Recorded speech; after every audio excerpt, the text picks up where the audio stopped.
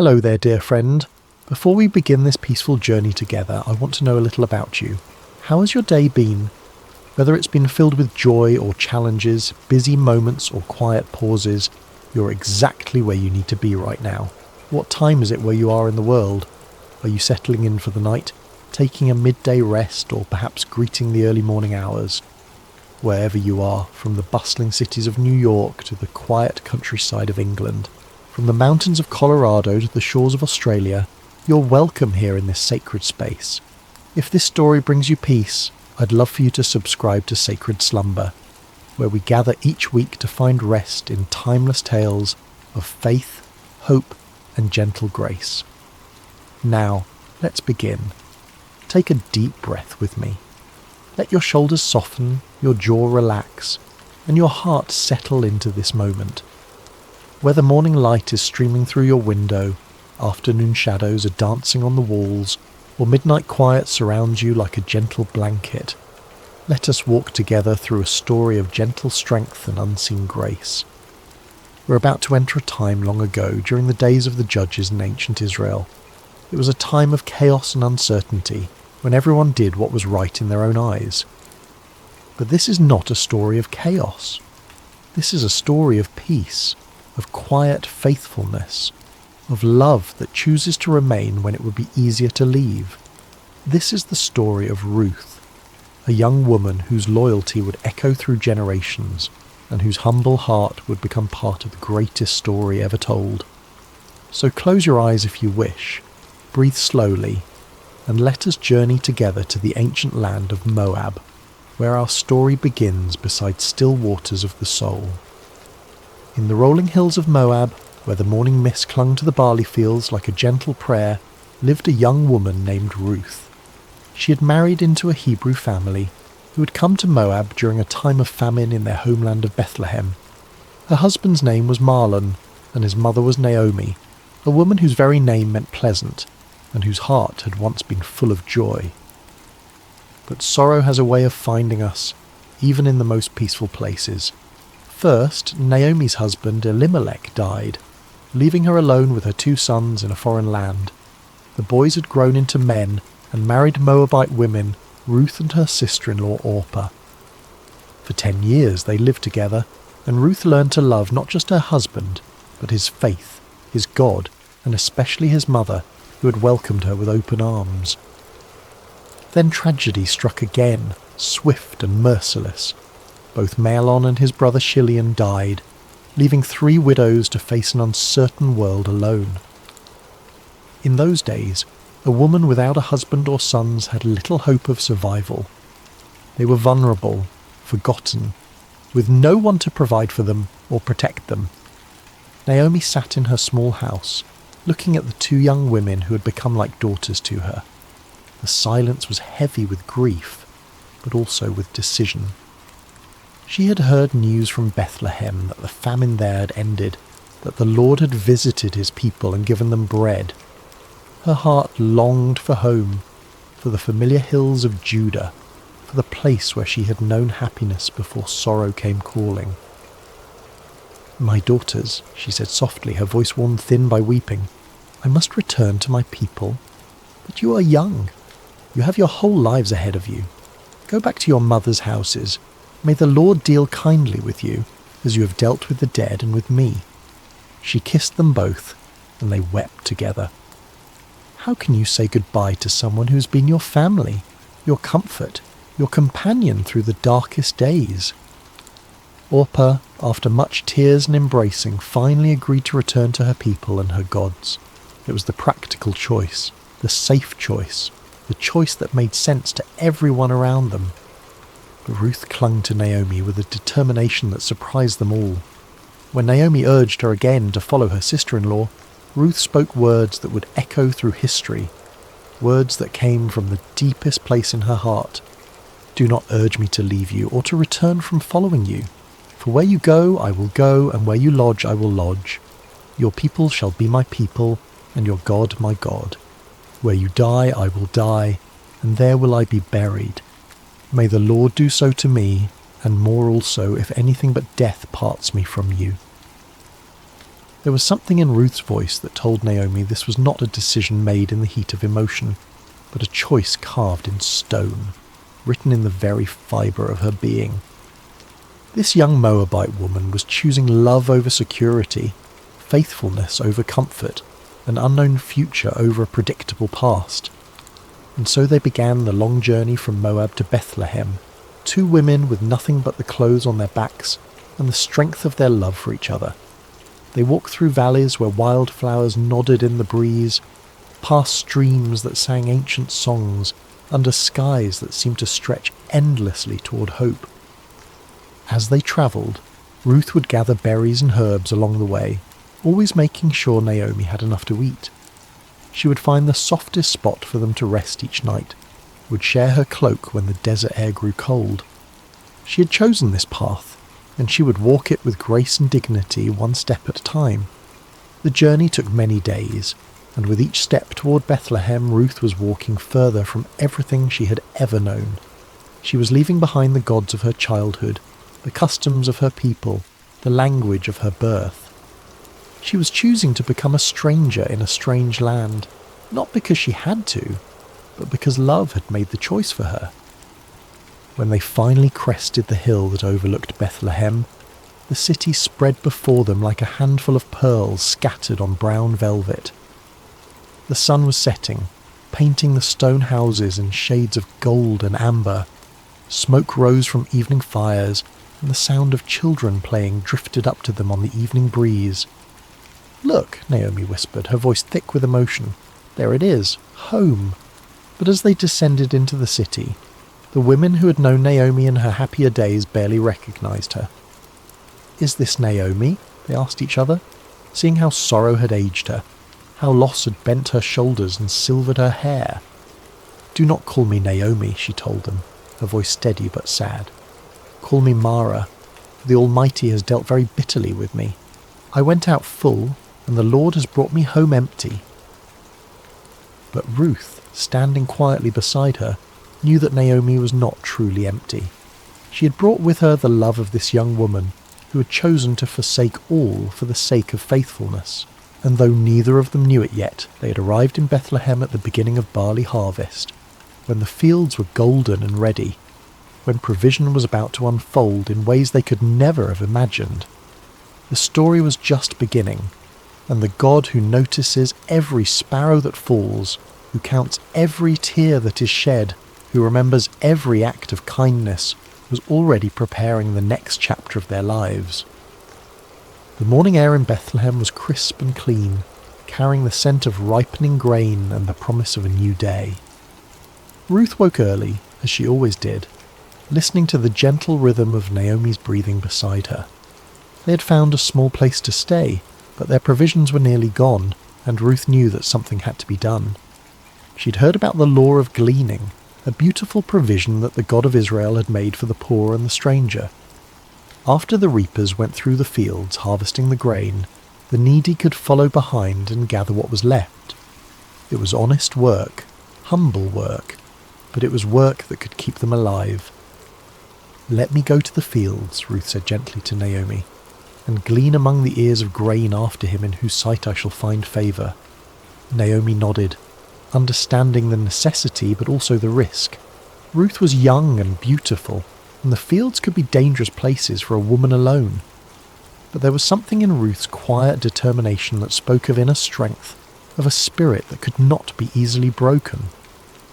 And so Ruth set out in the early morning light, joining the other gleaners who moved like shadows behind the harvest workers. She had wrapped her head modestly and carried a small basket, ready to spend the day bent over in the sun, gathering grain kernel by kernel. As it happened, she came to the field that belonged to Boaz, a man of great wealth and standing in Bethlehem. But more than that, though Ruth did not know it yet, Boaz was a relative of Naomi's late husband, a kinsman who had the right and responsibility to help family members in need. The phrase, "as it happened," seems simple enough, but sometimes the most profound movements of providence come disguised as coincidence. Ruth's feet carried her to that particular field not by accident, but by the gentle guidance of a God who was weaving a story larger than she could imagine. Boaz arrived at his field that morning, as was his custom, to greet his workers and oversee the harvest. He was a man in his middle years, with kind eyes and calloused hands that spoke of honest work. When he saw his reapers, he called out, "The Lord be with you," and they responded, "The Lord bless you." It was more than a greeting. It was a glimpse into the heart of a man who knew that all good things come from above. But his attention was caught by a young woman he had never seen before, working quietly at the edge of his field. She moved with grace and dignity, even in the humbling work of gleaning. There was something about her that drew his eye, not just her beauty, but the way she carried herself with quiet strength. "Whose young woman is this?" he asked his foreman. "She is the young Moabite woman who came back with Naomi from the country of Moab," the foreman replied. "She asked permission to glean and gather among the sheaves after the reapers, and she has been working steadily from early morning until now with only a brief rest." Boaz watched her for a moment longer, seeing how she worked without complaining, how she was careful not to take more than was rightfully hers, how she paused to help an elderly gleaner who had dropped her grain. His heart was moved by her diligence and her kindness. He approached her quietly, not wanting to startle her.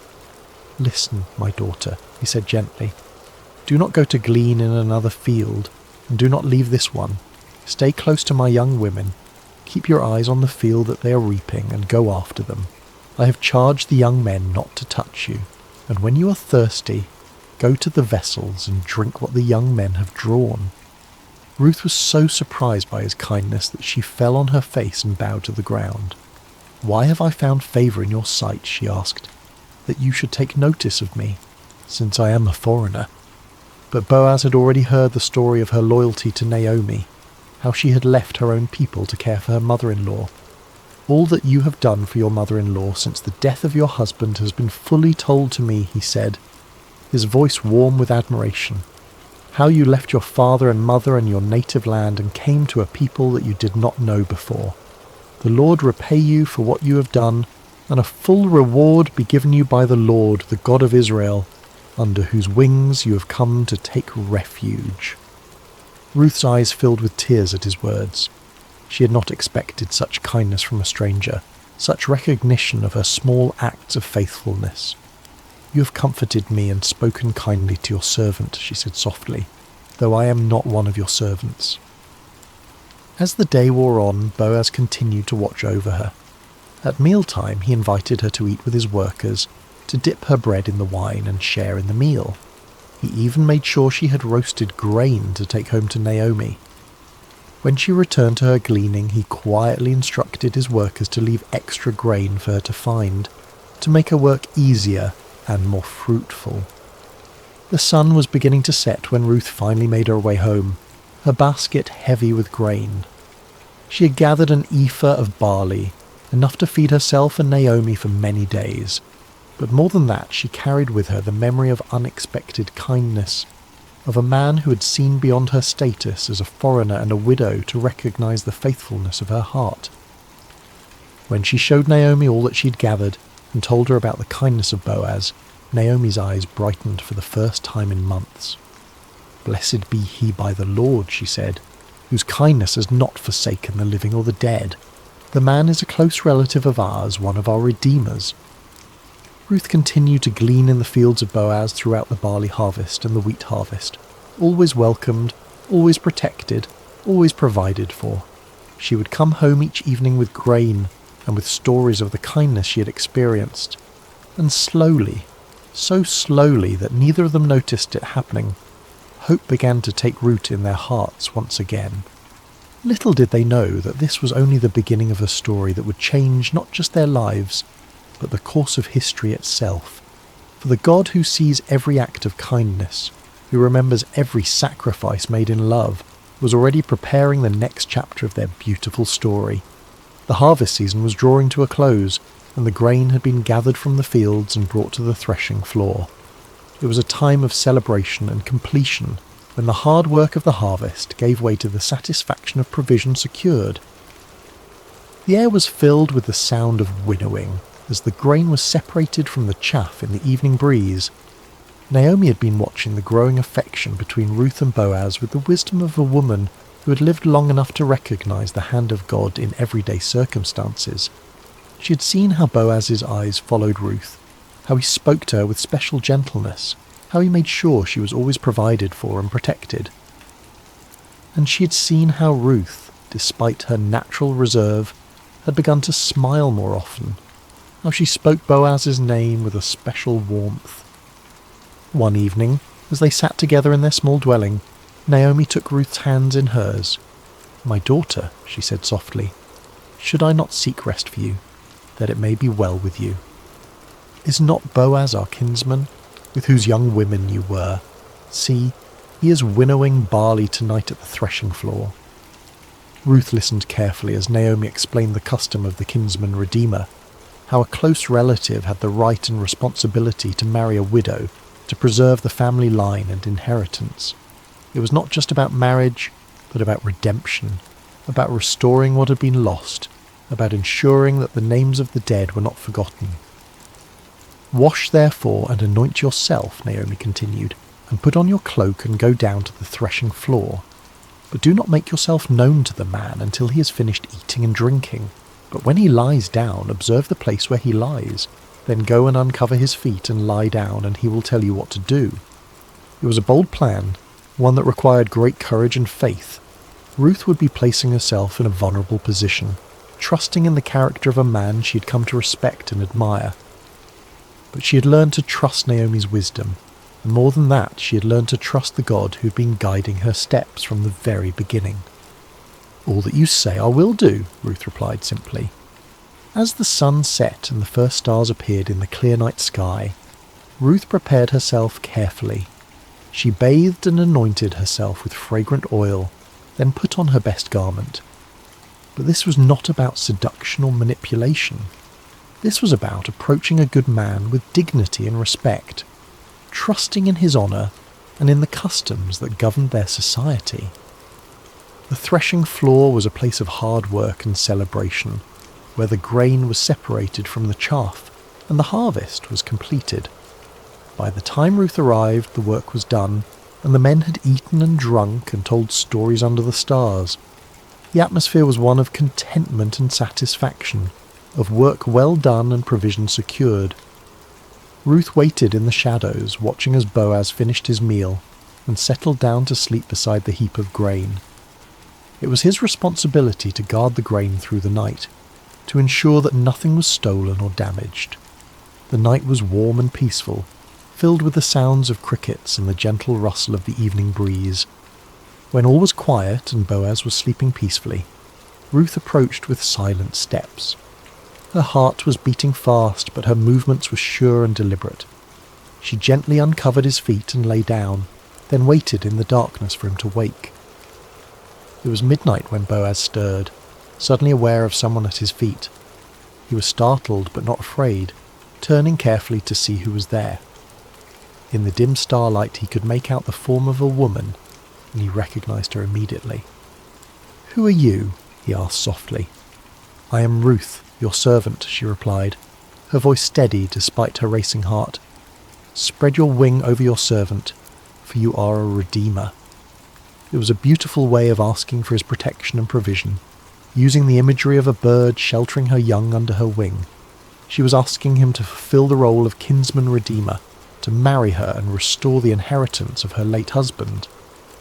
Boaz was deeply moved by her words, by the trust she had placed in him, by the way she had approached him with such dignity and grace. "May you be blessed by the Lord, my daughter," he said warmly. "You have made this last kindness greater than the first in that you have not gone after young men, whether poor or rich." He was older than Ruth, a man of substance and position, and he was amazed that she would choose him over the many young men who would have been eager to marry such a beautiful and virtuous woman.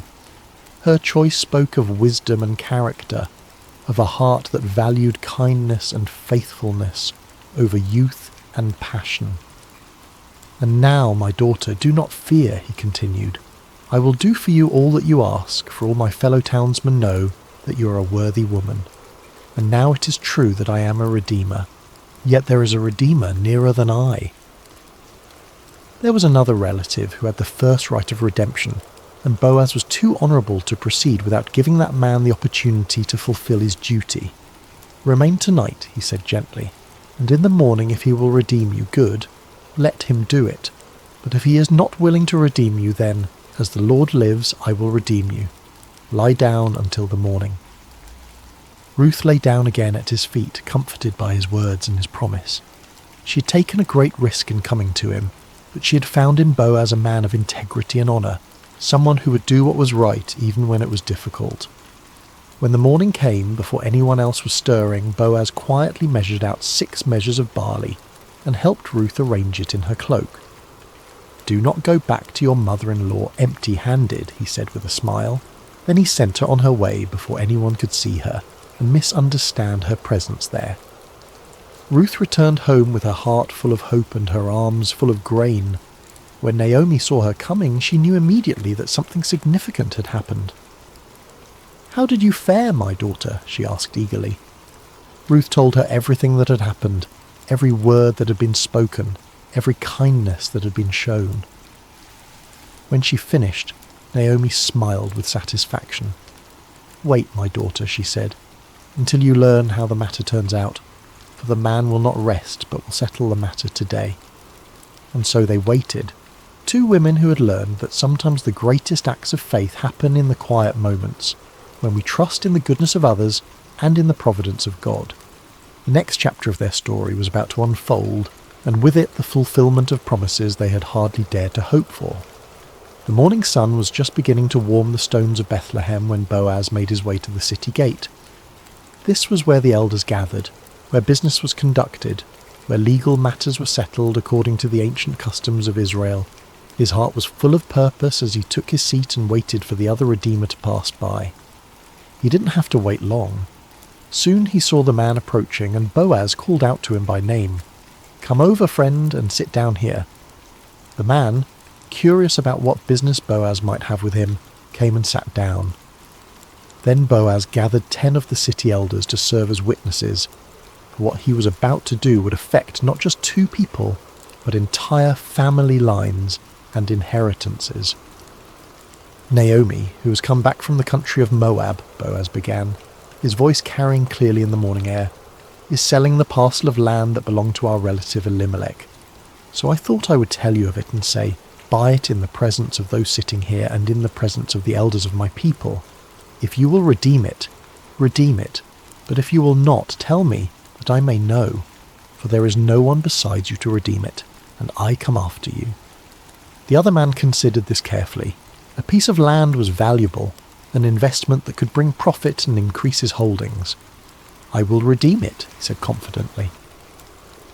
But Boaz was not finished.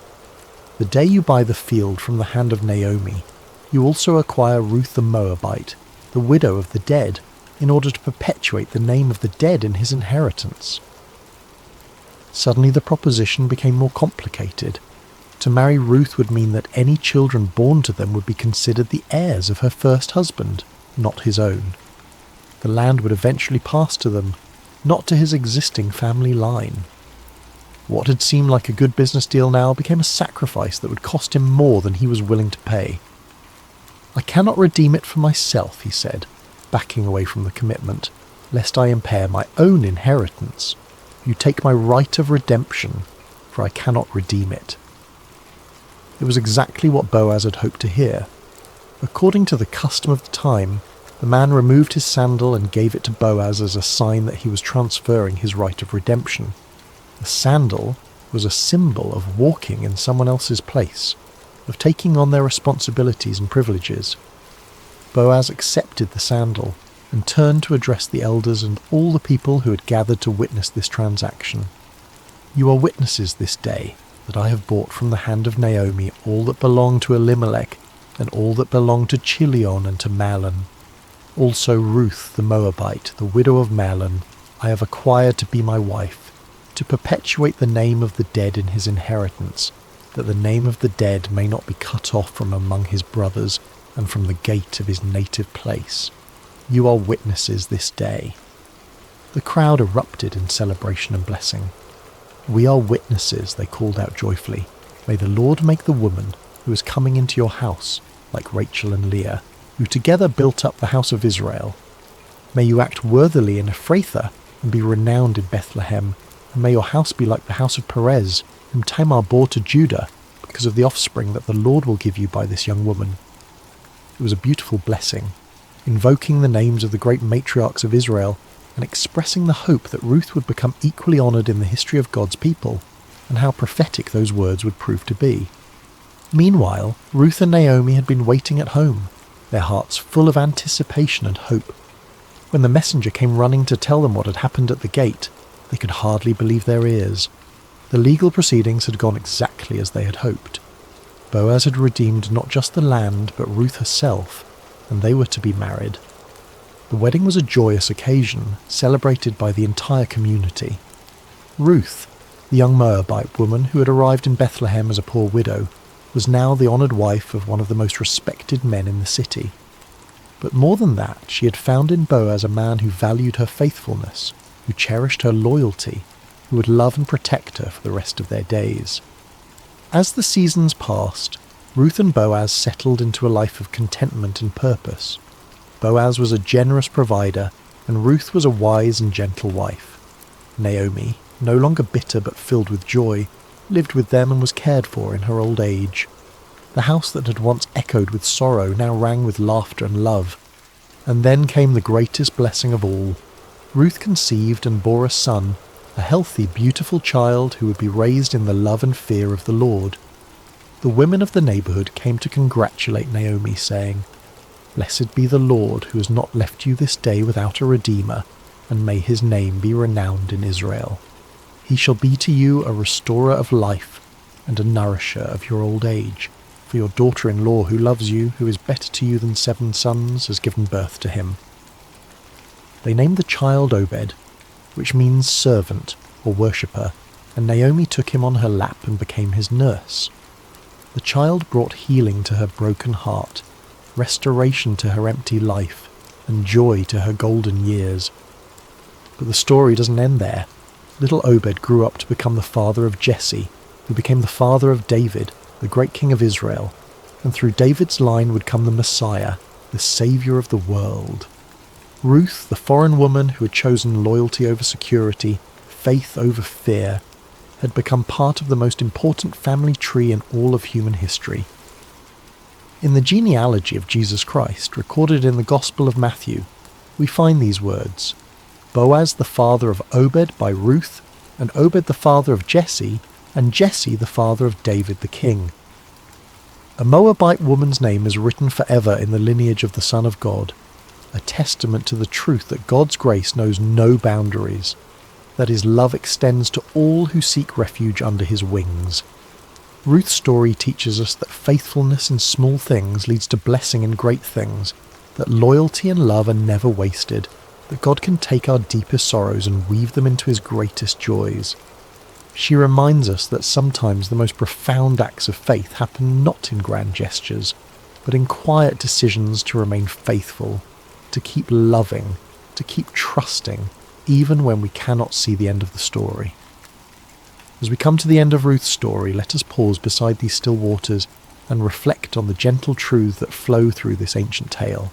Like a quiet stream that shapes the landscape over time, Ruth's life teaches us lessons that can transform our own journey of faith.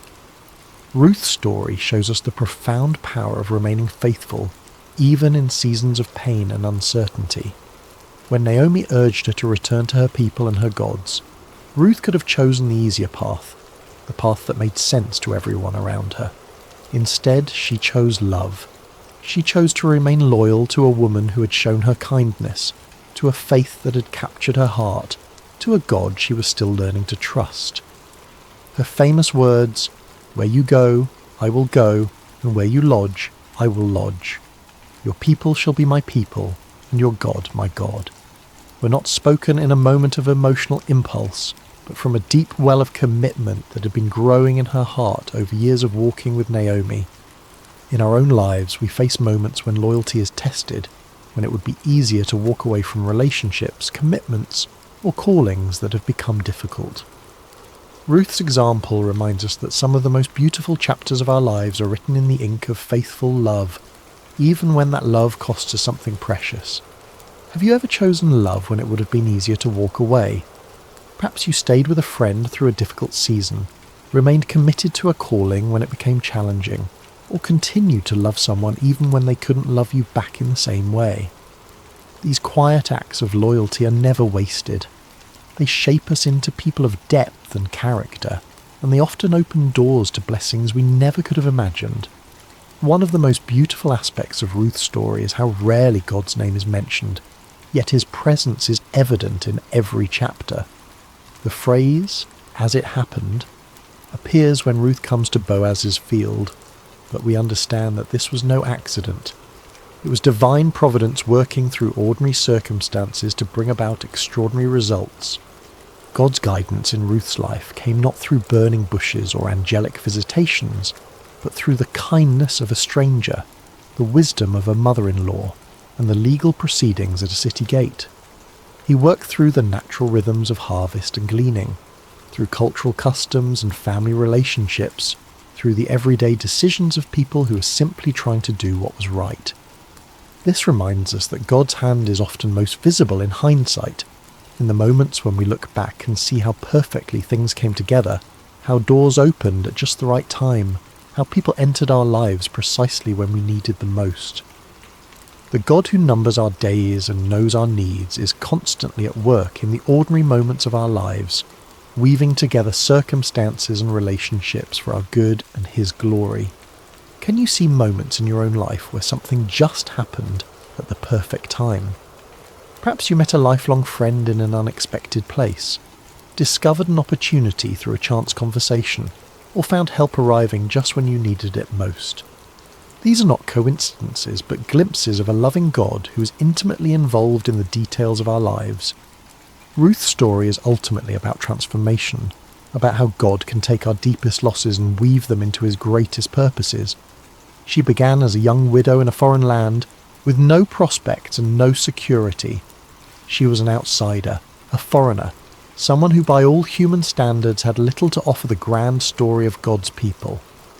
Yet her simple acts of faithfulness, her quiet loyalty, her willingness to work humbly in the fields, positioned her to become part of the royal lineage of David and ultimately of Jesus Christ. Her name is recorded forever in the genealogy of the Messiah, a testament to the truth that no one is too small, too foreign, or too broken to be used by God for his purposes. Ruth's transformation from widow to wife, from foreigner to family member, from poverty to provision, reminds us that our current circumstances do not define our future possibilities. The God who saw potential in a Moabite gleaner sees potential in each of us, regardless of our background, our mistakes, or our limitations. No matter where you come from, no matter what losses you have experienced, no matter how ordinary your life may seem, your story can become part of something bigger. Your faithfulness in small things, your acts of love and loyalty, your willingness to trust God even when you cannot see the whole picture. These are the threads that God uses to weave his magnificent tapestry of grace. Perhaps you are in a season of loss right now, wondering if your pain has any purpose, if your faithfulness matters, if your small acts of love make any difference. Ruth's story whispers hope into those questions. It reminds us that God wastes nothing, that he can bring beauty from ashes, that he specializes in writing stories of redemption and restoration. The title of Ruth's story, Beside Still Waters, comes from the 23rd Psalm, where David writes about the Good Shepherd, who leads his sheep beside still waters and restores their souls. Ruth's life exemplifies this truth. In the midst of chaos and uncertainty, she found peace in her commitment to love and faithfulness. In the midst of loss and grief, she discovered that God's provision was always enough for each day. Her story teaches us that peace is not the absence of problems, but the presence of God in our problems. It is not found in perfect circumstances, but in perfect trust. Ruth faced real challenges, real losses, real fears, but she faced them with a spirit of quiet faith and humble obedience. The still waters of God's peace are available to us in every season of life. They flow not from our circumstances, but from our relationship with the one who is the source of all peace. When we, like Ruth, choose to trust in God's goodness, even when we cannot see his plan, when we choose to remain faithful even when the path is unclear, we find ourselves beside still waters where our souls can be restored.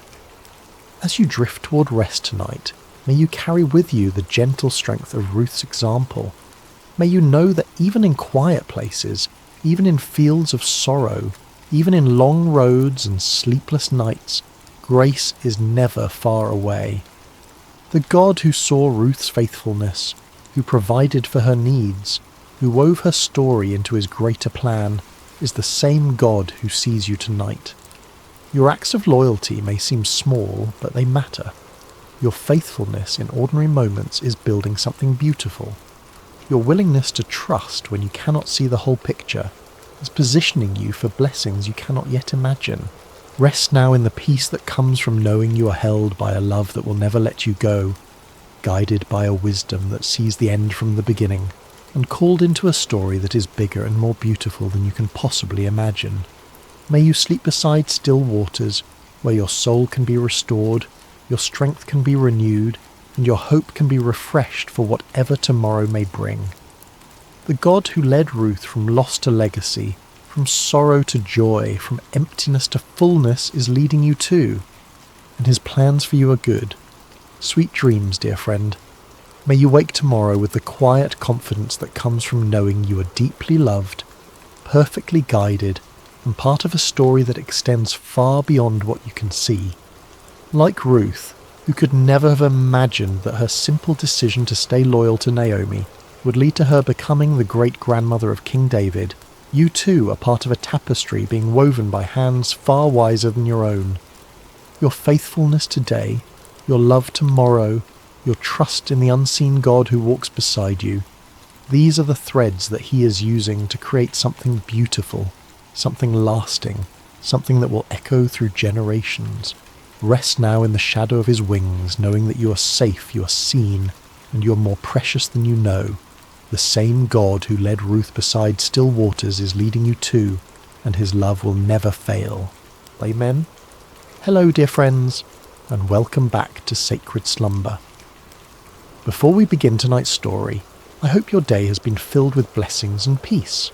Whether it's morning where you are, the quiet of afternoon, or the gentle embrace of evening, know that you are exactly where God wants you to be in this moment. I'm curious about where in this beautiful world you're listening from tonight.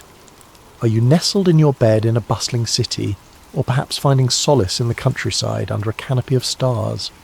Wherever you are, whatever time it is for you, you are welcomed here with open arms. If this story touches your heart tonight, I encourage you to subscribe to Sacred Slumber.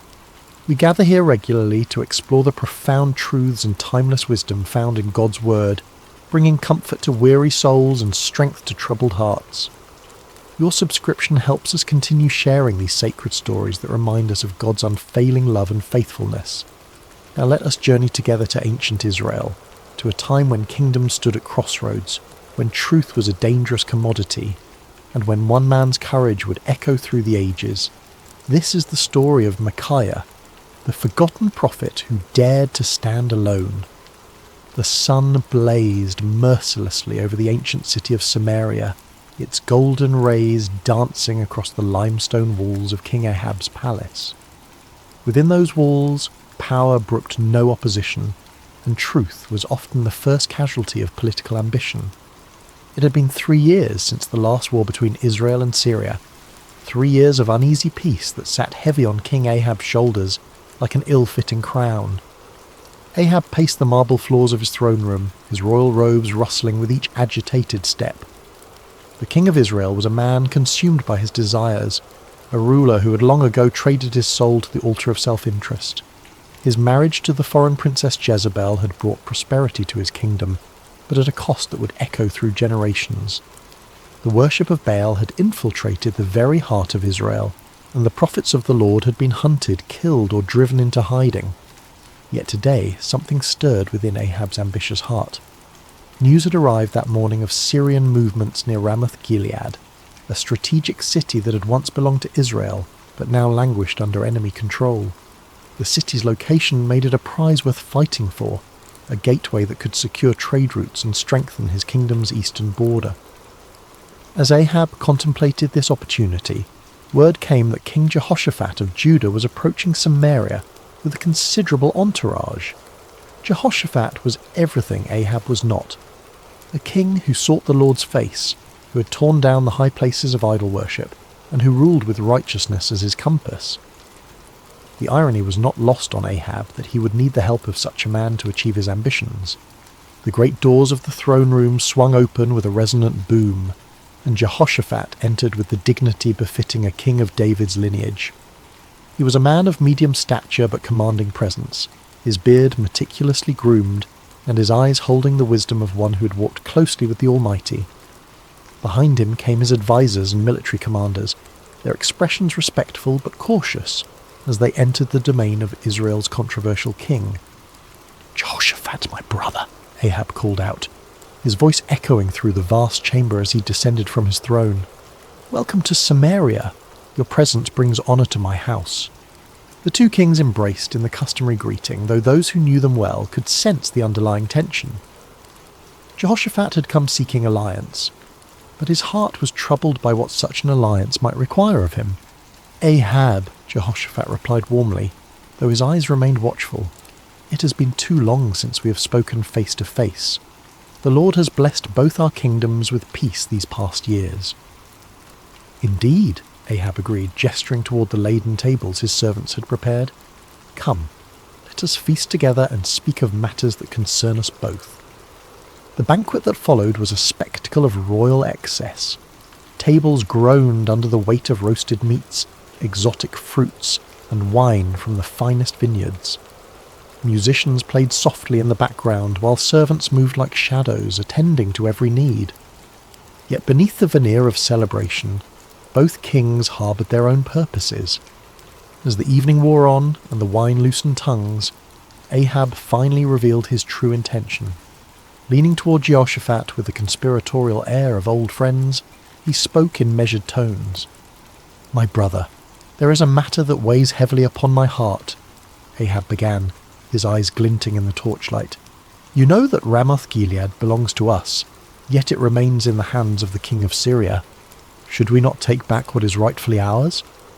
Jehoshaphat set down his goblet carefully, his expression growing thoughtful. He had anticipated this moment, knowing that Ahab rarely extended hospitality without purpose. The question hung in the air between them like incense, heavy with implication. "Ramoth-Gilead has indeed been a source of contention," Jehoshaphat replied diplomatically. "What do you propose?" Ahab's smile was that of a merchant who senses a favourable negotiation. "I propose that we go up together against Ramoth-Gilead. Your army combined with mine would be formidable. We could restore the city to Israel and share in the glory of victory." The words were carefully chosen, appealing to both practical strategy and Jehoshaphat's sense of brotherhood among the tribes of Israel. Yet Jehoshaphat had not survived as king by making hasty decisions. His reign had been marked by careful consultation with the Lord, and he would not abandon that practice now. "I am as you are," Jehoshaphat responded slowly. "My people as your people, my horses as your horses. If the Lord wills it, we shall stand together in battle." He paused, his next words carrying the weight of true conviction. "But first let us inquire of the Lord." Ahab's smile faltered slightly. In his eagerness for military glory, he had hoped to avoid the complications that divine consultation might bring. Yet he could hardly refuse such a reasonable request from a potential ally, especially one whose righteousness was renowned throughout the region. "Of course," Ahab agreed, though his tone lacked enthusiasm. "Let us seek the word of the Lord." What followed was a demonstration of the spiritual corruption that had infected Ahab's court. The king summoned his prophets, all 400 of them, men who wore the garments of holiness, but whose hearts served earthly masters. They came in a great procession, their robes flowing and their voices raised in what appeared to be spiritual fervour. These were not true prophets of the Lord, though they claimed his name. They were court prophets, men who understood that their continued prosperity depended upon telling the king what he wished to hear. Their prophecies were crafted not in the secret place of prayer, but in the calculating chambers of political expediency. As the prophets assembled in the courtyard before the two kings, their spokesman stepped forward. His name was Zedekiah, son of Chenaanah, a man whose pride matched his ambition and whose hatred for true prophets would soon be revealed in violent fashion. "Hear the word of the Lord," Zedekiah proclaimed, his voice carrying across the courtyard with theatrical intensity. "Go up to Ramoth-Gilead and prosper, for the Lord will deliver it into the hand of the king." The 400 prophets took up the cry with orchestrated precision, their voices creating a chorus of false assurance. "Go up to Ramoth-Gilead and prosper. The Lord will deliver it into the hand of the king." Some of the prophets had even prepared visual aids for their performance.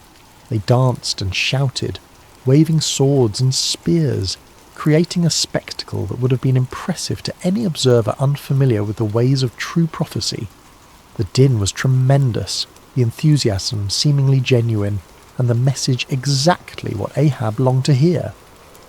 Yet as Jehoshaphat watched this display, his spirit grew troubled. Something about the performance felt hollow, manufactured. These men spoke with one voice, but it was not the voice of the Lord that Jehoshaphat knew from his own times of prayer and seeking. There was no cost to their prophecy, no challenge to the king's desires, no hint of the divine complexity that marked true encounters with the Almighty. As the prophets continued their enthusiastic proclamations, Jehoshaphat raised his hand for silence. The courtyard gradually quieted, though the echo of their shouts seemed to linger in the air like smoke from a dying fire. "Is there not here a prophet of the Lord besides these?" Jehoshaphat asked carefully, "that we might inquire of him?" The question fell like a stone into still water, sending ripples of discomfort through the assembly. Ahab's face darkened, and several of the court prophets exchanged meaningful glances. They all knew there was indeed another prophet, one whose very existence was a thorn in the flesh of everyone present. Ahab's response came through gritted teeth, his voice barely concealing his irritation. "There is still one man, Micaiah the son of Imlah, by whom we may inquire of the Lord, but I hate him, for he does not prophesy good concerning me, but evil." The honesty of Ahab's admission was startling in its nakedness. Here was a king openly declaring his hatred for a prophet based not on any moral failing or false prophecy, but simply because the man refused to tell him what he wanted to hear. It was a moment that revealed the true spiritual state of Israel's leadership. Jehoshaphat, ever the diplomat, sought to smooth over the awkward moment. "Let not the king say such things," he replied gently, though his words carried a subtle rebuke. Ahab realized he had revealed too much of his heart. With visible effort he composed himself and called for one of his officers.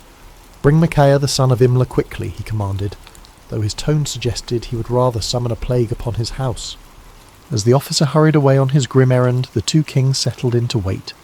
The 400 prophets remained in the courtyard, their earlier enthusiasm now tempered by the knowledge that their unanimous voice was about to be challenged by a single man they both feared and despised. The sun continued its relentless journey across the sky, and in the distance the sound of the officer's horse could be heard galloping toward the place where truth dwelt in isolation, where a forgotten prophet waited in the shadows of his integrity. The horse's hooves struck the dusty road with rhythmic precision as the king's officer rode toward the humble dwelling where Micaiah made his home. The prophet lived simply, far from the luxury of the royal court, in a stone house that spoke of function rather than ostentation. Here, away from the corrupting influence of political power, dwelt a man who had chosen faithfulness over favour, truth over comfort. Micaiah son of Imlah was not an imposing figure by earthly standards. Of average height and lean build, he bore the weathered appearance of one who had walked through many storms. His beard was streaked with silver, and his eyes held the deep weariness of a man who had spoken unpopular truths for too many years. Yet there was something unbreakable in his demeanour, a quality that suggested he had found his anchor in something far stronger than human approval. When the king's messenger arrived, Micaiah was in his garden, tending to the vegetables that provided much of his sustenance. The prophet lived modestly, supported by the occasional gifts of those few souls who still valued truth above comfort. He had long ago learned to find contentment in simple things, the satisfaction of honest work, the peace of prayer, and the quiet joy of communion with the Almighty. "Micaiah," the officer called out as he dismounted, "the king commands your presence immediately." The prophet looked up from his work, unsurprised. He had sensed in recent days that the Lord was preparing him for something significant. His prayers had been marked by an unusual intensity, and his dreams had been filled with visions he did not yet fully understand. "Very well," Micaiah replied simply, setting aside his tools. "Let me wash and prepare myself." As Micaiah went about the task of making himself presentable for the royal court, the officer felt compelled to share information that might save the prophet from making a costly mistake. The man had witnessed what happened to those who crossed King Ahab, and despite his loyalty to the crown, he possessed enough humanity to feel concern for this solitary figure. "Listen to me, Micaiah," the officer said, his voice dropping to a confidential tone. "The words of the prophets declare good to the king with one mouth. Let your word be like the word of one of them, and speak favourably." It was well-intentioned advice, offered by a man who understood the political realities of Ahab's court. The officer had seen the 400 prophets deliver their unanimous message of victory and prosperity. He knew that Micaiah's reputation for speaking uncomfortable truths could lead to imprisonment, exile, or worse. In his mind, he was offering the prophet a lifeline, a chance to align himself with the majority and avoid the consequences of standing alone. Micaiah paused in his preparations, considering the messenger's words. The offer was clear: conform, agree with the crowd, tell the king what he wants to hear, and enjoy the benefits of royal favour. It would be so easy, so practical, so utterly reasonable by every human measure.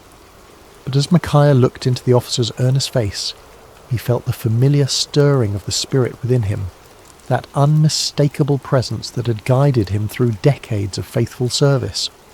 The Lord had not called him to an easy path, but he had never failed to provide strength for the journey. "As the Lord lives," Micaiah replied with quiet dignity, "whatever the Lord says to me, that I will speak." The words hung in the air between them, a declaration of absolute commitment that left no room for compromise. The officer's face showed his disappointment and concern, but he knew better than to argue further. He had delivered his warning. What the prophet did with it was beyond his control. The journey back to Samaria was made in relative silence, the officer pondering the stubborn integrity of his passenger, while Micaiah prayed and prepared his heart for whatever lay ahead. As they approached the city, the prophet could see the banners of both Israel and Judah flying from the palace walls, confirming his suspicion that this summons involved more than a routine consultation. The palace courtyard was a scene of controlled chaos when they arrived. Servants scurried about preparing for what appeared to be an important gathering, while guards stood at attention in their finest armour. The 400 prophets were still present, clustered in small groups and speaking in hushed tones. Their earlier enthusiasm had given way to a more subdued attitude, though their confidence in their message remained unshaken. As Micaiah dismounted and followed the officer toward the throne room, he could feel the weight of many eyes upon him. Some looks were curious, others hostile, and a few held the barely concealed contempt of those who viewed his independence as a personal affront. He had grown accustomed to such reactions over the years, understanding that his very presence served as an uncomfortable reminder of the spiritual compromise that permeated the court. The great doors opened before them, revealing the opulent throne room where Kings Ahab and Jehoshaphat waited. The contrast between the two rulers was immediately apparent even to a casual observer. Ahab sat upon his throne with the restless energy of a man driven by ambition, his fingers drumming impatiently on the armrest. Jehoshaphat, seated in a chair of equal honour nearby, maintained the composed dignity of one accustomed to seeking divine guidance before making important decisions. "Ah, Micaiah," Ahab said as the prophet entered, his tone carrying forced joviality that fooled no one. "At last, our final consultant arrives." Micaiah approached the throne with measured steps, neither hurrying to show deference nor dawdling to display defiance. He had learned long ago that in the presence of earthly power, His allegiance belonged to a higher authority. When he reached the appropriate distance, he bowed respectfully but not obsequiously, acknowledging the king's position without compromising his own integrity. "You summoned me, your majesty," Micaiah said simply, his voice carrying clearly through the chamber. King Jehoshaphat studied the prophet with interest. He had heard reports of Micaiah's reputation for uncompromising honesty, and after witnessing the theatrical performance of the 400 prophets, he was eager to hear from someone who might offer a different perspective. Ahab leaned forward on his throne, his eyes fixed on the solitary figure before him. "Micaiah, shall we go to war against Ramoth-Gilead, or shall we refrain?" It was the same question that had been posed to the 400 prophets, the same inquiry that had produced such enthusiastic unanimity. Now it fell upon the shoulders of one man who stood alone, without allies or supporters, facing the combined expectation of two kings and their assembled courts. The moment stretched taut with anticipation. Everyone present understood that they were witnessing something significant, though few could have predicted the drama that was about to unfold. In the silence, Micaiah felt the familiar stirring of the spirit, but what came first was not the word of the Lord, but something altogether unexpected. What happened next would be remembered and debated for generations to come. Micaiah, the prophet known for his uncompromising honesty, looked directly at King Ahab and delivered exactly the message the king wanted to hear. "Go up and prosper," Micaiah declared, his voice carrying throughout the throne room, "for the Lord will deliver it into the hand of the king." A murmur of surprise rippled through the assembled court. The 400 prophets exchanged glances of confusion and perhaps a touch of irritation. Here was the man they had feared would contradict their unanimous verdict, and instead he was confirming their prophecy word for word. Some of them smiled with what they imagined was vindication, while others seemed puzzled by this unexpected development. But King Ahab was no fool. Despite his many moral failings, he had known Micaiah for years, had heard his prophecies of judgment and warning countless times. Never once had the prophet told him what he wanted to hear. Never once had Micaiah's words aligned so perfectly with royal desires. The king's eyes narrowed as he studied the prophet's face, searching for the truth behind this suspicious compliance.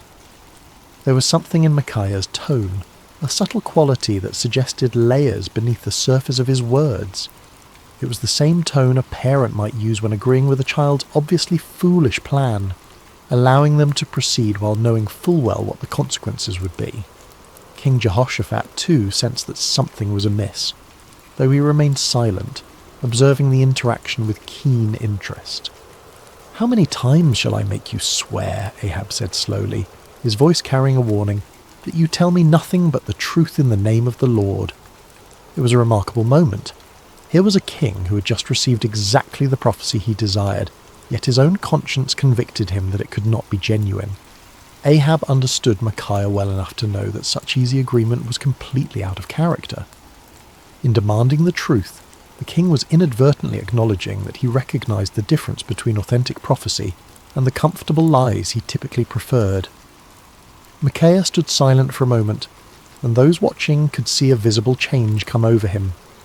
The sardonic expression faded from his face, replaced by the solemn countenance of one who was about to deliver a message from the throne room of heaven. When he spoke again, his voice carried a different quality altogether, the unmistakable authority of divine revelation. "I saw all Israel scattered on the hills like sheep that have no shepherd," Micaiah began, his words falling like stones into the sudden silence. "And the Lord said, 'These have no master. Let each return to his house in peace.'" The impact of these words was immediate and devastating. The vision was clear to everyone present. Israel would be defeated, their army scattered, and their king would not return from battle. It was a prophecy of military disaster and royal death, delivered with the calm certainty of one who had seen beyond the veil of earthly circumstances.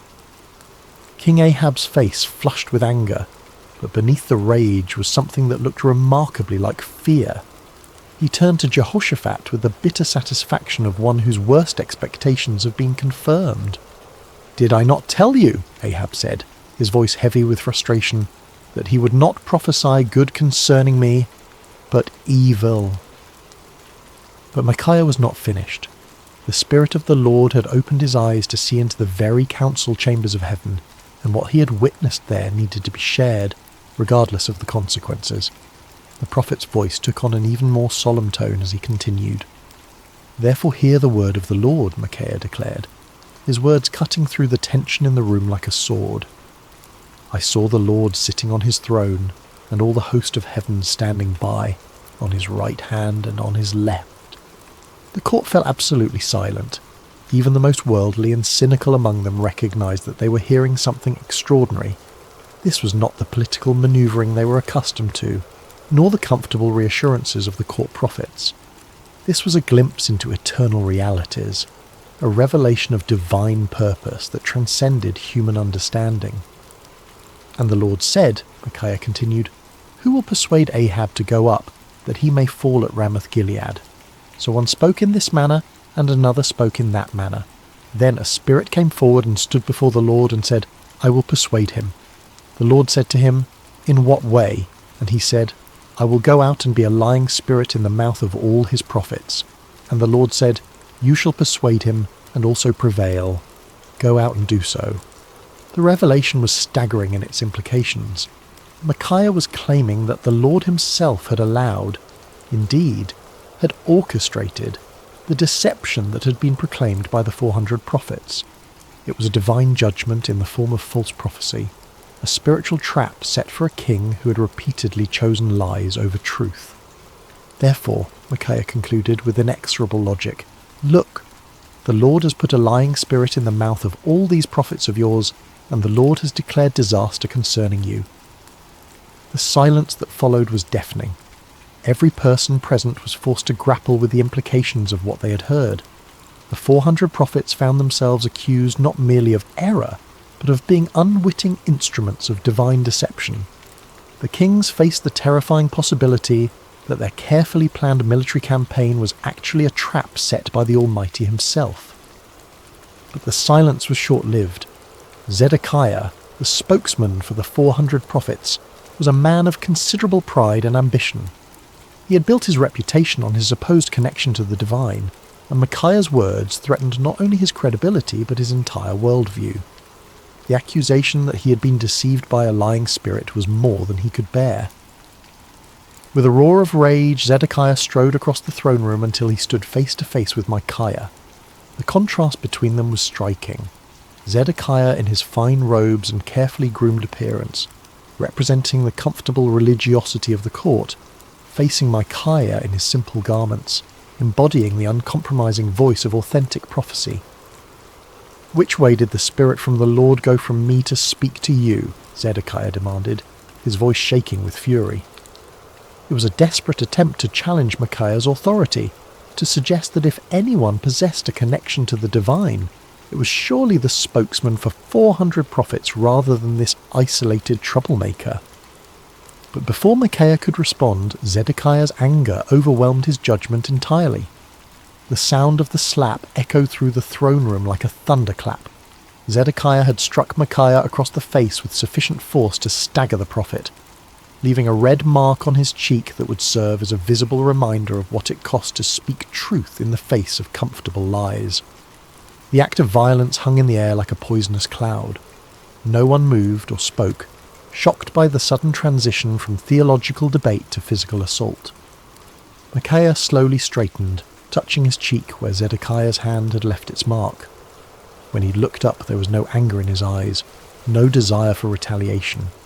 Instead, there was a sadness that seemed to encompass not only his immediate situation, but the entire spiritual state of the nation. "Indeed," Micaiah said quietly, his voice carrying despite its gentle tone, "you shall see on that day when you go into an inner chamber to hide." It was both prophecy and promise. The day would come when Zedekiah's false confidence would crumble, when the reality of divine judgment would force him to seek shelter from the consequences of his deception. The words carried the weight of inevitable fulfillment, spoken not in anger, but with the sorrowful certainty of one who had seen the future and found it tragic. King Ahab had heard enough. The prophet's words had struck too close to uncomfortable truths, had challenged too directly the comfortable illusions upon which he had built his reign. The vision of divine deception, the prophecy of military disaster, the humiliating suggestion that his 400 prophets were unwitting instruments of judgment, all of it combined to create a rage that demanded immediate action. "Take Micaiah," the king commanded, his voice sharp with fury, "and return him to Amon, the governor of the city, and to Joash the king's son, and say, 'Thus says the king, put this fellow in prison, and feed him with bread of affliction and water of affliction until I come in peace.'" The order was both punishment and insurance policy. By imprisoning Micaiah until his safe return from battle, Ahab was attempting to nullify the prophecy through royal decree. It was a desperate act of defiance against divine judgment, a futile attempt to bind the word of the Lord with chains and prison walls. But Micaiah was not finished. Even as the guards moved toward him, even as the shadow of imprisonment fell across his path, the prophet had one final word to speak. His voice rang out across the throne room with the clarity of absolute conviction. "If you ever return in peace, the Lord has not spoken by me." The words were a direct challenge to royal authority, a public declaration that put Micaiah's credibility as a prophet on the line. He was essentially saying that if Ahab returned safely from battle, then everyone present should conclude that Micaiah was a false prophet deserving of death. It was the ultimate expression of confidence in the word he had received from the Lord. But Micaiah was not content to let his challenge rest with the immediate audience. Looking around the throne room at the assembled courtiers, nobles and servants, he raised his voice even louder. "Mark it, all you people." It was a call to witness, an appeal to everyone present to remember this moment and test the validity of his prophecy against future events. The prophet was willing to stake everything, his reputation, his freedom, possibly his life, on the truth of what he had spoken. It was a level of certainty that transcended human confidence and entered the realm of divine assurance. As the guards seized Micaiah's arms and began to lead him away, the throne room erupted in a buzz of conversation. Some whispered among themselves about the prophet's boldness, others debated the implications of his vision, and still others tried to process the dramatic confrontation they had just witnessed. Through it all, the 400 prophets maintained their uncomfortable silence, uncertain how to respond to accusations that struck at the very heart of their prophetic claims. King Jehoshaphat watched the proceedings with deep concern. The righteous king of Judah had requested divine counsel, and what he had received was a prophecy that directly contradicted his military plans and predicted disaster for his ally. Yet something in Micaiah's bearing, some quality of authentic conviction, made it impossible to dismiss his words as the ravings of a madman or the spite of a disgruntled prophet. As Micaiah was led away, his footsteps echoing through the palace corridors, he felt no bitterness toward his captors or self-pity for his situation. He had spoken the word of the Lord faithfully, regardless of the consequences, and that obedience brought a peace that transcended his circumstances. The prison cell that awaited him might confine his body, but his spirit remained free, anchored in the unshakable certainty that he had been faithful to his calling. The cell where Micaiah was imprisoned was a far cry from the luxury of the royal court. Built of rough stone with a small barred window that provided minimal light, it was designed for punishment rather than comfort. The bread of affliction and water of affliction promised by the king proved to be exactly that. Meagre rations calculated to sustain life, while providing a constant reminder of a royal displeasure. Yet in that dark cell, Micaiah found something that had eluded him in the freedom of his simple home. Absolute clarity about his purpose and calling.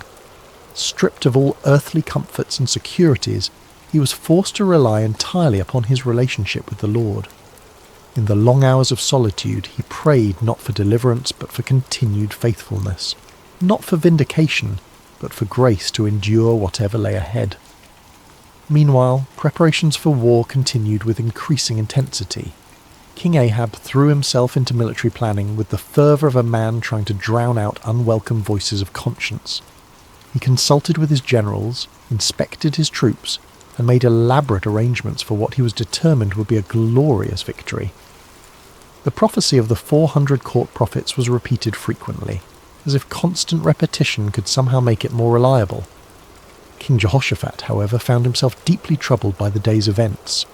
The contrast between the theatrical unanimity of the 400 prophets and Micaiah's stark authenticity had left him with serious doubts about the wisdom of the planned campaign. Yet he had given his word to stand with Ahab, and the political implications of backing out now were significant.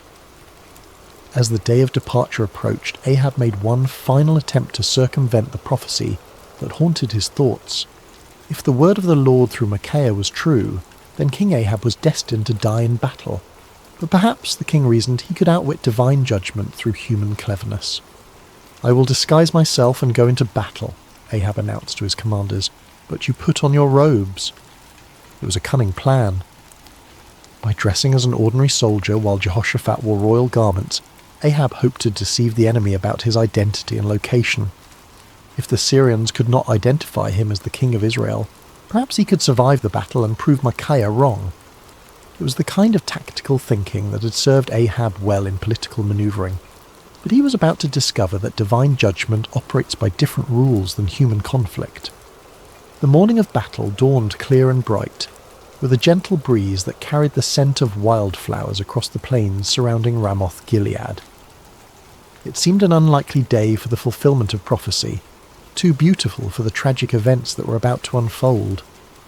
The armies of Israel and Judah had assembled in impressive formation, their banners flying proudly in the morning air, their weapons gleaming in the sunlight. King Ahab, disguised as a common soldier, moved among his troops with nervous energy. His royal armour had been replaced with the simple leather and bronze of an ordinary warrior, and his distinctive crown was nowhere to be seen. To any casual observer, he appeared to be merely another commander preparing for battle, yet those closest to him could sense his underlying anxiety, the tension of a man who was trying to outrun a divine decree. King Jehoshaphat, meanwhile, wore his royal robes with obvious reluctance. The righteous king of Judah had agreed to this deception as part of their military strategy, but his conscience troubled him. The memory of Micaiah's words weighed heavily on his mind, and he found himself offering frequent prayers for divine protection and guidance. The Syrian army was formidable, well-trained and confident in their ability to defend their territory. Their king had given specific instructions to his 32 chariot commanders: fight with no one small or great, but only with the king of Israel.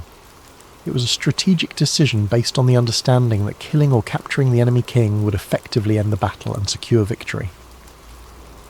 As the two armies faced each other across the field of battle, the air was thick with tension and anticipation.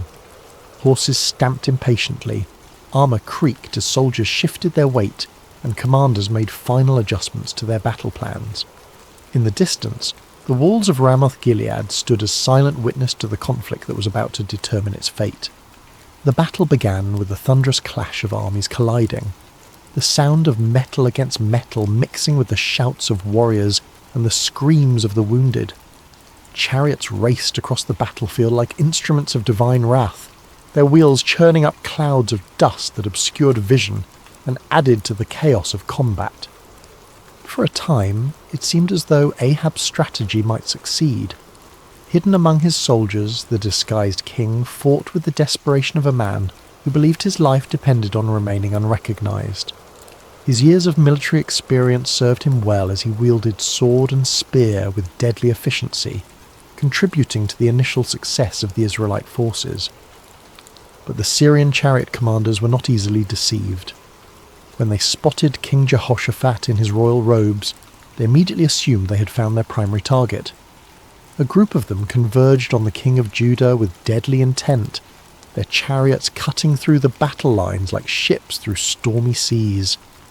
"Surely it is the king of Israel," they shouted to one another as they closed in on Jehoshaphat.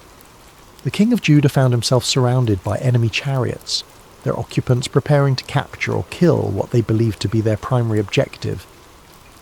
In that moment of extreme danger, Jehoshaphat did what he had learned to do throughout his reign. He cried out to the Lord for deliverance. "Help me, O Lord," Jehoshaphat called out, his voice carrying above the din of battle. What happened next was a clear demonstration of divine intervention. As Jehoshaphat's cry reached heaven, the Lord moved the hearts of the Syrian commanders in an unexpected way. Something about the king's appearance or manner suddenly convinced them that this was not their intended target after all. "It is not the king of Israel," one of them declared, and just as quickly as they had converged upon Jehoshaphat, they turned away to search for their real quarry elsewhere on the battlefield. Meanwhile, across the chaos of combat, King Ahab continued his desperate masquerade. His disguise had served him well throughout the morning, allowing him to participate in the battle without attracting the special attention of enemy forces. For a brief moment it seemed as though human cunning might indeed triumph over divine decree. But the Lord's purposes are not thwarted by earthly schemes, no matter how cleverly conceived. As the battle raged on, a Syrian soldier drew his bow at random, not aiming at any particular target, but simply shooting into the mass of enemy forces. It was the kind of arrow that soldiers loose when they cannot see clearly, through the dust and confusion of battle, hoping to strike something useful, but with no specific intent. The arrow flew through the air with the invisible guidance of divine providence.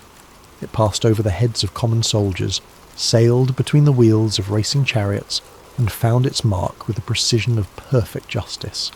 The bronze point struck King Ahab between the joints of his armour, penetrating the one gap in his defences that his disguise could not protect. The king felt the arrow's impact like a thunderbolt, the sudden sharp pain followed by the warm spread of blood across his chest. He looked down in shock to see the Syrian arrow protruding from his body, its shaft trembling with the force of impact. In that instant, Ahab understood with perfect clarity that no amount of human cleverness could circumvent the word of the Lord. "I am wounded," the king cried out to his chariot driver, his voice tight with pain and the dawning realization of his doom. "Turn around and carry me out of the battle." The chariot driver, a loyal servant who had recognized his disguised king despite the common soldier's garb, immediately began maneuvering toward the edge of the battlefield. But extricating themselves from the chaos of combat proved more difficult than anticipated. The battle had intensified throughout the day, and enemy forces blocked many of the potential escape routes. As they struggled to retreat, King Ahab's condition continued to deteriorate. The arrow had found a vital spot and blood flowed freely from the wound despite his attempts to stanch it. Yet with grim determination, the king remained propped up in his chariot, unwilling to let his army see him fall. His presence, even in his wounded state, served to encourage the Israelite forces and maintain their fighting spirit. The battle raged from morning until evening, the outcome hanging in the balance as both sides fought with desperate intensity. But as the sun began to set, painting the sky in shades of red that seemed to mirror the blood spilled on the battlefield below, King Ahab's strength finally gave out. The disguised king who had tried to outwit divine judgment slumped forward in his chariot, his life ebbing away with each laboured breath. As word of the king's condition spread through the ranks, the cry went up that would fulfill Micaiah's prophecy with devastating accuracy. Every man to his city, and every man to his own country. The army of Israel, leaderless and demoralized, began to scatter across the hills just as the prophet had foreseen. Like sheep without a shepherd, they abandoned their positions and fled toward home, their dreams of victory dissolving into the nightmare of defeat. King Ahab died as the sun set over Ramoth-Gilead, his blood pooling in the bottom of his chariot. The man who had spent his reign choosing comfortable lies over uncomfortable truths had finally encountered a reality that no amount of deception could alter. The word of the Lord, spoken through his faithful prophet, had been fulfilled to the letter. News of King Ahab's death spread quickly through the land, carried by the scattered remnants of his army and the merchants who followed military campaigns.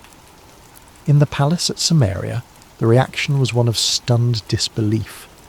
The 400 prophets who had proclaimed certain victory found themselves facing a crisis of credibility that would haunt them for the rest of their lives. In his prison cell, Micaiah heard the news with a mixture of sadness and vindication. He had taken no pleasure in prophesying disaster, had felt no joy in predicting the death of his king. Yet the fulfillment of his prophecy served as a powerful reminder that the word of the Lord does not return void, regardless of how unwelcome it might be to human ears. When the guards came to release him from prison, Micaiah emerged into the daylight a changed man. His body bore the marks of his confinement. He was thinner, paler, and bore the lines of one who had endured hardship. But his spirit was unbroken, perhaps even strengthened by his ordeal. He had spoken truth in the face of overwhelming opposition, had maintained his integrity under pressure, and had been vindicated by the very events that had brought tragedy to the kingdom. The political ramifications of Ahab's death were immediate and far-reaching. His son Ahaziah ascended to the throne, inheriting a kingdom shaken by military defeat and spiritual confusion. The influence of Queen Jezebel remained strong, but the dramatic fulfillment of Micaiah's prophecy had dealt a severe blow to the credibility of the Baal-worshipping establishment. Zedekiah, the false prophet who had struck Micaiah in the throne room, found himself in an impossible position. His confident predictions of victory had been thoroughly discredited, and his authority as a spokesman for the divine had been shattered. The inner chamber where he sought to hide, just as Micaiah had prophesied, became both a physical and spiritual reality as he struggled to come to terms with the magnitude of his error. The other court prophets faced similar crises of confidence. Their unanimous declaration of victory had been revealed as the lying spirit Micaiah had warned about, and their reputations lay in ruins. Some of them quietly retired from public life, while others attempted to reinvent themselves as followers of different deities. None of them could escape the uncomfortable truth that they had been deceived, and had, in turn, deceived others. King Jehoshaphat returned to Jerusalem a wiser and more cautious man. His alliance with Ahab had nearly cost him his life, and the experience had taught him valuable lessons about the importance of seeking genuine divine guidance rather than accepting comfortable confirmations of predetermined plans. The prophet Jehu, son of Hanani, met him upon his return with words of rebuke for his alliance with the ungodly king, but also with recognition that the Lord had delivered him from the consequences of his poor judgment. Throughout the kingdom, people began to reassess their understanding of prophecy and divine revelation. The dramatic contrast between the false assurances of the 400 prophets and the accurate warnings of the solitary Micaiah had provided a vivid lesson in discernment. Many began to understand that true prophecy was not measured by its popularity or its agreement with human desires, but by its faithfulness to the word and character of the Lord. Years passed, and the story of Micaiah's stand against the 400 false prophets became one of the most remembered episodes in the history of Israel. Parents told it to their children as an example of courage and integrity, while religious teachers used it to illustrate the difference between true and false prophecy. The tale grew in significance with each telling, not because it was embellished, but because its lessons proved to be timeless and universal. The first and most obvious lesson was about the cost of speaking truth. Micaiah had paid a heavy price for his faithfulness: imprisonment, isolation, and the hostility of the powerful. Yet his willingness to endure these hardships had ultimately served a greater purpose, preserving the integrity of prophetic ministry and providing a clear example of what it meant to fear God rather than man. His story became a source of encouragement for future generations of prophets and faithful believers who found themselves standing alone against popular opinion. The second lesson concerned the danger of groupthink and manufactured consensus. The 400 prophets had created an impressive display of unanimity, but their agreement had been based on political expediency rather than divine revelation. Their story served as a warning about the seductive power of majority opinion and the importance of seeking truth, even when it contradicted popular sentiment. The comfort of belonging to the crowd, they learned, was no substitute for the sometimes lonely path of authentic faith. The third lesson was perhaps the most theologically complex: the reality that God sometimes allows deception as a form of judgment. The lying spirit that had influenced the false prophets was not an independent force, but an instrument of divine justice, permitted by the Lord as part of his sovereign plan. This aspect of the story forced believers to grapple with difficult questions about the nature of divine sovereignty and human responsibility, helping them develop a more mature understanding of how God works in the world. The fourth lesson focused on the importance of discernment in spiritual matters. King Jehoshaphat's initial uneasiness with the 400 prophets had been a manifestation of spiritual discernment, a recognition that something was amiss despite the impressive display of consensus. His request for a prophet of the Lord had demonstrated the value of seeking authentic divine guidance rather than accepting convenient confirmations of predetermined plans. The fifth lesson was about the ultimate futility of human schemes when they oppose divine purposes. King Ahab's elaborate disguise had been a clever attempt to circumvent prophecy through human ingenuity, but it had proven utterly useless against the sovereign will of the Lord. The random arrow that found its mark had served as a powerful reminder that God's purposes will be accomplished regardless of human attempts to thwart them. As the years passed and the kingdom of Israel continued its spiritual decline, the story of Micaiah took on additional significance. It became a benchmark against which other prophets and prophecies were measured, a reminder of what authentic faithfulness looked like in the face of opposition. When Elijah stood alone against the prophets of Baal on Mount Carmel, people remembered Micaiah's solitary stand. When Jeremiah faced persecution for his unpopular messages, the example of Micaiah's courage provided encouragement and precedent. The story also served as a cautionary tale for those in positions of authority. King Ahab's admission that he hated Micaiah because the prophet never spoke favourably about him had revealed the dangerous tendency of leaders to surround themselves with yes men rather than truthful counsellors. Future kings and officials who heard the story were challenged to examine their own relationships with advisors and to consider whether they were seeking truth or merely confirmation of their existing beliefs. In the quiet of his later years, Micaiah often reflected on that pivotal day when he had stood alone before 2 kings and 400 false prophets. The physical scars from his imprisonment had faded, but the spiritual impact of his experience continued to shape his understanding of his calling and his relationship with the Lord. The prophet had learned that faithfulness was not measured by immediate results, but by obedience to divine instruction.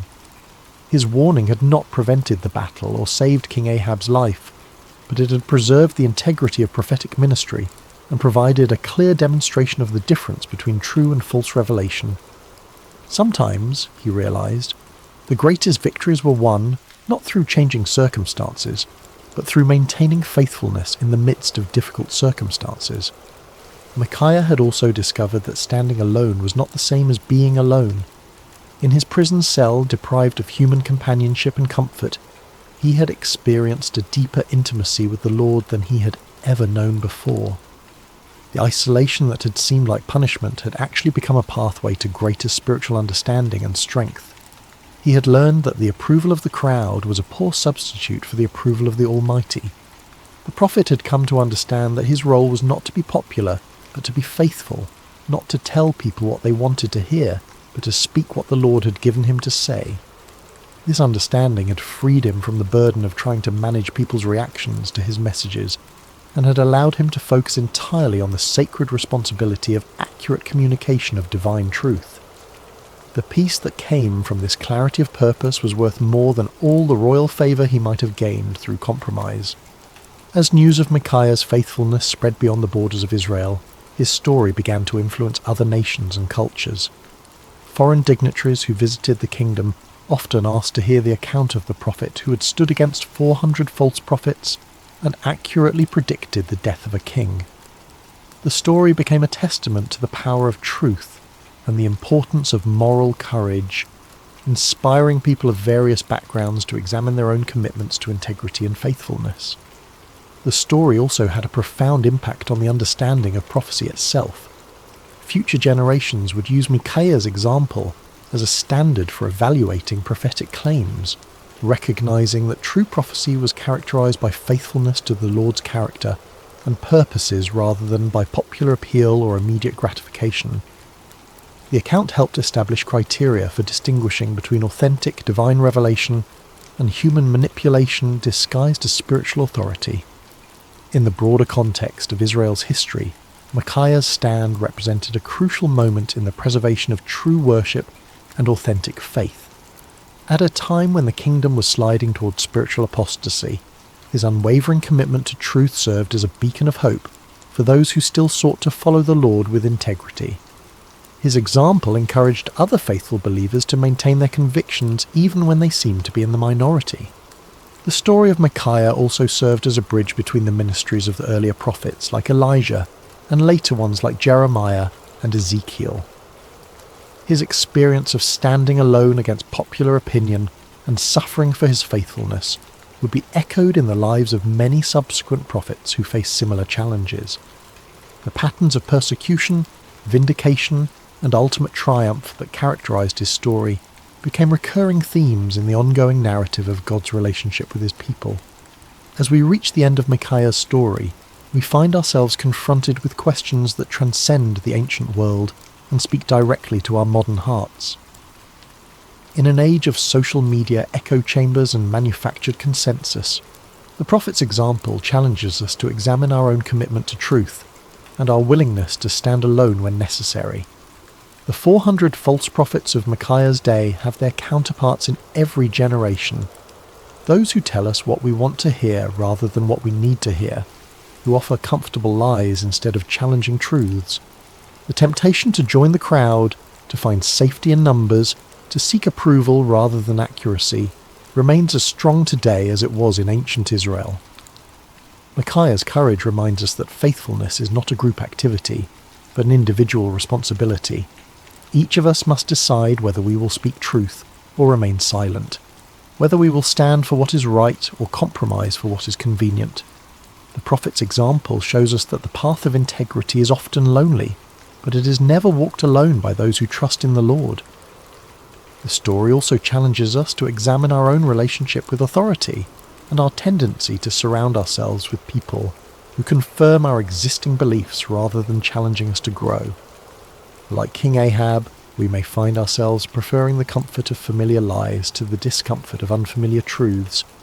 Micaiah's example calls us to seek out voices that speak with authenticity, rather than those that merely echo our own opinions. Perhaps most importantly, the story of Micaiah reminds us that truth has a way of prevailing in the end, even when it seems overwhelmed by opposition. The prophet's vindication did not come immediately, and it came at great personal cost, but it came nonetheless. His example encourages us to trust in the ultimate triumph of truth, and to remain faithful even when the outcome is uncertain. In our own lives, we may face moments when we are called to be like Micaiah, to stand alone against popular opinion, to speak uncomfortable truths, to choose faithfulness over favour. When those moments come, may we remember the forgotten prophet who found his courage not in the approval of men, but in the approval of his God. The story of Micaiah teaches us that true strength is not found in numbers, but in conviction, that real courage is not the absence of fear, but the willingness to do what is right despite our fears, and that lasting victory comes not from avoiding conflict, but from maintaining integrity in the midst of it. As you close your eyes tonight and drift towards sleep, may you carry with you the quiet courage of Micaiah, the man who dared to stand alone because he knew he was not truly alone. May his example inspire you to speak truth with love, to stand for what is right with humility, and to trust in the ultimate triumph of God's purposes even when the immediate circumstances seem overwhelming. In a world that often rewards conformity and punishes authenticity, may you find the strength to be like Micaiah, faithful, courageous, and true. For in the end, it is not the approval of the crowd that matters, but the approval of the one who sees all hearts and knows all truths. The forgotten prophet's story ends, but its echo continues in every heart that chooses truth over comfort, courage over convenience, and faithfulness over favour. May that echo sound clearly in your own life, guiding you toward the kind of integrity that leaves a lasting legacy long after the voices of the crowd have faded into silence. Rest well, dear friends, and may your dreams be filled with the peace that comes from knowing you serve a God who honours faithfulness, rewards courage, and never abandons those who trust in him. The story of Micaiah reminds us that in God's kingdom, standing alone with truth is always better than standing with the crowd in deception. Sleep peacefully, knowing that like Micaiah, you're never truly alone when you walk in the light of divine truth. Hello, dear friends, and welcome to Sacred Slumber. Before we begin tonight's story, I'd love to connect with you for just a moment. How has your day treated you? Perhaps you're settling into evening wherever you are in the world, or maybe you're finding a quiet moment in the middle of your day to pause and breathe. Whether you're listening from a bustling city or a quiet countryside, from the mountains or by the sea, you are welcome here. What time is it where you are right now? Are you watching the sun set through your window, or perhaps the stars are already painting the sky above you? No matter where you find yourself in this beautiful world we share, you've found your way to this sacred space, and I'm so grateful you're here. If this story brings you peace tonight, I'd be honoured if you'd consider subscribing to Sacred Slumber. Your presence in our community means the world to us, and it helps us continue sharing these timeless stories that remind us of hope, faith, and the gentle strength that carries us through life's seasons. Now let's settle in together for tonight's story. Take a deep breath with me. Let your shoulders drop. Let your heart rest. Tonight, we journey to an ancient land, to a time of great drought and scarcity, where we'll meet a widow whose small act of faith would echo through the ages. This is the story of bread in the drought, the story of the widow of Zarephath. The sun beat down mercilessly on the cracked earth of Israel, its rays sharp as bronze swords piercing through air that shimmered with heat. Not a cloud had crossed the sky for months, and the land lay barren and broken, crying out for relief that would not come. This was the drought that Elijah had prophesied, the drought that would bring a proud king to his knees and teach a nation that there was still a God in Israel. Elijah moved like a shadow across the wilderness, his weathered feet finding paths where others saw only desolation. His dark hair hung long and wild, his beard streaked with dust from countless days of wandering. The rough camel's hair that wrapped around his lean frame had become his second skin, and the leather belt at his waist held the simple tools of a man who had learned to survive on little. But Elijah was no ordinary wanderer. He was a prophet of the Most High God, and his words had the power to shut up the heavens themselves. When he had stood before King Ahab in his glittering palace, surrounded by the false prophets of Baal and Asherah, Elijah had spoken with the authority of heaven itself. As the Lord, the God of Israel, lives, whom I serve, there will be neither dew nor rain in the next few years except at my word. Those words had sealed his fate as a fugitive. Ahab's rage had been swift and terrible, and Queen Jezebel's thirst for the prophet's blood was legendary throughout the land. So Elijah had fled, following the voice of God that whispered to him in the wind, that spoke to him in the silence of the wilderness, that guided his steps away from the palaces of men and toward the humble places where faith still flickered like a candle in the darkness. For months God had provided for his prophet in the most unlikely ways. By the brook Cherith, ravens had brought him bread and meat morning and evening, their black wings carrying sustenance from heaven itself. Elijah had learned to read the language of divine provision, to trust in a God who could command the birds of the air and the streams of the earth to serve his purposes. But as the drought deepened and the brook dried up, God's voice came to Elijah again, gentle but unmistakable. Go at once to Zarephath in the region of Sidon and stay there. I have directed a widow there to supply you with food. Zarephath. The name itself meant refining or smelting place, a fitting destination for a prophet who was learning daily what it meant to be refined by fire, to have the dross of self-reliance burned away until only faith remained. It was a small coastal town in Phoenicia, in what we now call Lebanon, far from the borders of Israel and the reach of Ahab's soldiers. As Elijah walked the dusty roads towards Zarephath, his mind turned over the peculiar nature of God's provision. Not to a wealthy merchant's house would he go, not to a palace or a place of abundance. God was sending him to a widow, a woman who in that ancient world would have been among the most vulnerable, the most likely to be in need herself. And she was a Gentile, a foreigner, one who did not worship the God of Israel. Yet this was how the Almighty worked, Elijah had learned. He chose the foolish things of the world to shame the wise, the weak things to shame the strong. He provided for his servants not through the expected channels of power and wealth, but through the humble offerings of those who had little to give but gave it anyway. The journey to Zarephath took Elijah through landscapes that told the story of the drought's devastation. Wells that had once bubbled with clear water stood empty, their stones exposed and cracking in the heat. Fields that should have been green with growing grain stretched out like brown parchment. The soil so hard it rang under his footsteps like pottery. Trees that had weathered centuries of seasons now stood leafless and dying, their branches reaching toward a pitiless sky like the arms of supplicants begging for mercy. In the villages he passed through, Elijah saw the human cost of the judgment he had pronounced.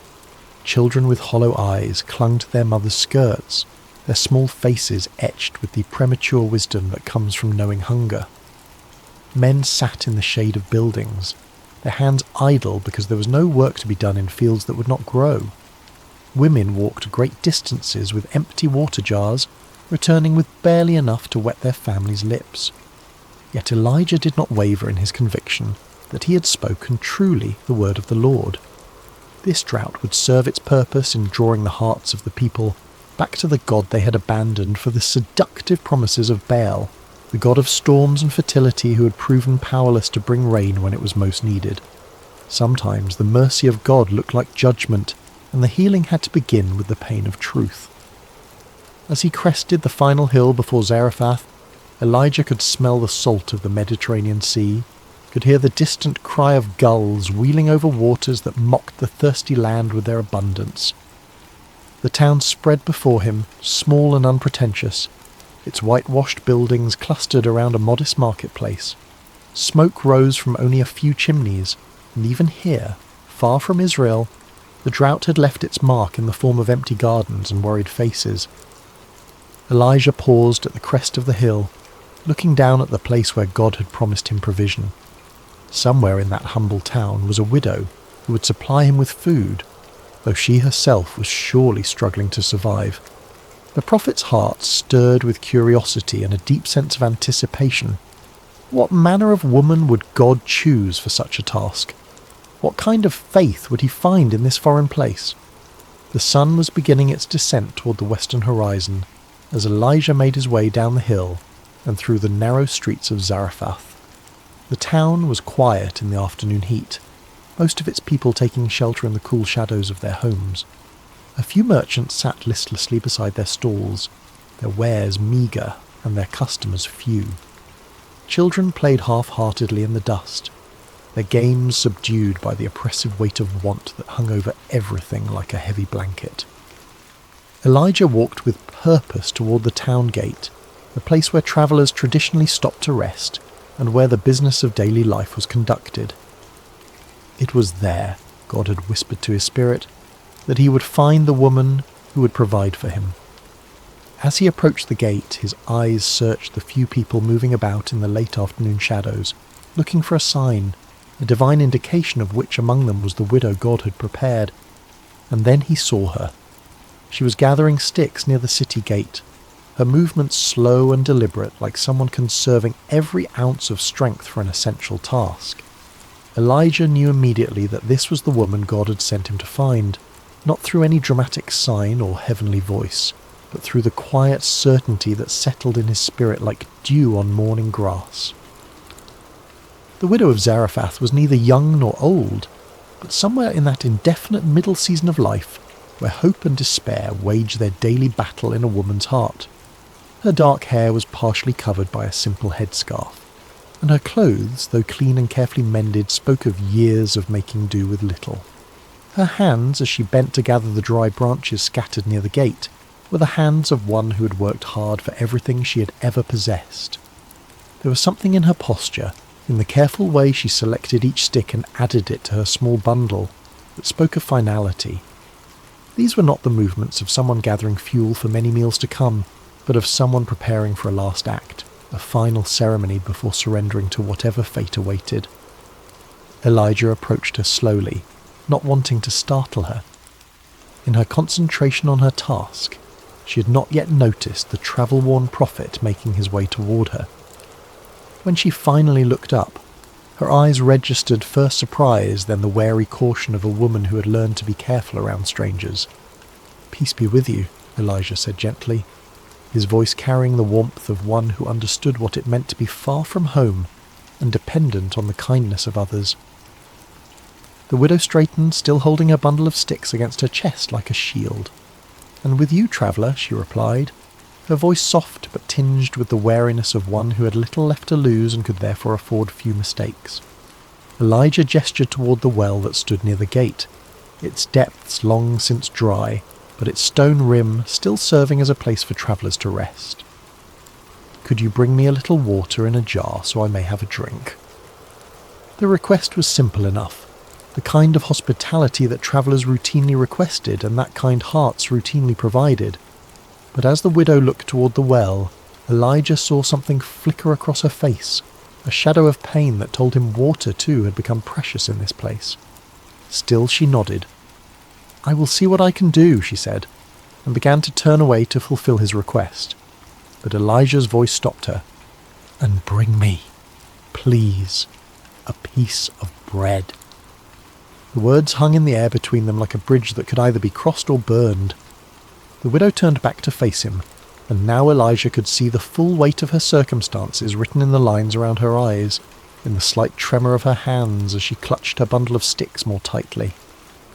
"As surely as the Lord your God lives," she said, her voice barely above a whisper, "I don't have any bread, only a handful of flour in a jar and a little olive oil in a jug.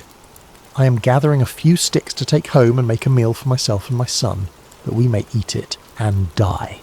The words struck Elijah's heart like physical blows. Here was not abundance hiding behind false modesty, not plenty disguised as poverty. Here was the raw truth of scarcity, spoken with the quiet dignity of one who had already made peace with her fate.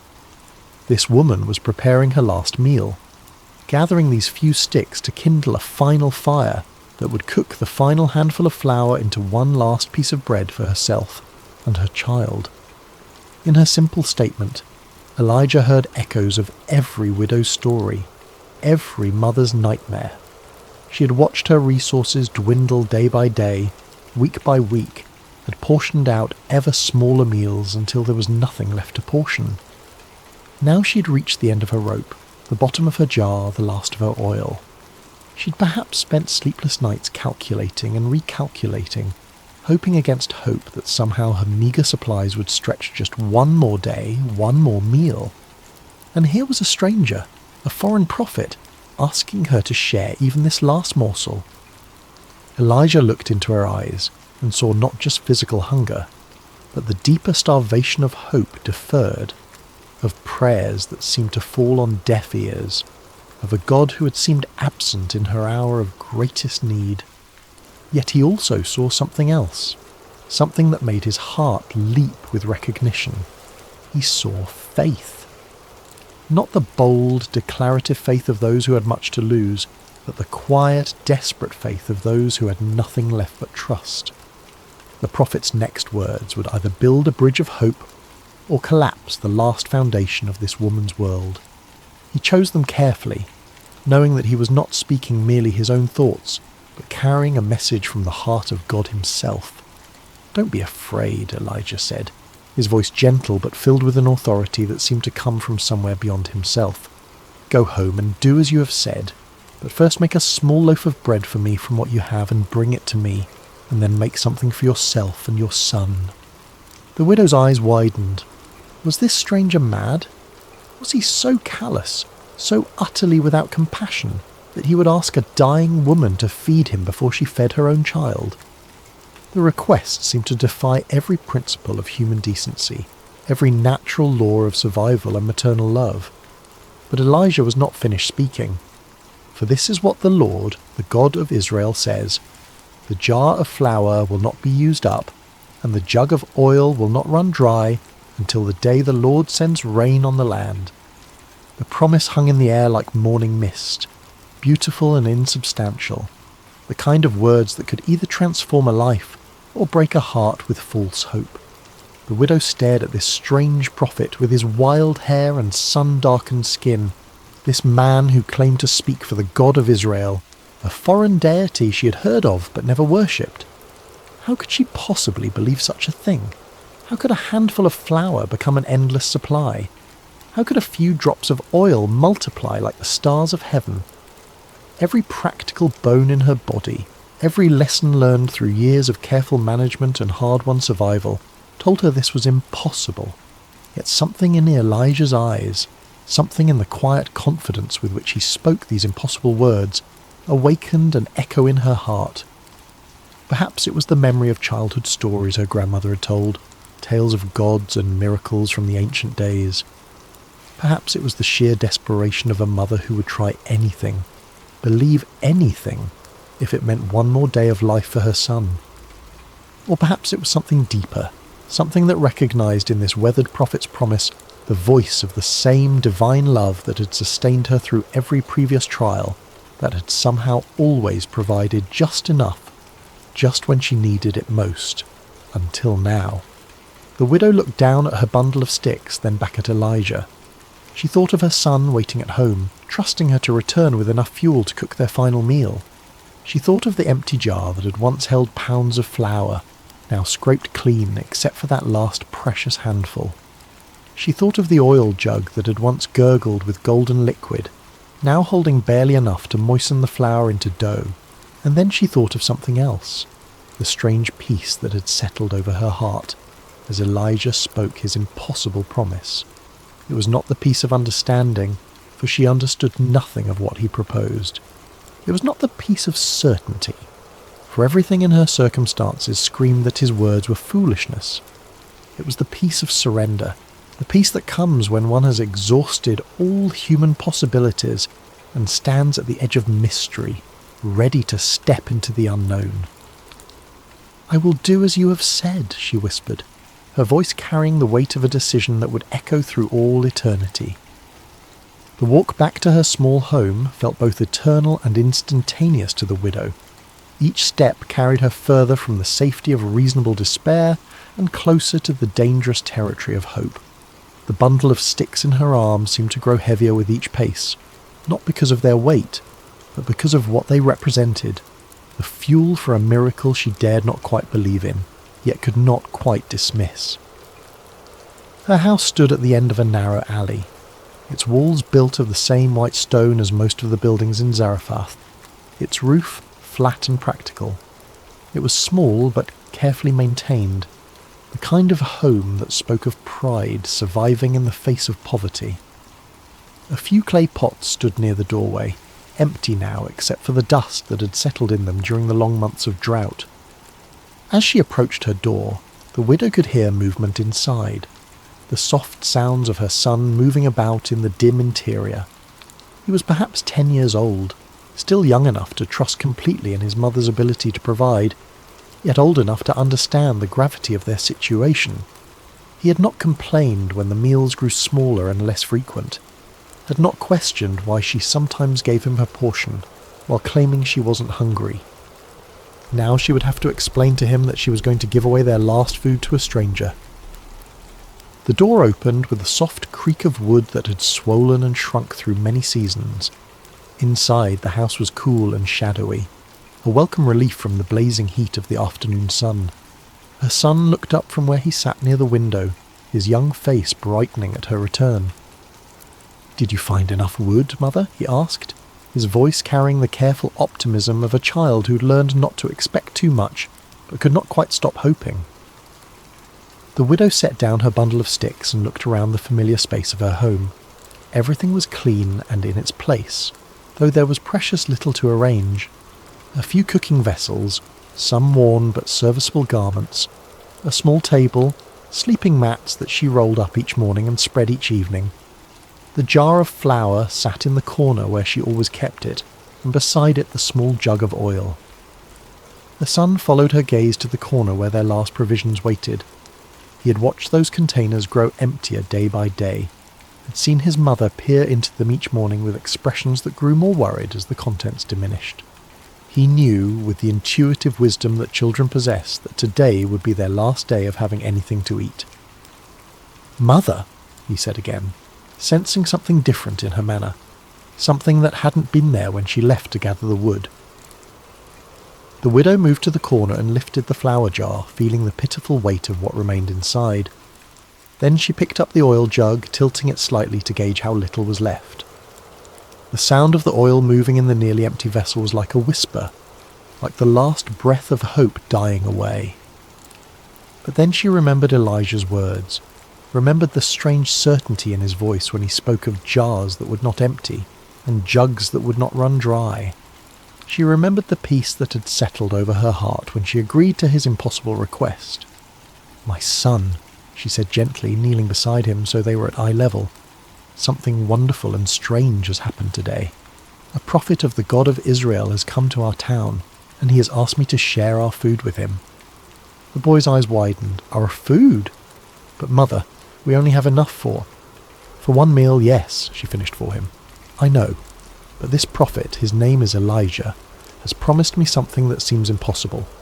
He says that if I feed him first, then our jar of flour will not be used up, and our jug of oil will not run dry until the day the Lord sends rain on the land."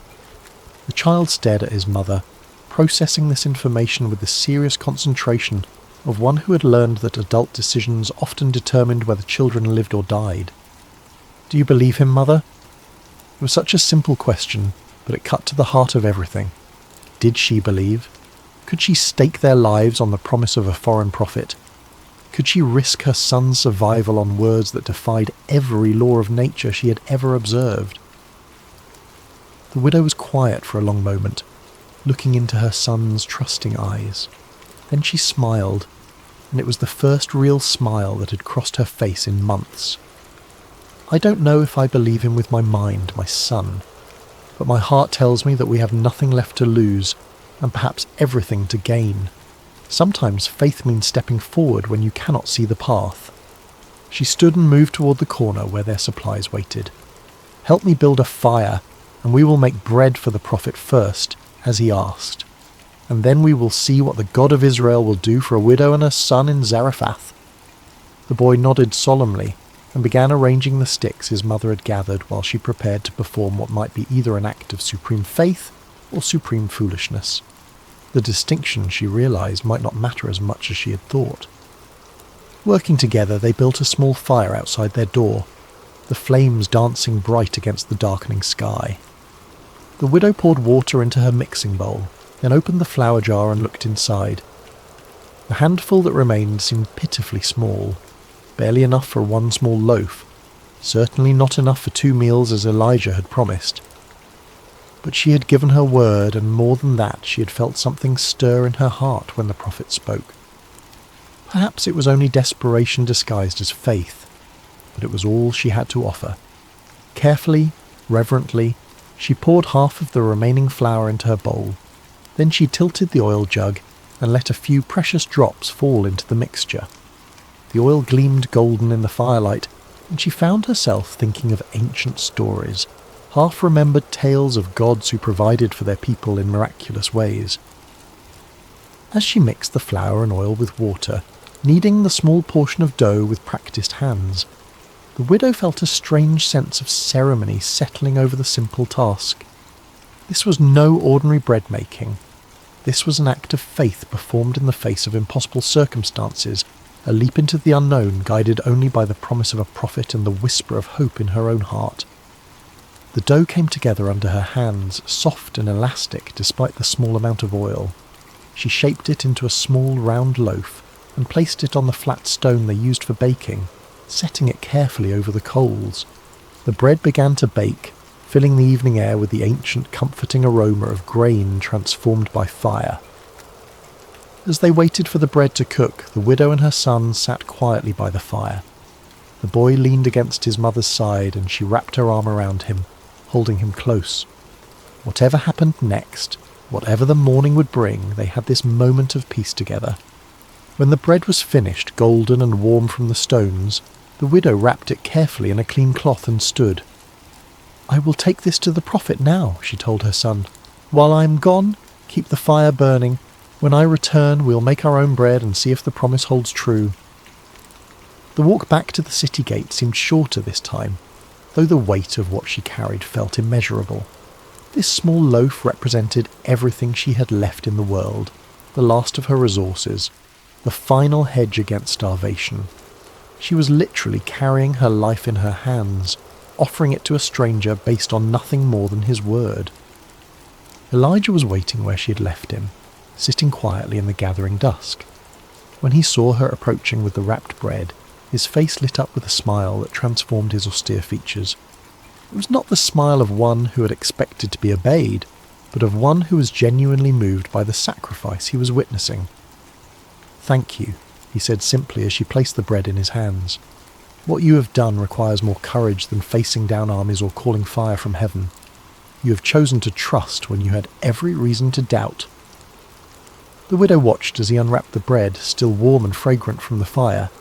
"I pray your God honours your promise, prophet. My son and I have nothing left but this hope you have given us." Elijah broke the bread and ate it slowly, savouring each bite not just for its nourishment but for what it represented. "He will honour it," the prophet said with quiet certainty. "Go home now and prepare your own meal. The jar of flour will not be empty." As the widow walked home through the darkening streets of Zarephath, she felt as though she were walking through a dream. Had she really just given away their last food to a stranger? Had she really staked everything on the promise of a foreign god? The practical part of her mind screamed that she had made the most foolish decision of her life. But another part of her, a deeper part that had been silent for so long she had almost forgotten it existed, whispered that she had just participated in something holy, something that would echo through eternity. She had chosen faith over fear, trust over self-preservation, hope over despair. Now she would discover whether faith was strong enough to fill an empty jar. The widow's hands trembled slightly as she reached for the flour jar upon returning home. Her son sat by the fire, his young face illuminated by the dancing flames, watching his mother with the intense attention of one whose very life hung in the balance of what would happen next. The jar felt the same in her hands as it had an hour before, neither heavier nor lighter. There was no external sign that anything miraculous had occurred, no glow of divine presence, no heavenly music announcing supernatural intervention, just a simple clay vessel that might contain their salvation or their final disappointment. The widow closed her eyes for a moment, offering a wordless prayer to whatever divine power might be listening. Then she lifted the jar and looked inside. The flour was there, not overflowing, not abundant, but there. The same handful that had been there before, perhaps even a little more. Enough for another small loaf of bread, enough for one more meal. The widow blinked, wondering if her desperate hope was playing tricks on her vision. She reached into the jar with trembling fingers, feeling the soft texture of the flour, confirming that it was real and not some mirage born of starvation and desperation. "Mother," her son whispered, seeing the wonder in her expression. "Is it true? Is the flour still there?" "It's still here," she replied, her voice filled with amazement. "There's enough for our bread." With reverent hands, she measured out flour for their evening meal, leaving what appeared to be the same small amount in the bottom of the jar. Then she reached for the oil jug, tilting it carefully to pour just enough to bind the flour into dough. The oil flowed golden and pure, and when she set the jug aside, it still contained what seemed to be the same small amount it had held before. As she mixed their bread, the widow felt as though she were participating in something beyond the natural order of things. Each movement of her hands felt sacred, each ingredient holy. This was not just food preparation, this was communion with the divine, a daily miracle made manifest through the simple elements of flour and oil and fire. The bread they ate that night tasted different somehow, though it was made from the same ingredients as countless other loaves she had baked over the years. It tasted of hope, of promise, of a future that extended beyond the next meal. As they shared the warm bread in the light of their small fire, the widow and her son spoke in hushed tones, as if they were in the presence of something too wonderful to fully comprehend. That night, as the widow spread their sleeping mats and prepared for rest, she found herself looking repeatedly toward the corner where the flour jar and oil jug sat. Would they still contain their precious contents in the morning? Or would she wake to find them empty, the miracle revealed as nothing more than a cruel dream? But when dawn broke over Zarephath, painting the walls of her small home with gentle rose-coloured light. The widow's first sight was of the flour jar sitting exactly where she had left it. With her heart pounding, she crept quietly across the room, not wanting to wake her son until she knew whether their hope would survive the night. The flour was there, the oil was there, enough for another day, another meal, another small victory against the spectre of starvation that had haunted their home for so long. And so began a rhythm that would sustain them through the long months of drought that followed. Each morning, the widow would check the jar and jug with a mixture of faith and anxiety, never quite able to take the miracle for granted, always amazed to find their supplies replenished. Each day she would measure out enough for their daily bread, always careful to leave something behind, always trusting that tomorrow would bring the same mysterious provision. Word of the miracle did not spread through Zarephath, for the widow was a careful woman who understood that some blessings were meant to be treasured quietly, rather than proclaimed from rooftops.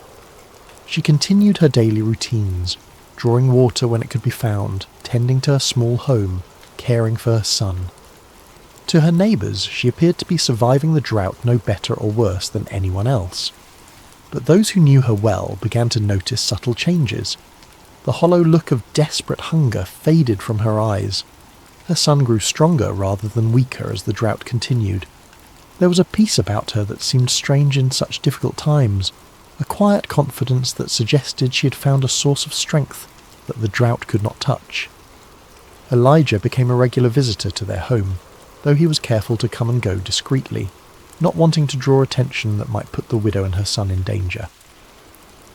The prophet had found lodging in a small room at the edge of town, but he took many of his meals with the family he'd come to think of as his own. The widow always set a place for him at their modest table, always insisted that there was enough to share.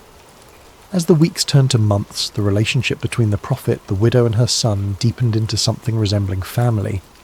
Elijah told them stories of his travels, of the wonders he had seen, and the voice of God he had learned to recognize in wind and whisper.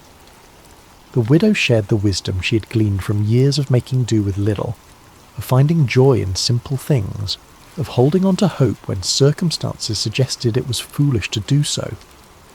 The boy, who had initially been shy around the imposing prophet, gradually warmed to Elijah's gentle nature and began to see him as something between a grandfather and a teacher. Elijah taught him to read the Hebrew alphabet, to recognize the patterns of weather and season, to understand that the God of Israel was not just a God of the Israelites, but a God who cared for all his children, regardless of their nationality or circumstances. Through it all, the miracle continued. Day after day, week after week, month after month, the jar of flour did not become empty, and the jug of oil did not run dry. Sometimes the widow would peer into the containers and see what appeared to be exactly the same amount as the day before. Other times there seemed to be a little more, as if the divine provider had sensed their need for extra sustenance, or simply wanted to remind them of his abundant love. The miracle was not one of overwhelming abundance. The widow never found her home suddenly filled with grain sacks or her courtyard overflowing with amphoria of oil. The provision was measured daily, sufficient. It was the miracle of enough for today, enough for now, enough to take the next step in faith. As the months passed, the widow began to understand that she was living in the midst of a parable, a living illustration of how divine providence works in the world. God did not promise to fill her storehouses with abundance, but he promised that each day would bring what was needed for that day. It was a lesson in trust, in living one day at a time, in believing that the same power that provided today would provide tomorrow. The drought continued to devastate the land around them. Wells dried up completely, rivers became cracked beds of stone, crops failed utterly.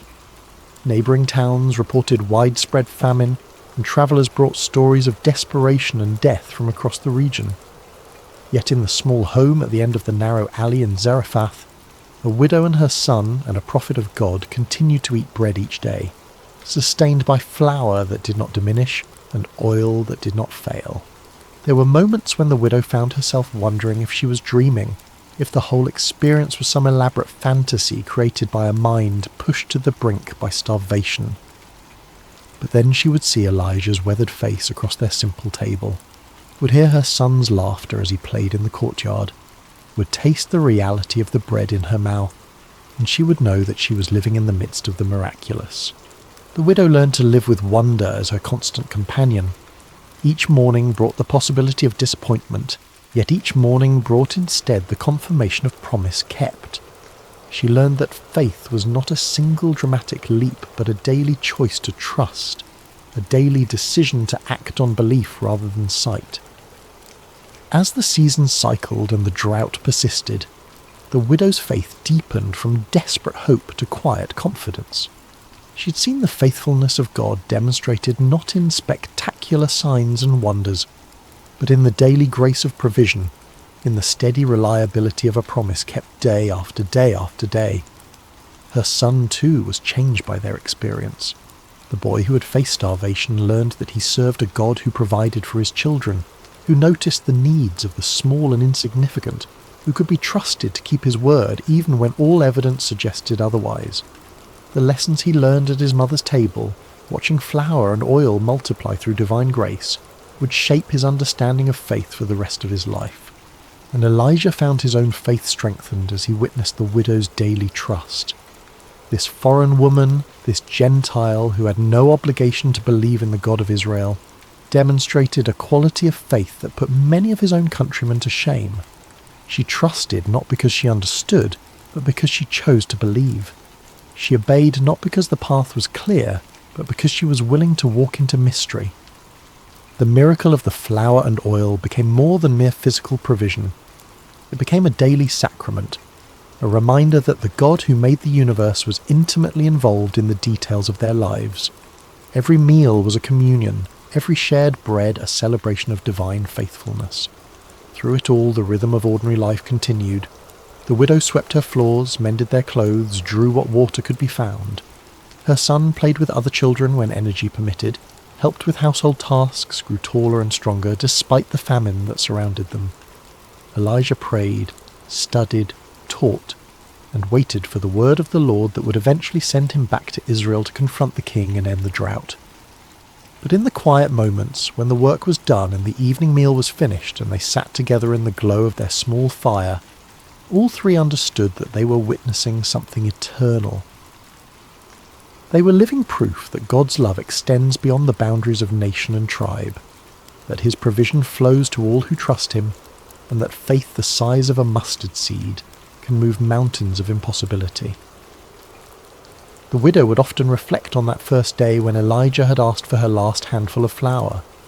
She had stood at the crossroads between fear and faith, between holding tight to what little she had and releasing it into the hands of an unknown God. Her choice to trust, to give when she had nothing left to give, had opened the door to a miracle that sustained not just her body, but her soul. As the months passed, other miracles followed. The widow's health improved, her son grew strong, and their small home became a beacon of hope in a drought-stricken land. Neighbours began to notice that this family seemed to weather the crisis better than most, though they never suspected the divine intervention that made it possible. Elijah taught them that true wealth was not measured in the size of one's storehouses, but in the faithfulness of one's provider. The widow learned that obedience to God's word, even when it seemed to contradict human wisdom, always led to blessing. Her son discovered that the God of Israel was also his God, that divine love knew no boundaries of race or nationality.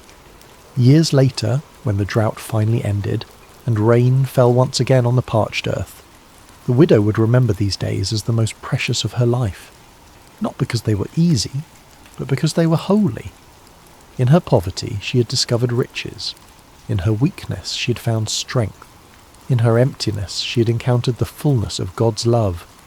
The jar of flour never ran empty until the day the rains came. The jug of oil never ran dry until the crisis passed. And the faith that began with a handful of flour and a desperate prayer grew into a testimony that would echo through generations, reminding all who heard it that God's provision is always sufficient, his timing always perfect, and his love always faithful. In the quiet of your own heart tonight, as you rest in the peace of this ancient story, remember the widow's courage.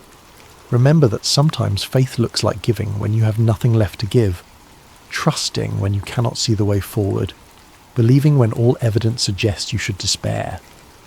Remember that the same God who provided for a widow in Zarephath provides for you today. He sees your needs, knows your fears, and holds your tomorrow in his hands. Sleep now in the assurance that his love surrounds you, his grace sustains you, and his faithfulness will carry you through every season of your life. The jar of flour will not be empty, the jug of oil will not run dry, and the God who multiplied a widow's faith will multiply yours as well, one day at a time, one meal at a time, one breath at a time. Rest well, dear friend. Tomorrow brings new mercies, fresh provision, and the continued unfolding of God's perfect plan for your life. Like the widow of Zarephath, you can trust that there will always be enough. As we close this sacred story tonight, let your heart rest in the truth that the same God who provided for the widow provides for you. In your own seasons of scarcity, whether of resources or hope or strength, remember that divine provision often comes not as abundance but as enough. Enough for today, enough for now. Enough to take the next step in faith. The widow's miracle was not that her cupboards overflowed, but that they never emptied. Sometimes God's greatest gift is not more, but sufficient. Not wealth, but provision. Not ease, but sustenance for the journey.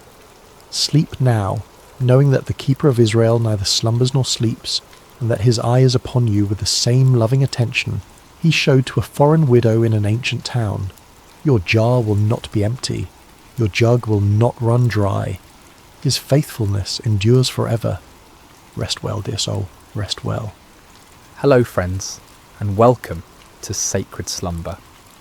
I hope your day has been filled with blessings, no matter what time you're joining us or where you are in this beautiful world. Before we begin tonight's journey into the remarkable story of Gideon, I want to invite you to subscribe to Sacred Slumber so you never miss these powerful biblical narratives that can transform your heart and strengthen your faith. Now let's settle in as we explore one of the most extraordinary accounts of courage, faith and divine intervention in all of Scripture. The sun hung low over the hills of Israel, casting long shadows across a land that had once flowed with milk and honey. But those days seemed like distant memories now. The once prosperous nation had fallen into chaos, its people scattered and hiding like frightened animals. For 7 long years, the Midianites had swept down upon Israel like locusts, devouring everything in their path. Picture, if you will, the terror that gripped every village and farmstead. Families would wake each morning, not knowing if this would be the day the raiders would come.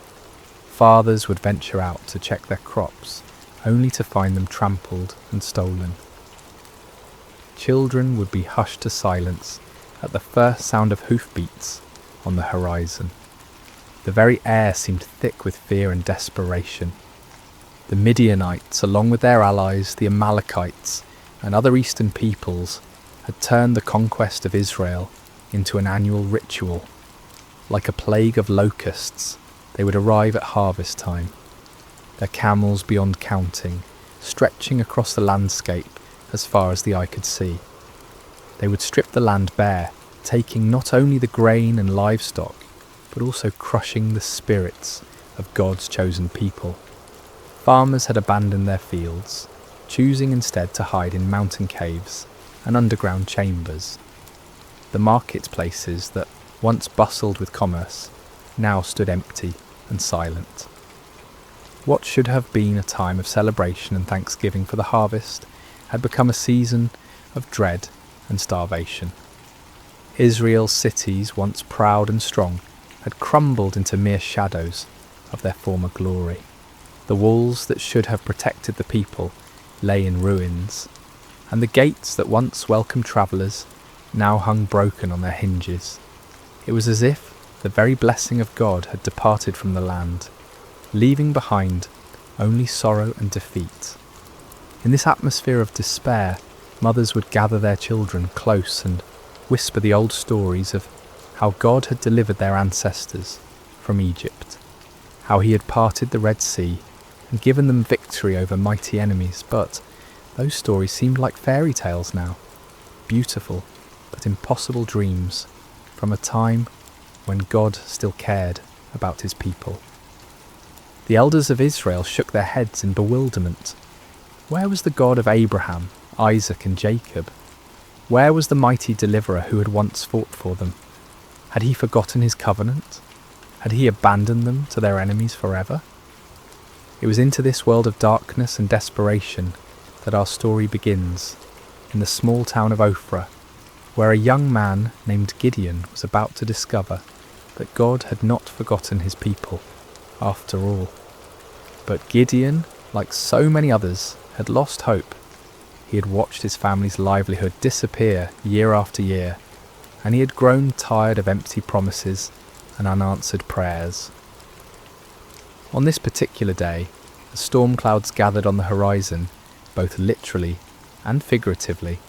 Gideon was engaged in the dangerous work of threshing wheat, but he wasn't doing it in the traditional threshing floor, where the grain could be properly separated from the chaff by the wind.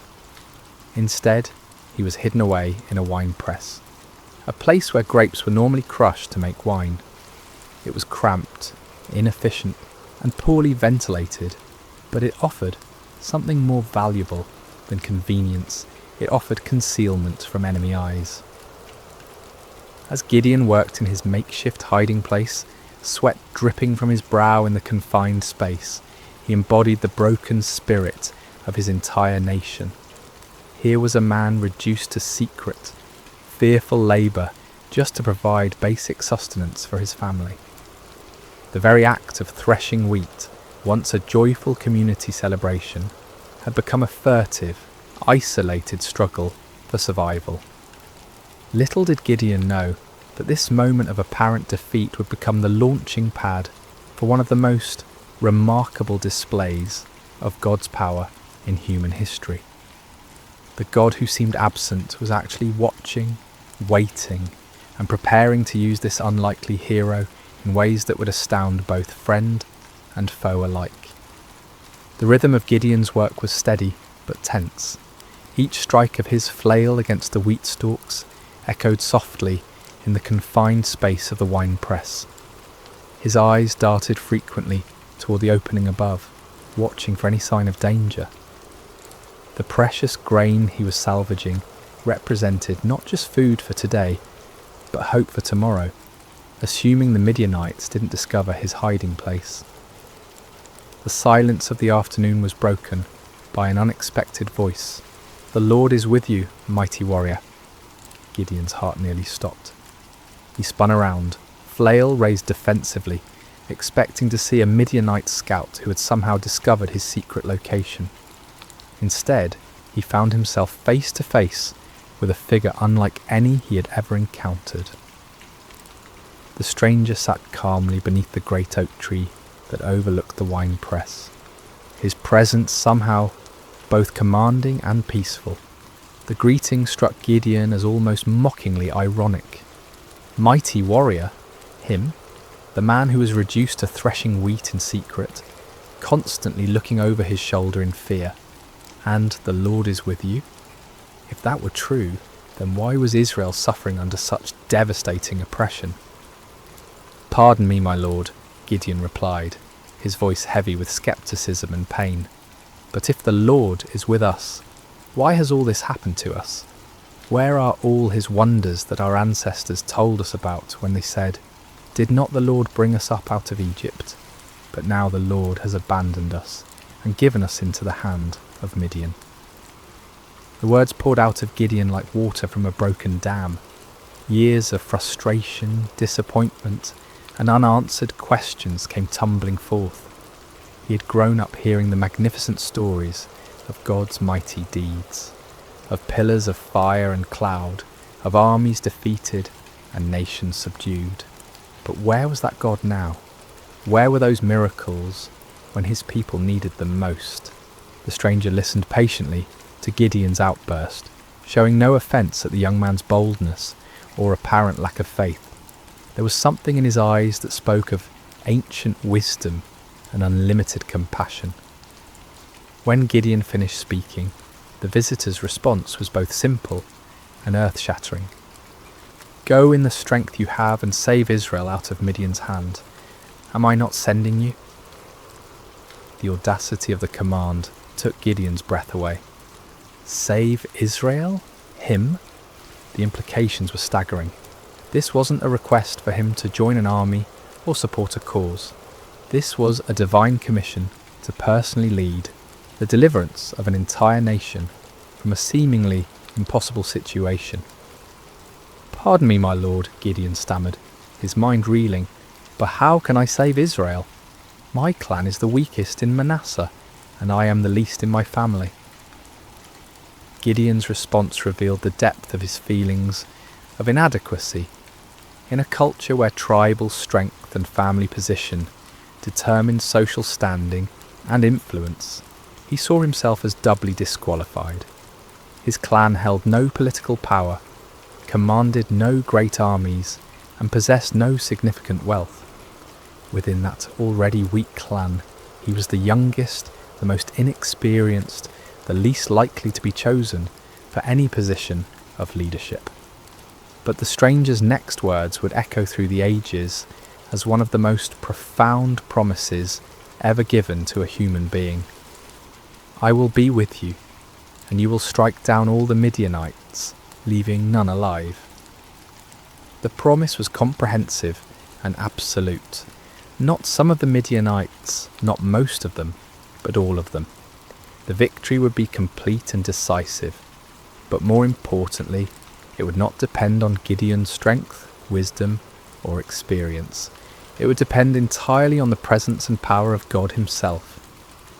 Still struggling to believe what he was hearing, Gideon made a request that would reveal both his desire for faith and his need for certainty. "If now I have found favour in your eyes, give me a sign that it is really you talking to me. Please do not go away until I come back and bring my offering and set it before you." The stranger agreed to wait, and Gideon hurried to his house to prepare an offering. His heart raced as he worked, his hands trembling slightly as he prepared a young goat and made bread from an ephah of flour. This was not a small offering by the standards of his time, especially for a family struggling under the oppression of constant raids. Yet something within him compelled him to give generously, to honour this mysterious visitor properly. When Gideon returned with the prepared food, the stranger instructed him to place the meat and unleavened bread on a rock and pour out the broth. Gideon obeyed, though he couldn't understand the purpose of these strange instructions. What happened next would leave no doubt about the supernatural nature of his visitor. The stranger touched the meat and bread with the tip of the staff he carried, and immediately fire flared from the rock, consuming the entire offering in an instant. The flames burned with an intensity and heat that no ordinary fire could match, leaving nothing behind but the memory of their brilliance.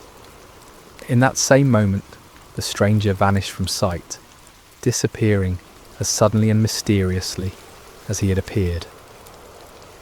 Terror gripped Gideon's heart as the full realization of what had just occurred crashed over him like a mighty wave.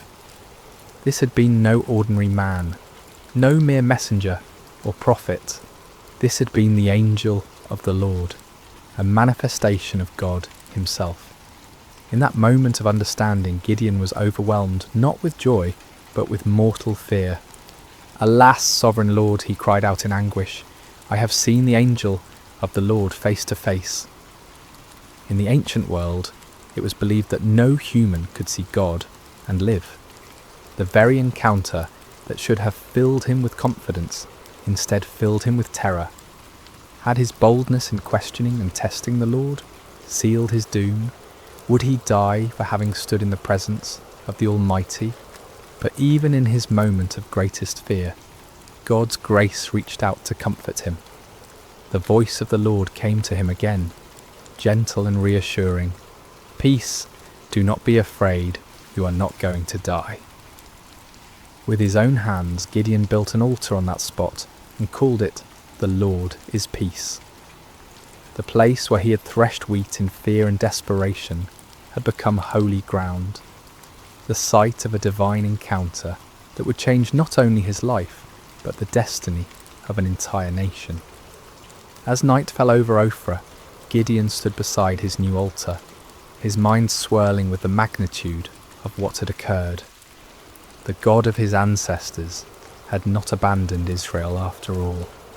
He had been working, planning, preparing for this very moment, and somehow, incredibly, he had chosen Gideon to be his instrument of deliverance. Yet even as faith began to bloom in his heart, doubt lingered like shadows at the edges of his mind. The task before him seemed impossible, the odds insurmountable. How could he, one man from the weakest clan in Manasseh, possibly hope to defeat the countless multitudes of Midian and their allies? It was a question that would lead him to make one of the most famous requests for divine confirmation in all of Scripture. The days following Gideon's encounter with the angel of the Lord were filled with a mixture of excitement and anxiety. The divine commissioning had been clear and unmistakable, yet the human heart, prone to doubt and fear, struggled to fully embrace what seemed impossible. Gideon found himself caught between the supernatural certainty of his calling and the natural uncertainties of his circumstances.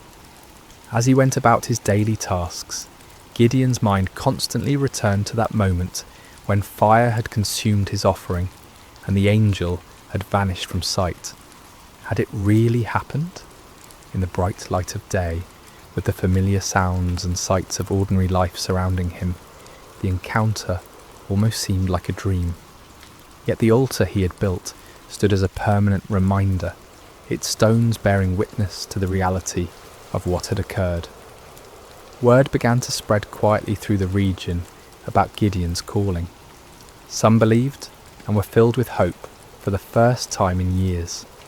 Others were skeptical, wondering how this young man could possibly succeed where so many others had failed. Still others were fearful, worried that any attempt at resistance would only bring more severe retaliation from their oppressors. The weight of responsibility pressed heavily on Gideon's shoulders. He was being asked not just to risk his own life, but potentially to lead others to their deaths. What if he had misunderstood?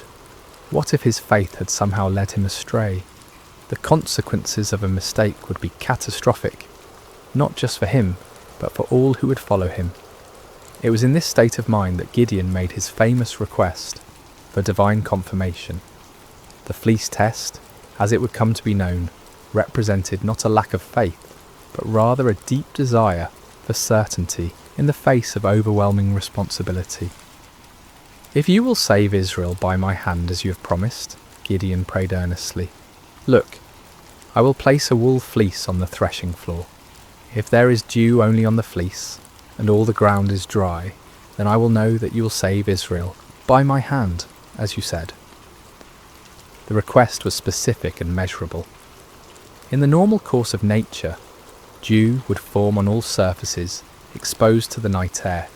If God could reverse this natural process, causing moisture to collect only on the fleece, while leaving the surrounding ground completely dry, it would serve as an unmistakable sign of divine intervention.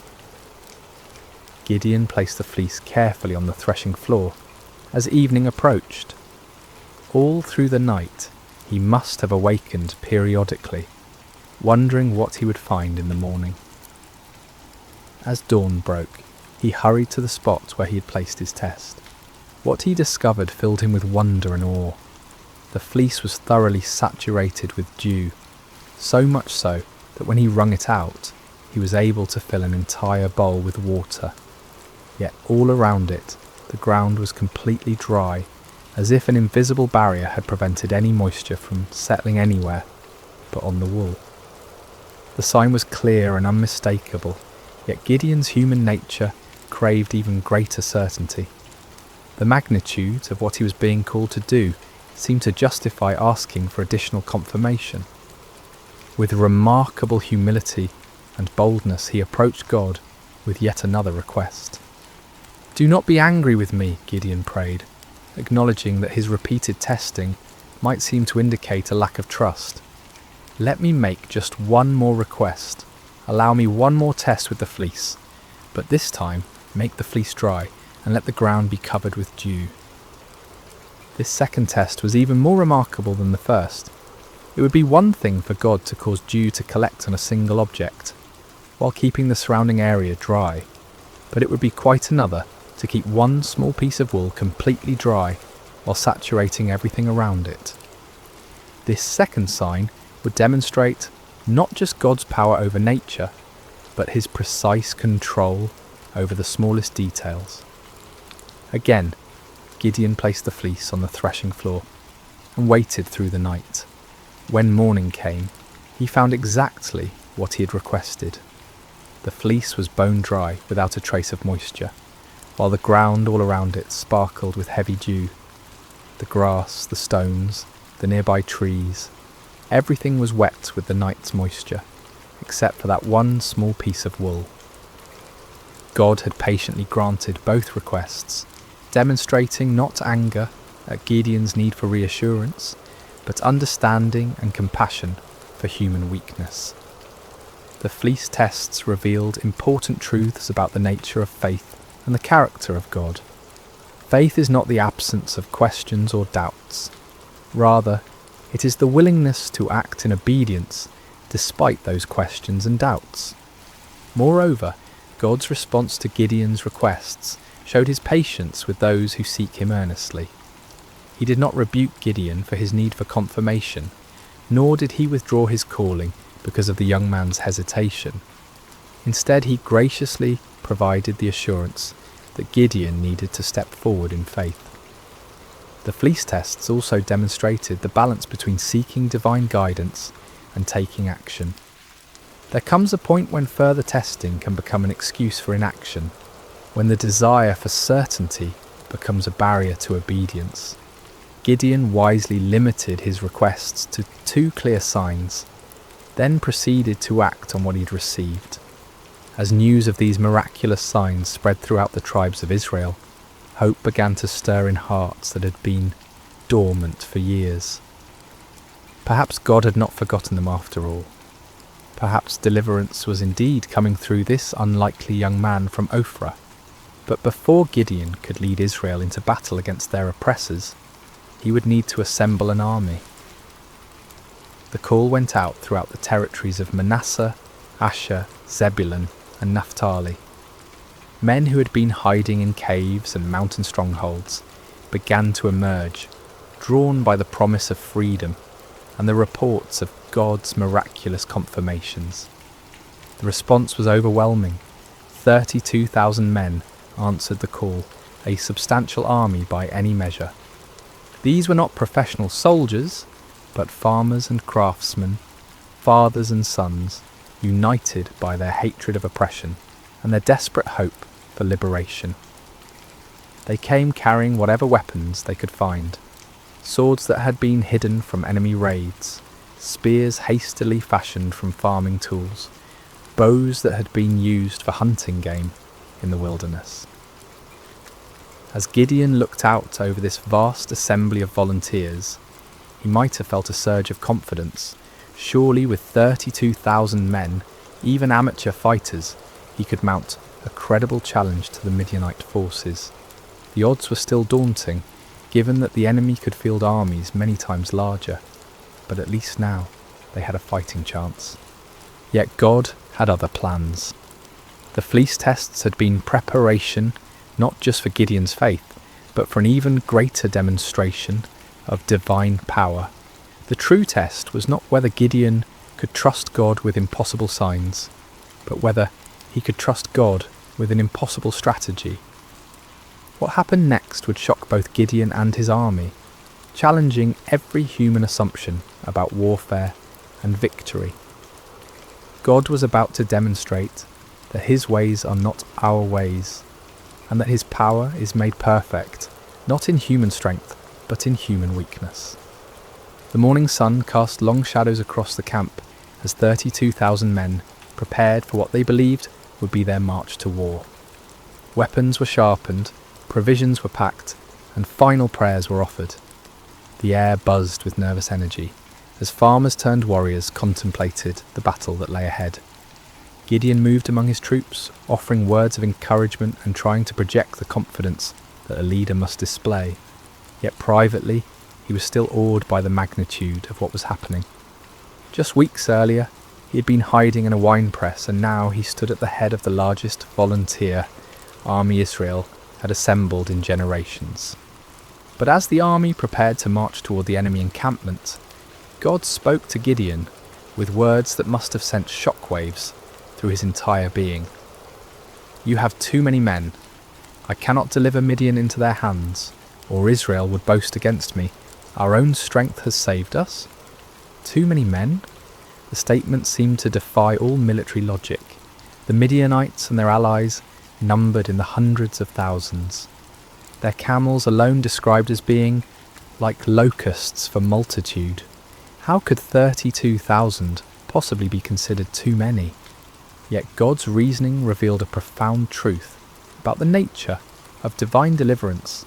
If Israel won the coming battle through conventional military means, they would inevitably credit their victory to their own strength, strategy, and courage. The victory needed to be so obviously supernatural that no one could mistake its source. God's glory was at stake, and that glory could not be shared with human pride. Following God's instructions, Gideon stood before his assembled army and made an announcement that must have stunned many of the volunteers. Anyone who trembles with fear may turn back and leave Mount Gilead. The offer was based on an ancient law found in Deuteronomy, which recognised that fearful soldiers could spread panic through the ranks and actually weaken an army's effectiveness. But in this case, the dismissal served a different purpose entirely. God was beginning the process of reducing the army to a size that would make his intervention unmistakable. The response to Gideon's announcement was immediate and devastating. 22,000 men took advantage of the opportunity to withdraw from what many probably saw as a suicide mission anyway. These were not cowards in the traditional sense.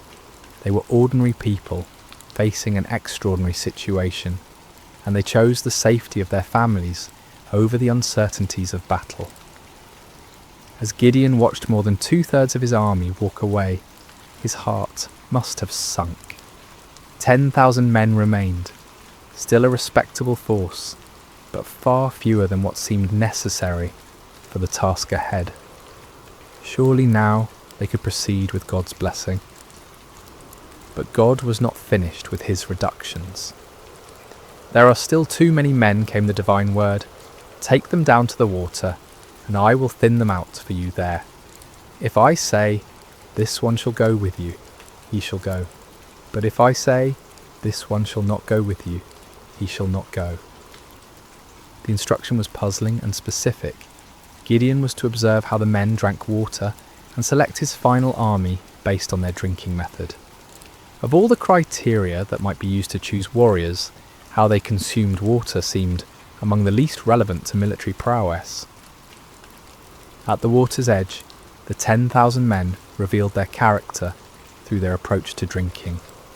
The vast majority knelt down and put their faces directly to the water, drinking deeply and focusing entirely on satisfying their thirst. But a small group, only 300 men, demonstrated a different approach. They brought water to their mouths with their hands, lapping it like dogs while maintaining their vigilance and readiness. God's instruction was clear. "With the 300 men that lapped, I will save you and give the Midianites into your hands. Let all the others go home." The reduction was complete and shocking. From 32,000 to 300 represented a decrease of more than 99%. What had begun as a substantial army was now reduced to little more than a large company. The odds, already daunting, had become mathematically absurd. Yet the selection criteria revealed profound spiritual truths. The 300 men who were chosen had demonstrated alertness, self-discipline, and readiness, even in a moment of personal need. While drinking, they had maintained their awareness of their surroundings, prepared for action at a moment's notice. These qualities, while admirable in soldiers, were really symbols of spiritual preparedness and faithfulness.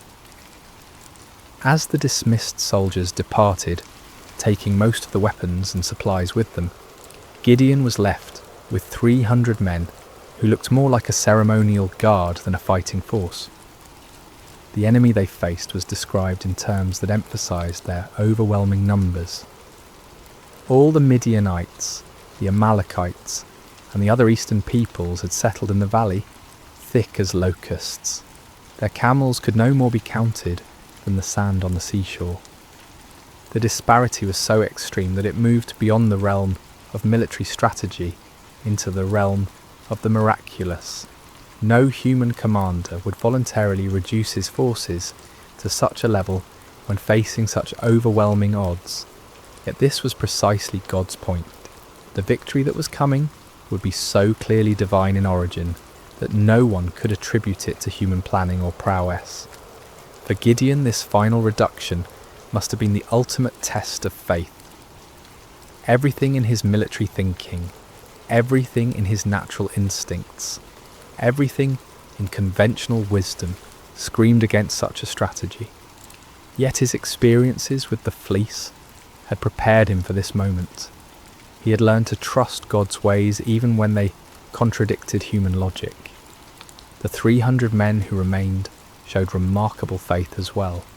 They could see the enemy forces spread across the valley below them. They knew the odds better than anyone, yet they chose to stay, to trust in the God who had called them through his servant Gideon.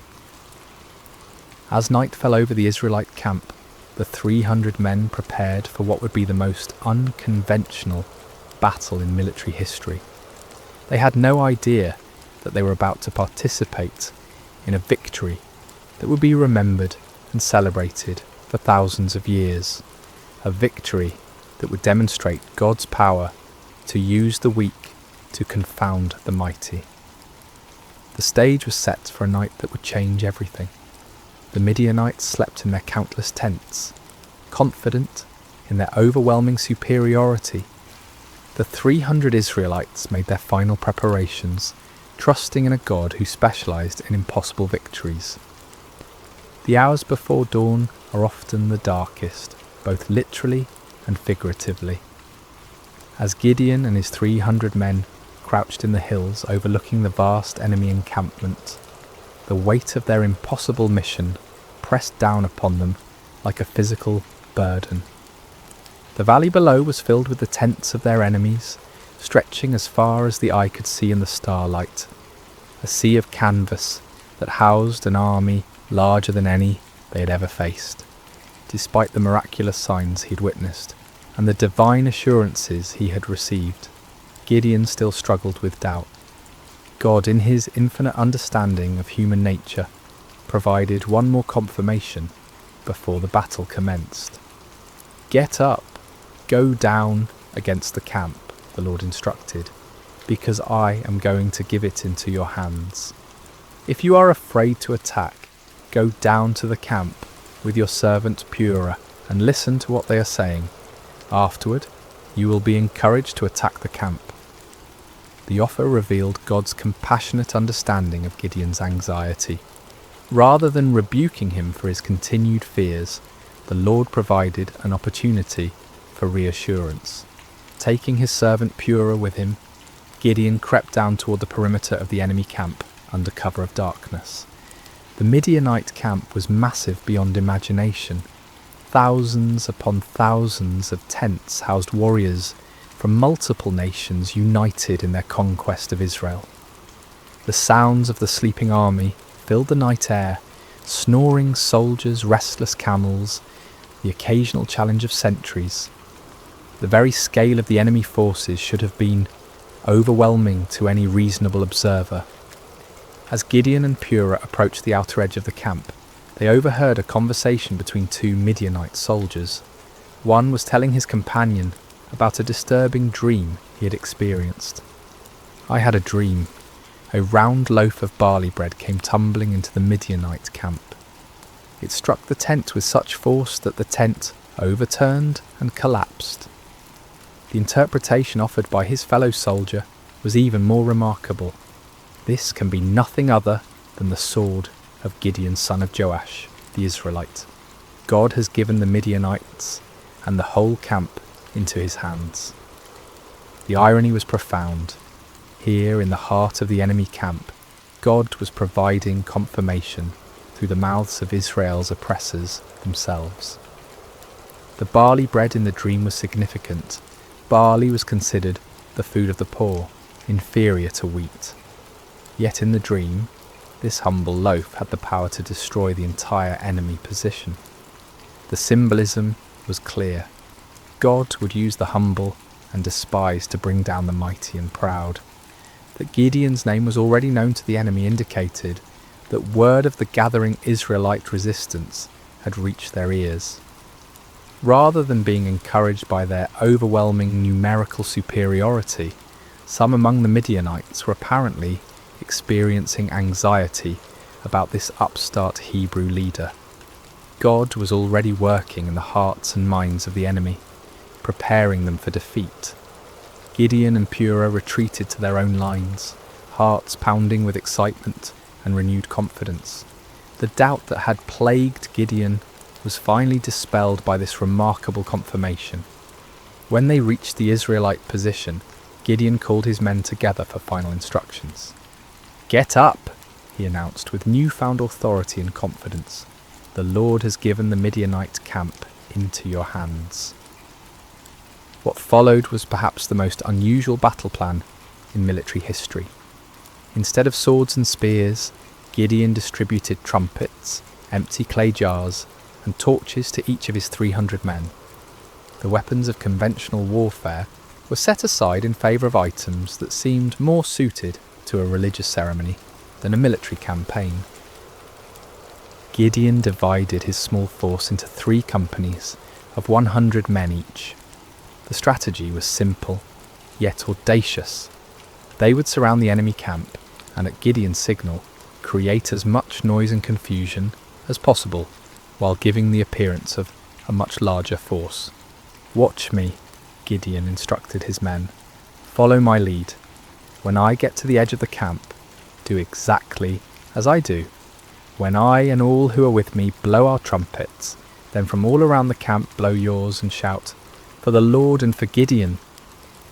The plan required perfect timing and coordination. Each man would conceal his torch inside a clay jar, maintaining complete darkness and silence until the moment of attack. Then at Gideon's signal, they would simultaneously break their jars, revealing blazing torches, blow their trumpets with all their might, and shout their battle cry. The psychological impact was designed to be devastating. The enemy would suddenly find themselves surrounded by lights and noise, creating the impression of a massive attacking force.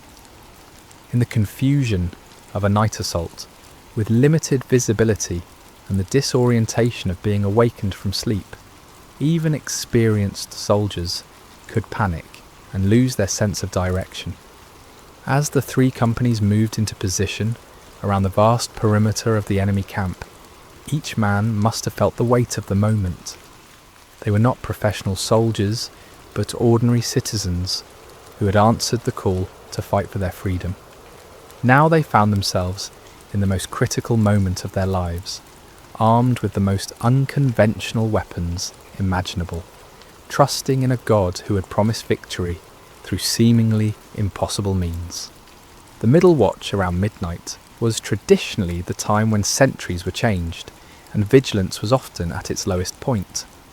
It was at this precise moment that Gideon and his 100 men reached their assigned position on the edge of the camp. Across the valley, 200 other men waited in similar positions, every eye fixed on their leader for the signal that would begin the battle. Gideon raised his torch-filled jar high above his head, then brought it down sharply, smashing it against a rock.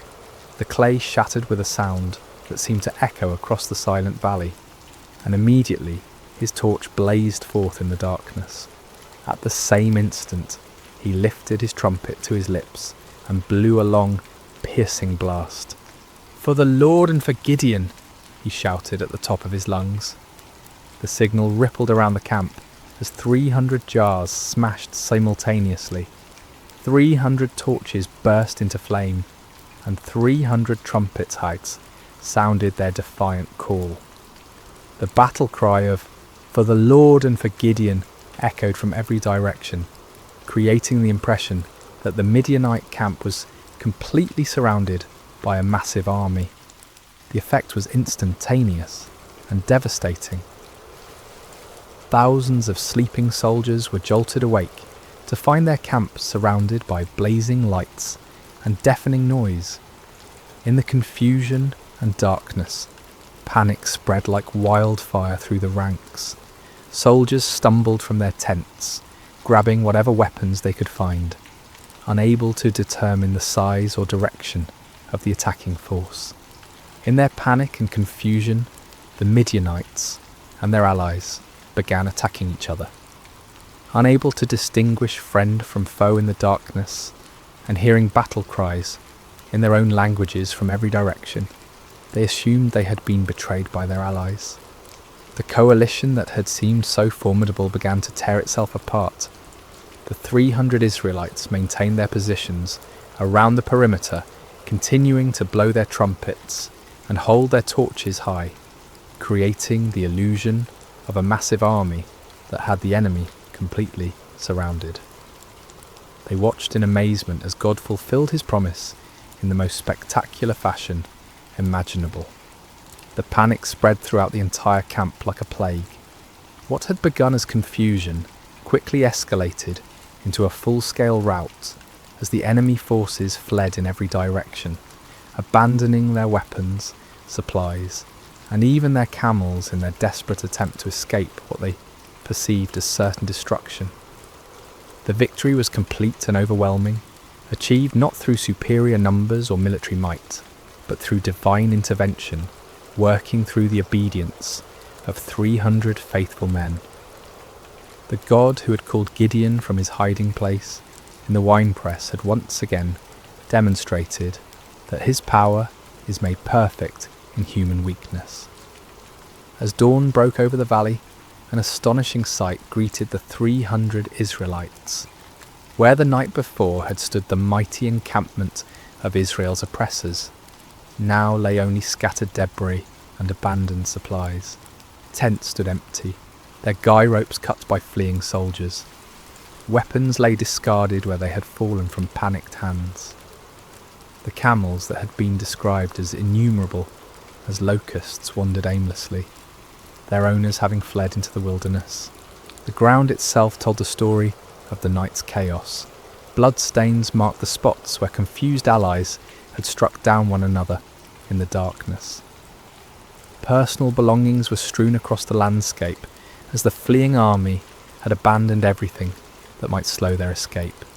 The scene looked less like the aftermath of a battle and more like the remnants of a catastrophic natural disaster.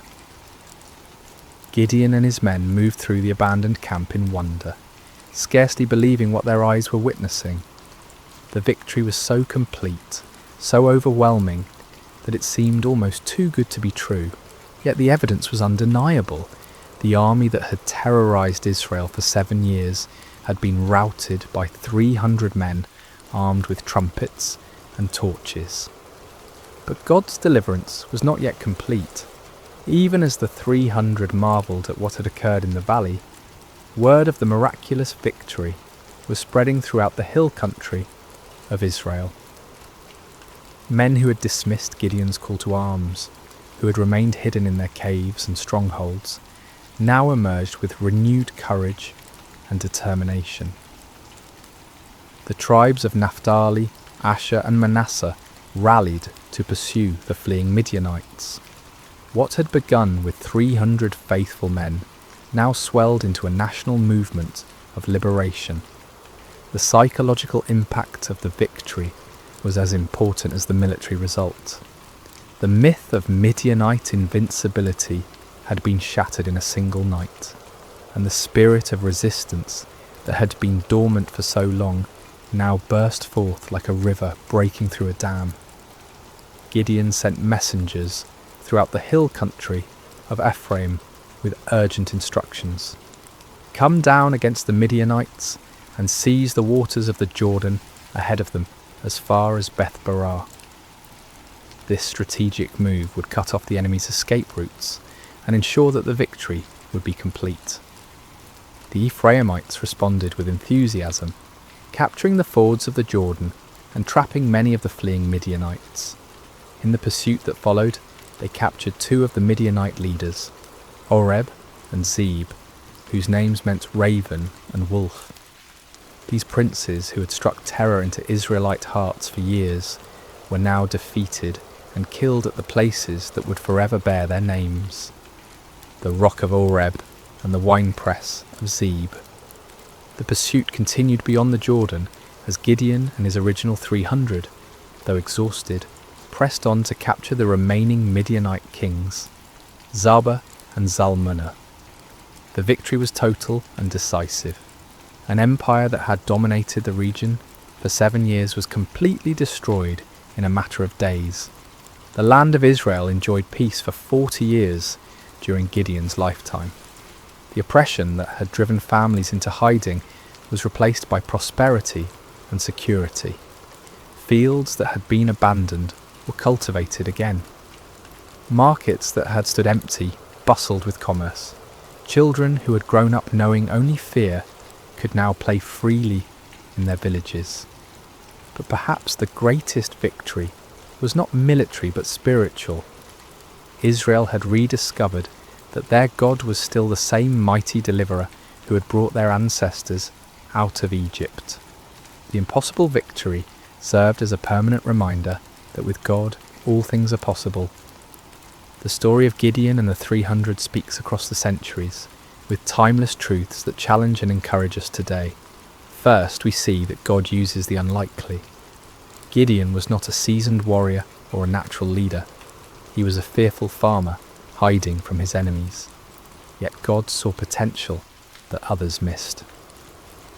This reminds us that God's calling is not based on our qualifications, but on his purposes. Second, the reduction of Gideon's army from 32,000 to 300 demonstrates that faith matters more than numbers. In a world obsessed with statistics and metrics, God's economy operates differently. He delights in using small faithful remnants to accomplish great things, ensuring that his power, not human strength, receives the glory. Third, Gideon's requests for signs teach us about the balance between faith and doubt. God was patient with Gideon's need for confirmation, showing us that honest questions and requests for reassurance are not signs of weak faith but of a heart that desires to walk in God's will. Finally, the story shows us that obedience in the face of fear is the essence of courage. Gideon was afraid, his army was outnumbered, and the strategy seemed foolish. Yet they obeyed, and God honoured their faithfulness with victory. When we feel unqualified for the tasks before us, when the odds seem insurmountable, when we need reassurance before taking steps of faith, the story of Gideon reminds us that our God specialises in impossible victories. He is still calling ordinary people to extraordinary purposes, still using the weak to confound the mighty, still turning fearful hearts into faithful warriors. The God who met Gideon at the winepress is the same God who meets us in our hiding places today, calling us to step out in faith and watch him work miracles through surrendered lives.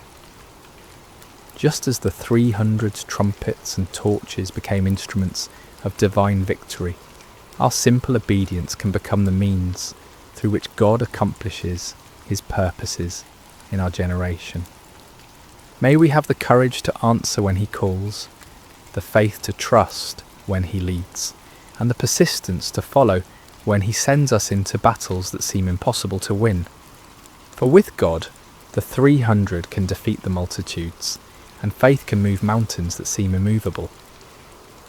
The story of Gideon reminds us that our greatest victories come not when we feel strong and capable, but when we acknowledge our weakness and depend completely on God's strength. In those moments of surrender, we discover that we serve a God who delights in doing the impossible through the most unlikely people. And so the story ends where it began, with an invitation to faith, a call to courage, and a promise that the God who delivered Israel through Gideon and the 300 is still delivering his people today, one impossible victory at a time. Hello, dear listener, and welcome to Sacred Slumber. Before we begin tonight's story, I'd love to know how your day has been. Whether it was filled with joy or challenges, you're exactly where you need to be right now. What time is it where you are in the world? Are you settling down for the evening, or perhaps finding a quiet moment in the middle of your day?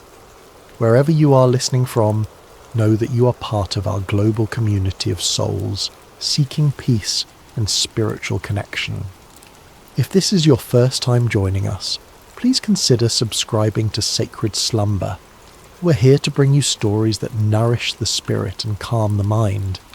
Tonight, we journey to ancient Judah, to a time when God called a young man named Jeremiah to carry a message of both warning and hope. This is a story about divine calling, about being reshaped by loving hands, and about finding purpose even in the midst of struggle. So settle in, take a deep breath, and let us begin. In the 13th year of King Josiah's reign over the kingdom of Judah, when the morning mist still clung to the hills of Anathoth, a young man named Jeremiah sat beneath the shade of an ancient olive tree. The leaves whispered secrets in the gentle breeze, and somewhere in that whisper something stirred within his heart.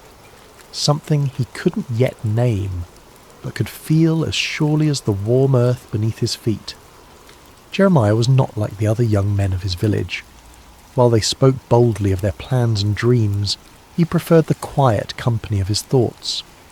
While they gathered in the marketplace to debate and jest, he found himself drawn to solitary places where he could listen to the deeper rhythms of life.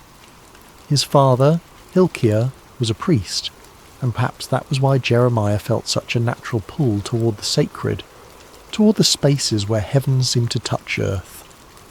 On this particular morning, as the sun climbed higher and cast dancing shadows through the olive branches, Jeremiah felt that familiar stirring grow stronger. It was as if someone were calling his name from a great distance, though he heard no voice with his ears. The sensation was both thrilling and terrifying, like standing at the edge of a vast ocean, knowing you were meant to step in but uncertain of your ability to swim. Then, as clearly as if someone had spoken directly into his ear, came the words that would change everything. Before I formed you in the womb, I knew you. Before you were born, I set you apart. I appointed you as a prophet to the nations. Jeremiah's heart raced. He looked around, half expecting to see someone standing nearby, but he was alone with only the olive tree and the endless blue sky as witnesses. The voice came again, gentle yet unmistakable. Jeremiah, I have called you to be my messenger. The young man's immediate response was one of panic. Sovereign Lord, he whispered, his voice barely audible even to himself. I don't know how to speak. I am too young. Who would listen to me? I am nobody special, just a priest's son from a small village. Surely you have made a mistake. But the presence that surrounded him was filled with such love and certainty that his fears began to quiet. Do not say you are too young, came the gentle correction. You must go to everyone I send you to and say whatever I command you. Do not be afraid of them, for I am with you and will rescue you. In that moment, Jeremiah felt something touch his lips.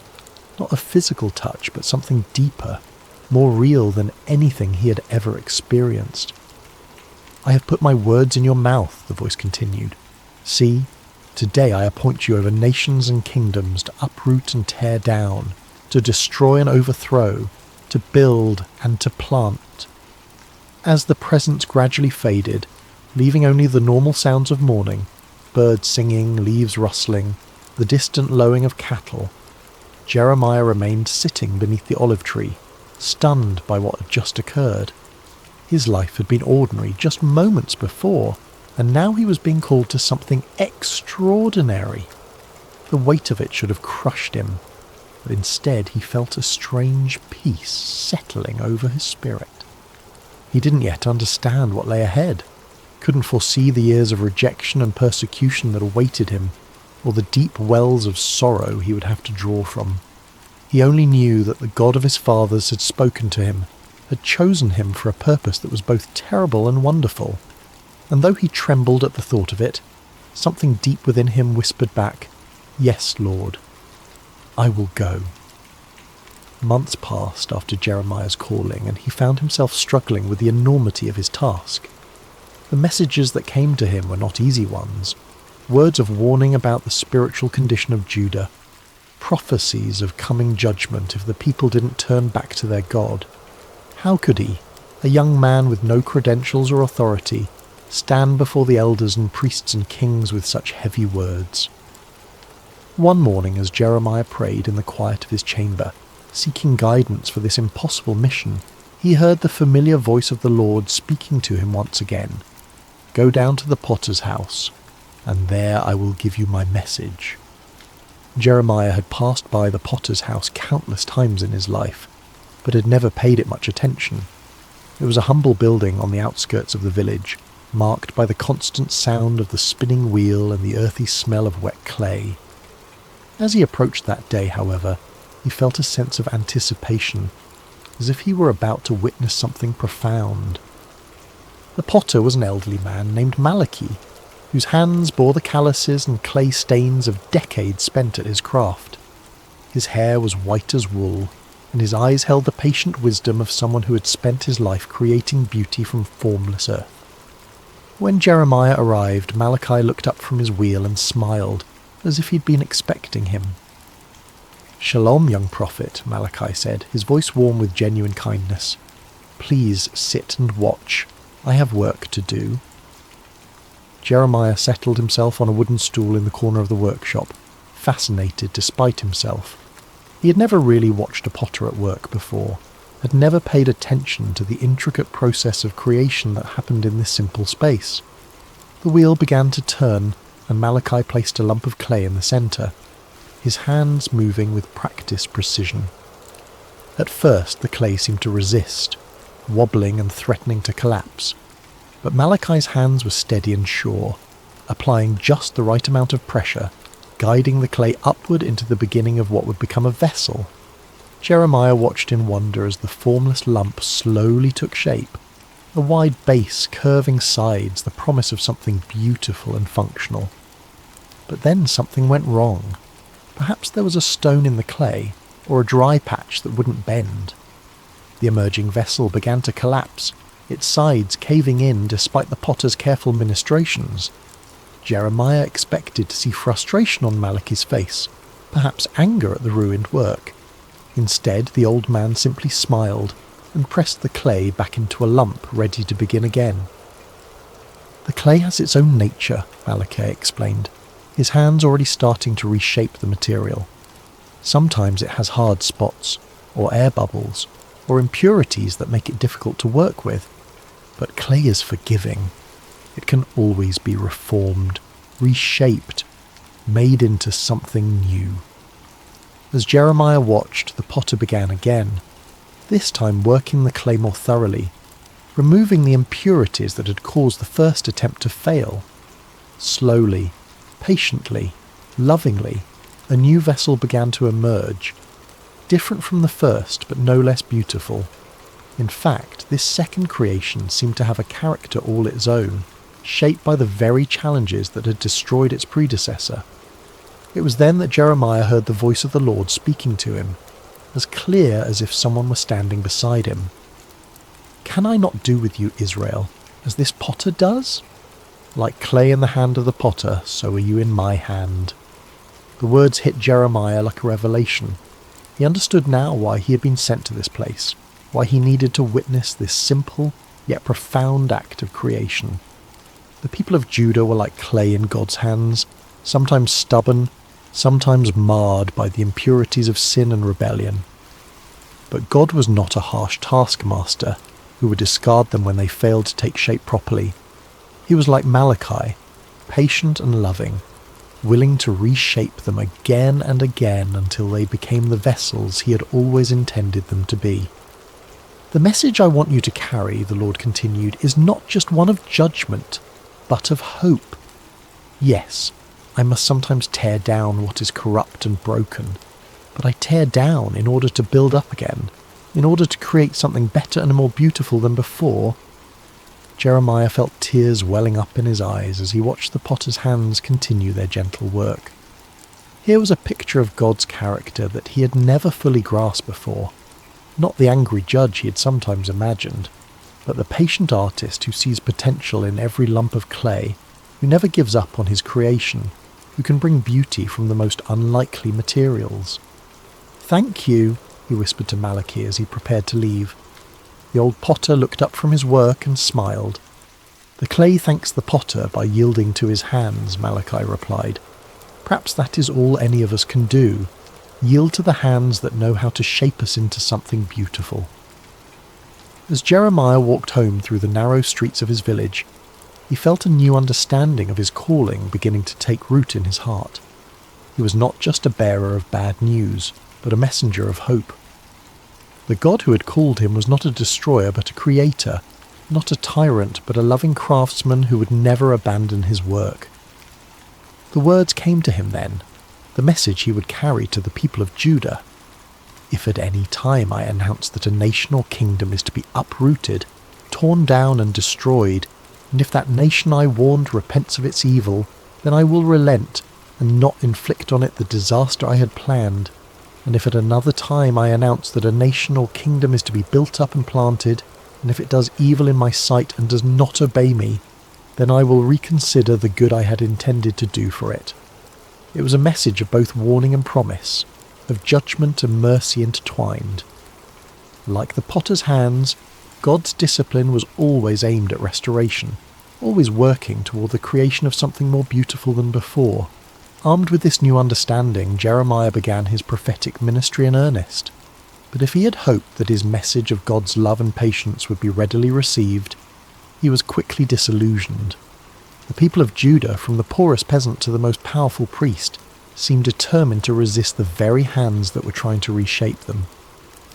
His first major public appearance came during the reign of King Jehoiakim, Josiah's son, who had turned away from his father's reforms and allowed idolatry to flourish once again throughout the land. Jeremiah stood in the temple courts, his voice carrying across the stone courtyard as he delivered the message God had given him. "This is what the Lord says," he proclaimed, his young voice growing stronger with each word. "Reform your ways and your actions, and I will let you live in this place. Do not trust in deceptive words and say, 'This is the temple of the Lord, the temple of the Lord, the temple of the Lord.' If you really change your ways and your actions and deal with each other justly, if you do not oppress the foreigner, the fatherless or the widow, and do not shed innocent blood in this place, and if you do not follow other gods to your own harm, then I will let you live in this place in the land I gave your ancestors for ever and ever." The reaction was immediate and hostile. The priests, who had grown comfortable with their compromises and political alliances, saw Jeremiah's words as a direct threat to their authority. The wealthy merchants and nobles who had prospered by exploiting the poor and forming partnerships with pagan nations heard his call for justice as an attack on their way of life. "Who does this young man think he is?" they muttered among themselves. "He speaks of judgment and destruction like some kind of doomsday prophet. Where is his authority? Where are his credentials?" But Jeremiah continued, his heart breaking even as he spoke the words God had given him. He could see the spiritual adultery that had infected his beloved nation, the way they had turned from the God who had delivered them from Egypt and given them this promised land. They had made alliances with foreign powers, adopted their gods, and forgotten the covenant that had made them a people set apart. "My people have committed 2 sins, he declared, his voice now thick with emotion. "They have forsaken me. the spring of living water, and have dug their own cisterns, broken cisterns that cannot hold water. The imagery was powerful and heartbreaking. Jeremiah could see it so clearly. A nation that had access to the purest, most life-giving water imaginable, yet had chosen instead to dig broken wells that left them thirsty and desperate. They had exchanged their glory for worthless idols, their security for political alliances that would ultimately fail them. As the weeks and months passed, Jeremiah's message remained consistent, but the opposition grew fiercer. He was mocked in the streets, his words dismissed as the ravings of a madman. Children threw stones at him, and adults crossed to the other side of the road to avoid his presence. The loneliness was crushing, but what hurt most was seeing the people he loved rushing toward destruction, their ears closed to the voice of the one who wanted to save them. One particularly dark day, after being physically threatened by a group of priests who wanted to silence him permanently, Jeremiah found himself wondering if he had misunderstood his calling. Perhaps God hadn't really spoken to him at all. Perhaps he was just a deluded young man with an overactive imagination and a tendency toward melancholy. But then he remembered the potter's house, the gentle hands shaping and reshaping the clay, and he understood something profound about the nature of love. True love doesn't just tell people what they want to hear, it tells them what they need to hear, even when that truth is painful. The potter sometimes had to apply pressure to the clay, had to work out the impurities and air bubbles, and this process wasn't always comfortable for the clay, but it was necessary for the clay to become what it was meant to be. "I am not their enemy," Jeremiah whispered to himself as he walked through the quiet streets late one evening. "I am their friend. I am speaking these hard words because I love them, because God loves them, because we can't bear to see them destroy themselves." The revelation gave him strength to continue, even as the opposition intensified. He began to write down his prophecies, creating a record of God's words that could be preserved even if his voice was silenced. He wrote of the coming judgment, but also of the hope that lay beyond it, the promise of a new covenant, a time when God would write his law on their hearts rather than on tablets of stone. "The days are coming," he wrote, his hand moving quickly across the parchment, "when I will make a new covenant with the people of Israel and with the people of Judah. It will not be like the covenant I made with their ancestors when I took them by the hand to lead them out of Egypt, because they broke my covenant, though I was a husband to them. This is the covenant I will make with the people of Israel after that time. I will put my law in their minds and write it on their hearts. I will be their God, and they will be my people." Even in the midst of his loneliness and rejection, Jeremiah held on to this vision of hope. The potter was still at work, still shaping, still creating something beautiful from the clay of human hearts. The process might be painful, but the end result would be worth it all. There came a time when the weight of his calling became almost too much for Jeremiah to bear. The constant rejection, the threats, the loneliness of being God's messenger to a people who didn't want to hear from God. It all pressed down on him like a physical burden. He had been faithful to his calling for years now, and what did he have to show for it? A nation that seemed more rebellious than ever, leaders who actively opposed him, and a heart that felt like it might break from the strain. The breaking point came when Pashur, the priest who was chief officer in the temple, had Jeremiah beaten and put in stocks overnight for prophesying that Jerusalem would be destroyed. The humiliation was complete, displayed like a common criminal in front of the very people he was trying to save. When he was released the next morning, bruised and aching, Jeremiah's first instinct was to flee. He made his way to his favourite spot of solitude, a small grove of trees outside the city where he often went to pray. There, surrounded by the peaceful sounds of nature, he poured out his heart to God in words that were both complaint and lament. "You deceived me, Lord, and I was deceived," he cried out, his voice raw with emotion. "You overpowered me and prevailed. I am ridiculed all day long. Everyone mocks me. Whenever I speak, I cry out proclaiming violence and destruction. So the word of the Lord has brought me insult and reproach all day long." The words felt almost blasphemous as they left his lips, but they were honest words, torn from the depths of his soul. He'd given everything to this calling. His youth, his dreams of a normal life, his relationships with family and friends. And for what? To be treated as a pariah, a madman, a troublemaker. In that moment of deepest despair, Jeremiah made a decision that felt like the only sane choice left to him. He would be silent. No more prophecies, no more warnings, no more attempts to turn the hearts of a stubborn people back to their God. He would find a quiet corner of the world and live out his days in peace, letting others worry about the spiritual condition of the nation. The resolve felt good at first, like setting down a burden that had been crushing him. For several days, he said nothing about the visions that continued to come to him, ignored the urgings in his spirit to speak out against the injustices he witnessed. He tried to live like a normal person, to find satisfaction in simple pleasures and everyday concerns. But something strange began to happen.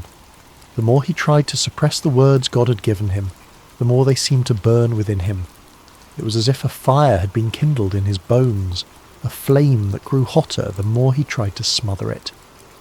The visions wouldn't stop coming. The burden for his people wouldn't lift, and the words of God seemed to be blazing inside him like a furnace. But if I say, I will not mention his word or speak any more in his name, he found himself whispering, his word is in my heart like a fire shut up in my bones. I am weary of holding it in. Indeed, I cannot. The realization came to him gradually, like dawn breaking over the mountains. He couldn't stop being a prophet any more than he could stop being human. This wasn't just something he did. It was who he was.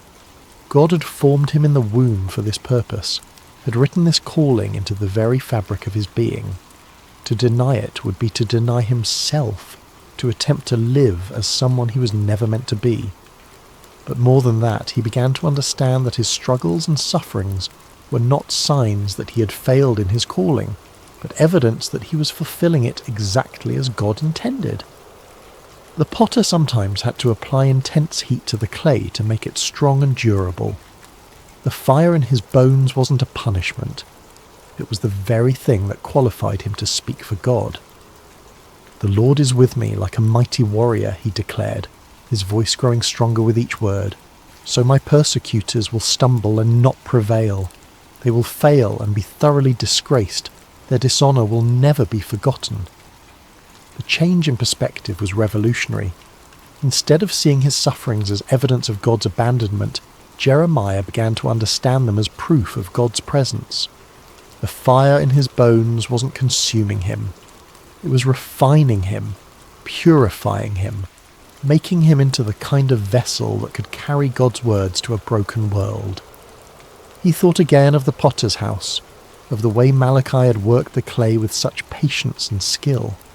Sometimes the potter had to put the vessel into the fire to make it strong, to burn away the impurities and set the shape permanently. The heat wasn't cruelty, it was love, the kind of love that was willing to do whatever it took to create something beautiful and lasting. "I will speak," Jeremiah said aloud, his voice carrying across the quiet grove. "I will speak because I must, because the words are like fire in my bones, because God has made me a prophet to the nations.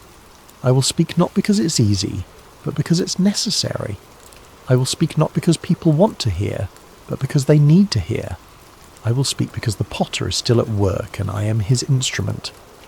The fire in his bones had become not a burden, but a gift, not a curse, but a blessing.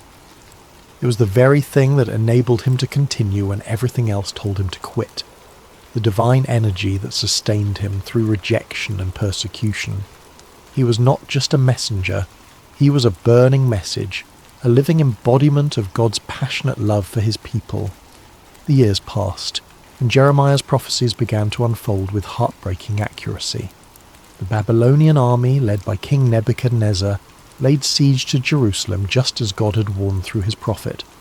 The city that had been called the joy of the whole earth was now surrounded by enemy forces, its people trapped within walls that had once seemed impregnable. During the siege, Jeremiah found himself in an impossible position. His prophecies of judgment were being fulfilled before everyone's eyes, but instead of vindicating him, this only increased the hostility toward him. The leaders of Jerusalem accused him of being a traitor, of collaborating with the enemy by undermining morale with his gloomy predictions. "You're deserting to the Babylonians," they shouted when he tried to leave the city on a simple errand. They arrested him, beat him, and threw him into a dungeon where he remained for many days, forgotten and alone. But even in that dark place, the word of the Lord continued to come to him, and strangely it was not a word of judgment, but of hope. "Call to me and I will answer you," came the familiar voice in the darkness. "I will tell you great and unsearchable things you do not know." The message that came to him there in the dungeon was one of the most beautiful and hopeful prophecies he had ever received.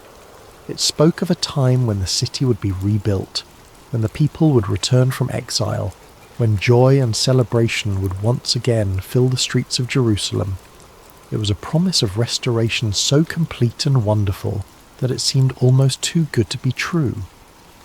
"I will bring health and healing to it," God promised. "I will heal my people and will let them enjoy abundant peace and security. I will bring Judah and Israel back from captivity, and will rebuild them as they were before. I will cleanse them from all the sin they have committed against me, and will forgive all their sins of rebellion against me. Then this city will bring me renown, joy, praise and honour before all nations on earth that hear of all the good things I do for it." Even as the sounds of warfare grew louder outside his prison walls, Jeremiah held on to these words of hope. The potter was still at work, still shaping, still creating something beautiful from the broken clay of human hearts and human history. When the city finally fell, it was as devastating as Jeremiah had predicted. The temple was destroyed, the walls torn down, the leaders killed or carried away into exile. The sight of Jerusalem in ruins was almost more than the prophet could bear. This was the city where God had chosen to dwell, the place where his people had worshipped for centuries. Now it lay in smoking rubble, its streets filled with the debris of a civilization that had forgotten its God. In the aftermath of the destruction, Jeremiah sat among the ruins and wept. The tears came not from a heart that said, "I told you so," but from one that was genuinely broken for the suffering of his people. He had warned them, yes, but he had never wanted to see them destroyed. He had hoped until the very end that they would turn back to God and avoid this terrible fate.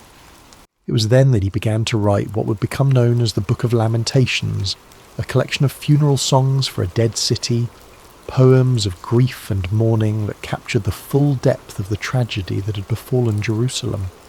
But even in the midst of this profound sorrow, hope refused to be extinguished. "Because of the Lord's great love we are not consumed," he wrote, his hand trembling as he formed the words. "For his compassions never fail. They are new every morning. Great is your faithfulness." The words seemed to come from somewhere deeper than his own understanding, as if the Spirit of God was using his human grief to express a divine truth that transcended the immediate circumstances. Yes, Jerusalem had fallen. Yes, the people were scattered and the temple destroyed. But God's love had not failed. His faithfulness had not ended. His compassions were indeed new every morning, even in the darkest of times. "The Lord is good to those whose hope is in him," he continued, "to the one who seeks him. It is good to wait quietly for the salvation of the Lord." As he wrote these words, Jeremiah began to understand something profound about the nature of hope. It wasn't based on circumstances or on the absence of suffering. True hope was rooted in the character of God himself, in his unchanging love and faithfulness. The potter might allow the clay to be broken, but he would never abandon it. He might permit the vessel to be shattered, but only so that he could create something even more beautiful from the pieces. "For no one is cast off by the Lord forever," he wrote, his voice growing stronger with each word. "Though he brings grief, he will show compassion. So great is his unfailing love. For he does not willingly bring affliction or grief to anyone." The ruins of Jerusalem became, in a strange way, a place of worship for Jeremiah. There among the broken stones and scattered debris, He found a closeness to God that he had never experienced before. The external symbols of faith were gone, but faith itself remained. The building had been destroyed, but the builder continued his work. People would come to him there, survivors of the siege who were struggling to make sense of what had happened. They would ask him why God had allowed such suffering, why the innocent had to pay for the sins of the guilty, why the city of God had been given over to pagan armies. "I cannot answer all your questions," Jeremiah would tell them gently, "but I can tell you what I've learned in my years of walking with the Lord. He is like a potter who shapes clay, and sometimes the shaping process is painful. But he never works without purpose, and he never abandons what he has begun. The vessel may be broken, but the potter's hands are still at work creating something new from the pieces." In the final years of his life, Jeremiah found himself in Egypt, carried there against his will by a group of Jewish refugees who feared remaining in the land of Judah. It was not where he had expected to end his days, far from the city he had loved and served for so many years.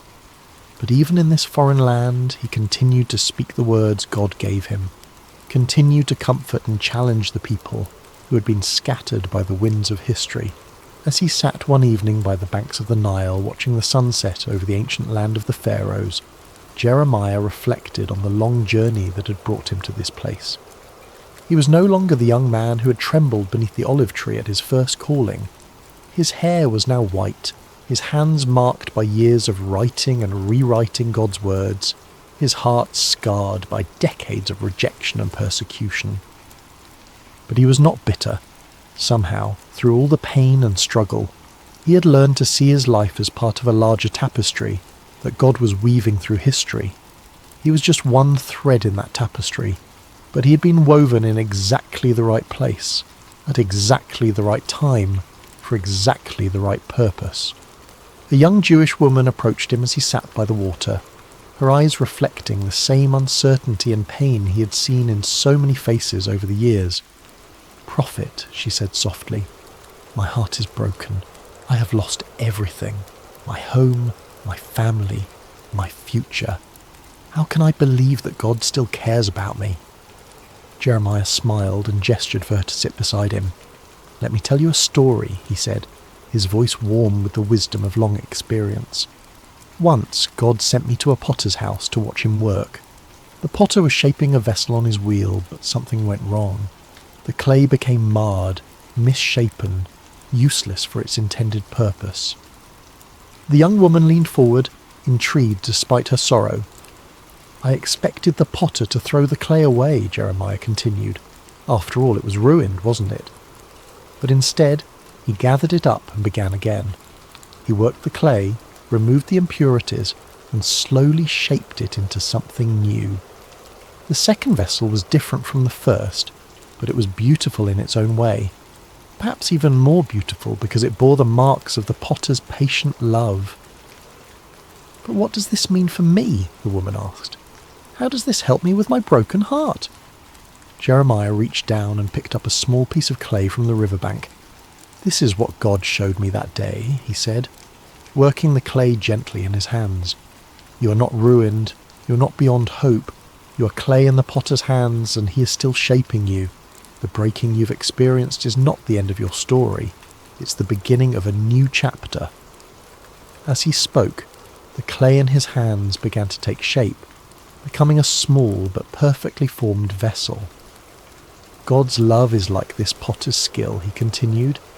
"It can take the most broken, damaged clay and create something beautiful from it. Your pain is not wasted. Your tears are not meaningless. They are part of the process by which God is making you into the person he always intended you to be." The woman began to weep, but they were not tears of despair. They were tears of hope, of recognition, of a heart that was beginning to heal. "How do you know this?" she whispered. "How can you be so sure?" Jeremiah smiled, and in that smile was the peace of a man who had wrestled with God and found him faithful.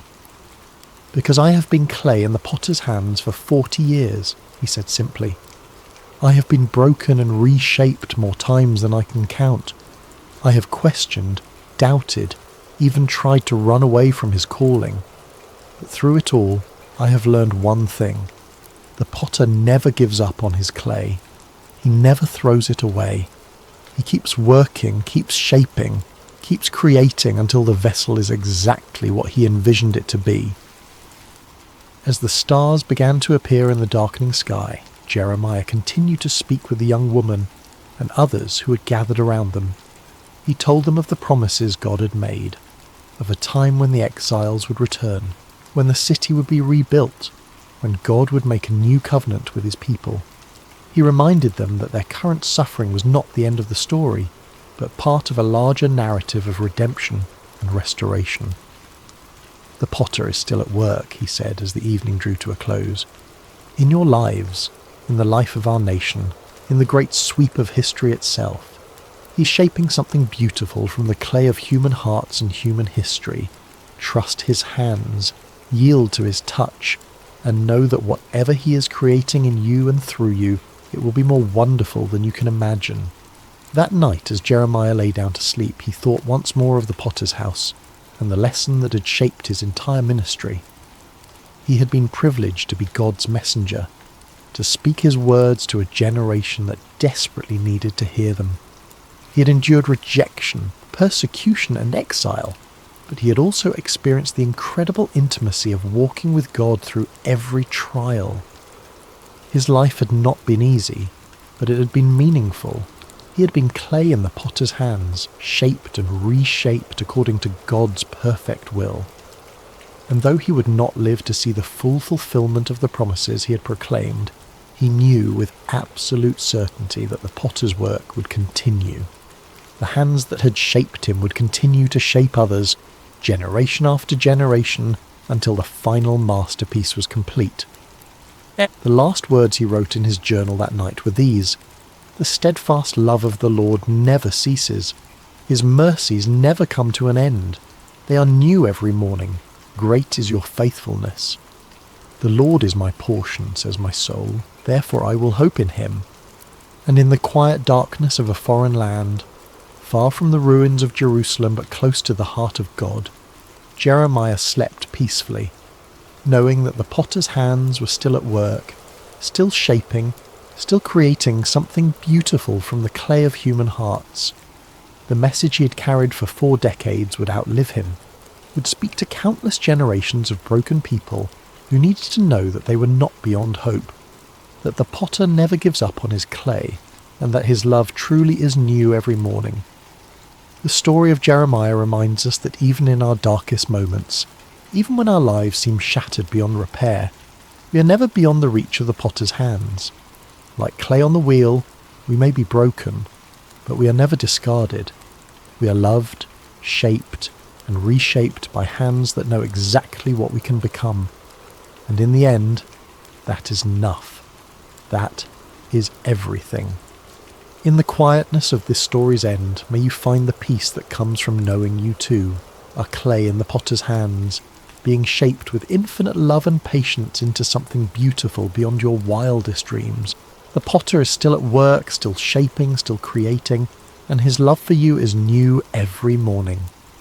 Hello, dear soul, and welcome to tonight's sacred story. Before we begin, I'd love to gently invite you to share. Where in the world are you listening from tonight? And what time is it as you begin to rest? It's always beautiful to see how far this quiet circle of peace and God's word stretches around the world. And if you find peace and comfort tonight in this gentle story, please consider subscribing to Sacred Rest, where you can drift into sleep surrounded by scripture, stillness, and the tender presence of God. Now, take a slow, calming breath and settle in. Tonight, we walk through golden fields of faith as we enter the book of Ruth. In the gentle hills of Judah, beneath a sky that once poured abundance upon the land, the town of Bethlehem, whose name itself means house of bread, had become a place of emptiness. The fields lay parched, the grain stores depleted, and hunger walked freely through the streets that once overflowed with harvest songs. In one small home, a woman named Naomi whispered prayers as she packed what little remained of her family's possessions. Her husband Elimelech stood at the threshold, his eyes fixed on the horizon, toward the land of Moab where rumours of plenty had reached their desperate ears. Their 2 sons, Mahlon and Chilion, young men with dreams still unformed, helped secure their meagre belongings for the journey ahead. "Is this truly what Yahweh wishes for us?" Naomi asked softly, her hands trembling slightly as she folded a well-worn shawl. "To leave the land of our fathers?" Elimelech's voice was gentle but firm. "Sometimes faith means following the path of provision wherever it leads. We go to survive, beloved. We go to live." And so they set out, a small family among many who sought survival beyond their homeland's borders. The road stretched long before them, a winding path into uncertainty. With each step away from Bethlehem, Naomi felt the weight of leaving grow heavier, like gathering storm clouds behind them. Moab received them with fields less barren than those they had left. They built a simple life there, foreigners in a strange land that worshipped strange gods. They kept to themselves, honouring the Sabbath in quiet ways, speaking of Yahweh in evening whispers when the day's work was done. But sorrow knows no boundaries, respects no borders. It found them even there, across the Dead Sea from their homeland. First came the quiet, unexpected night when Elimelech did not wake with the dawn. Naomi wept as they buried him according to their customs, as best they could in foreign soil. Her sons stood like slender reeds on either side of her, bending in the wind of grief but not breaking. Time continued its patient march. The sons found wives among the Moabite women.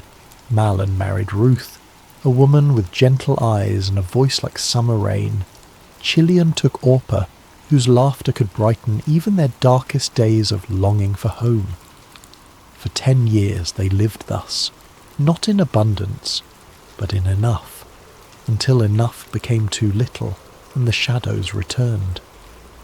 First Mahlon grew ill, his strength fading like evening light. Then Chilion, as if unable to walk this world without his brother, followed him into that quiet night from which no traveller returns. 3 widows remained, their grief a shared language that needed no translation.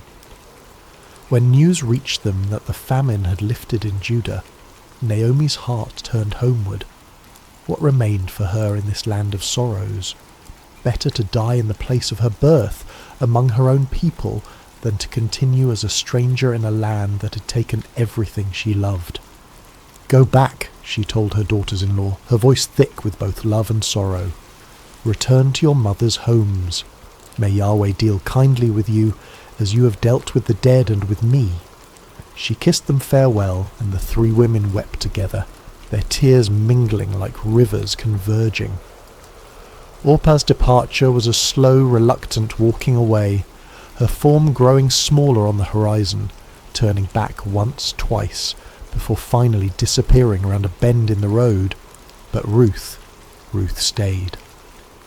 When Naomi urged her again to follow Orpah's path, Ruth's embrace tightened, her voice steady despite her tears. "Do not urge me to leave you," she whispered, the words flowing from somewhere deeper than thought. "Where you go, I will go. Where you stay, I will stay. Your people will be my people, and your God, my God.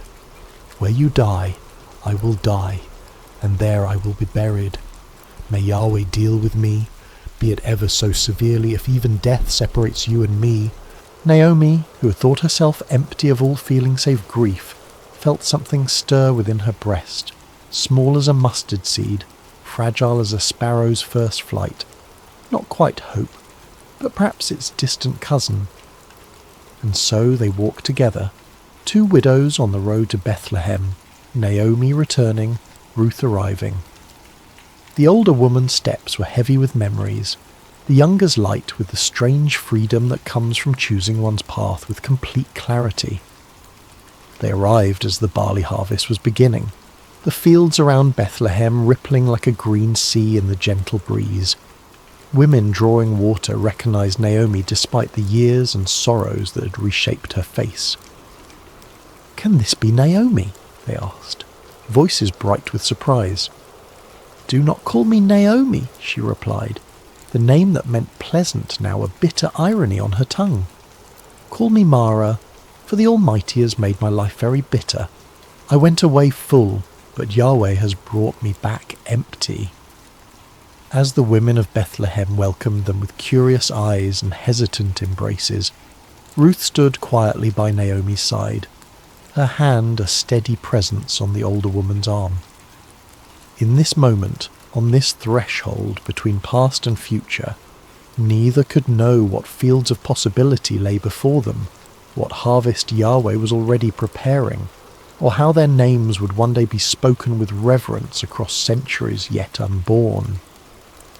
They knew only this: the road behind them was empty, and the road ahead unknown, but they would walk it together, step by faithful step, beneath the watchful eyes of a God who sees even sparrows when they fall.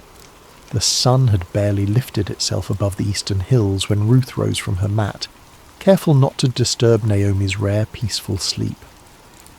The small house they had secured, more a room than a home, was cool in the early morning light, shadows still clinging to the corners like reluctant dreams.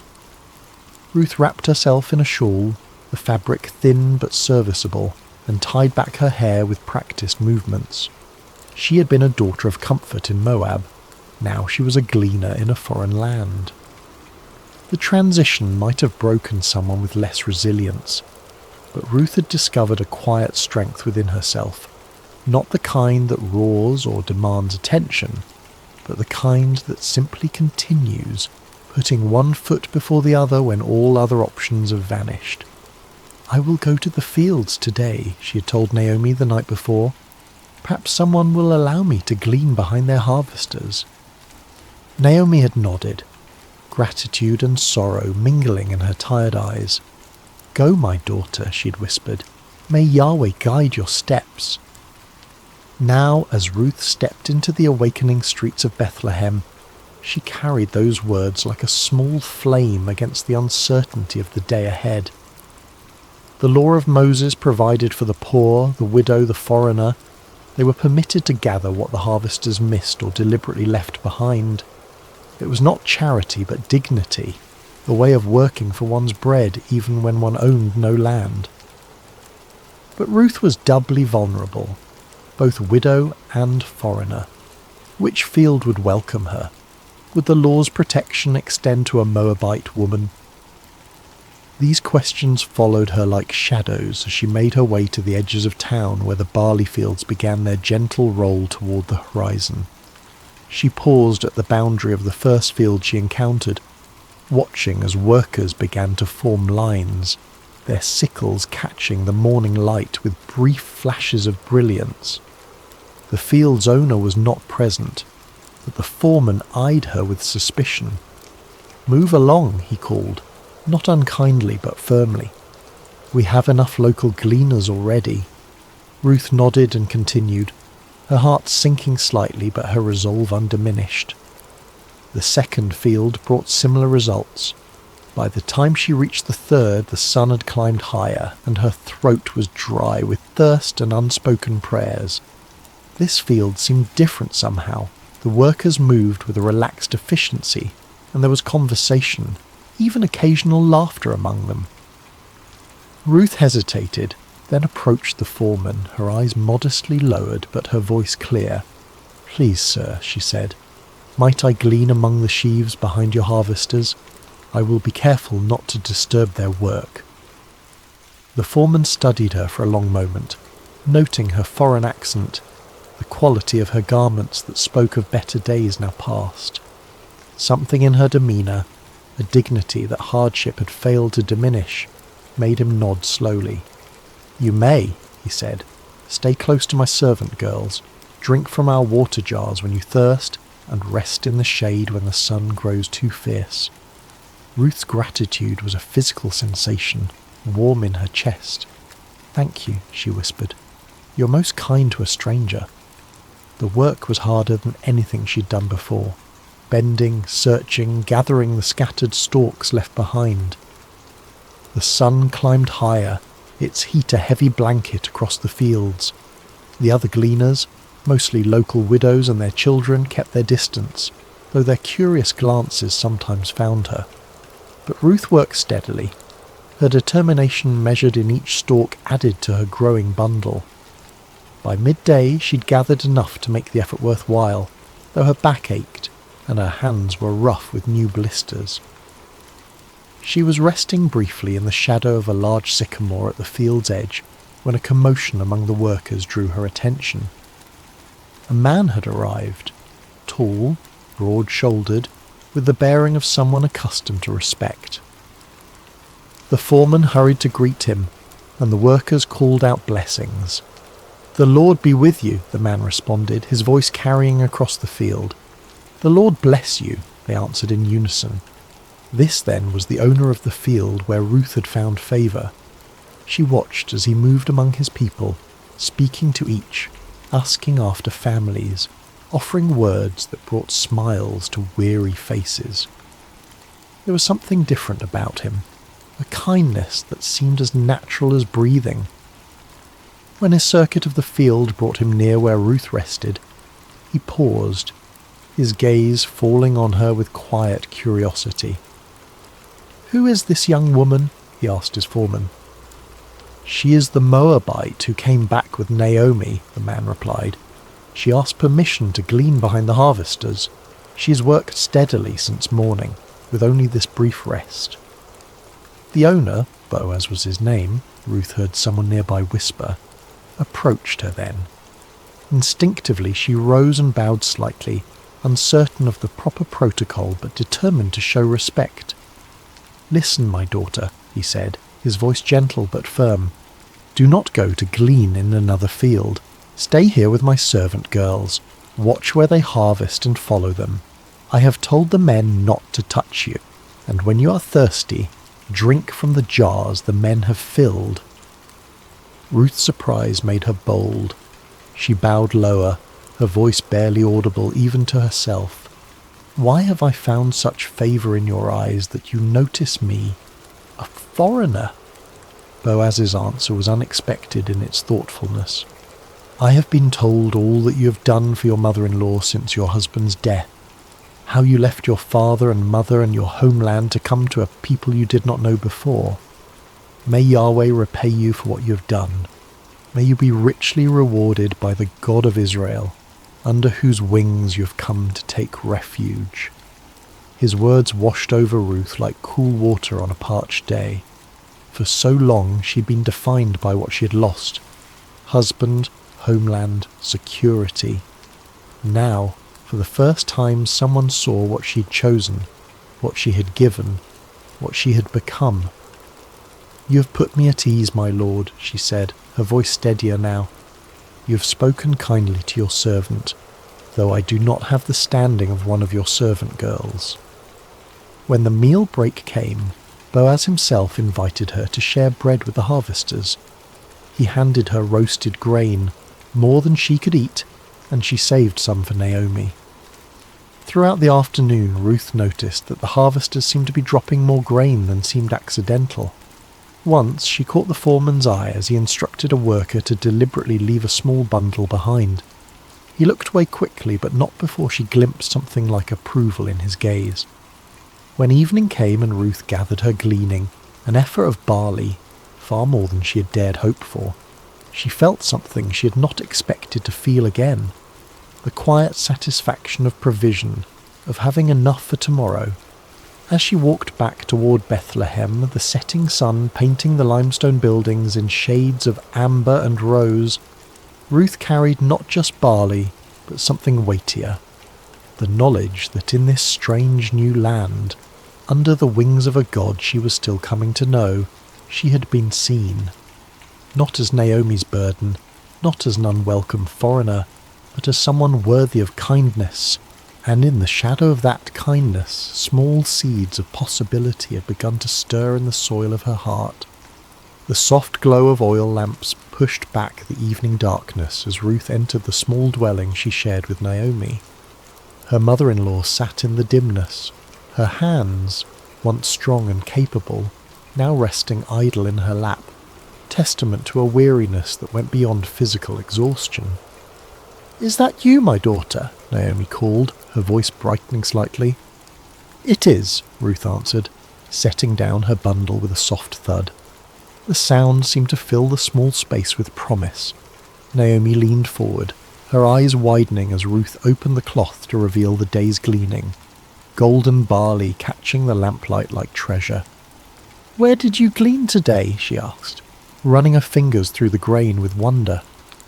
"Blessed be the one who took notice of you."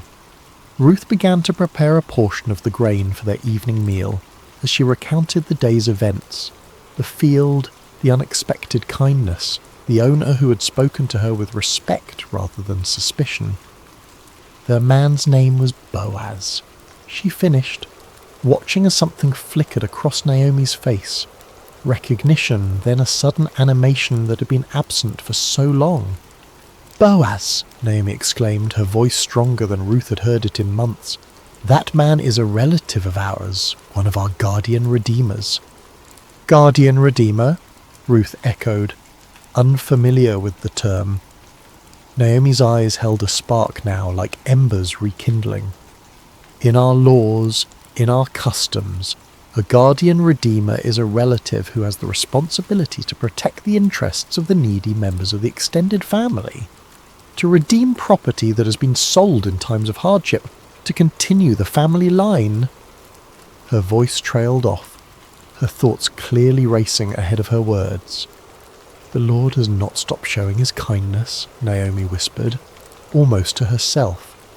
"That man is one of our closest relatives."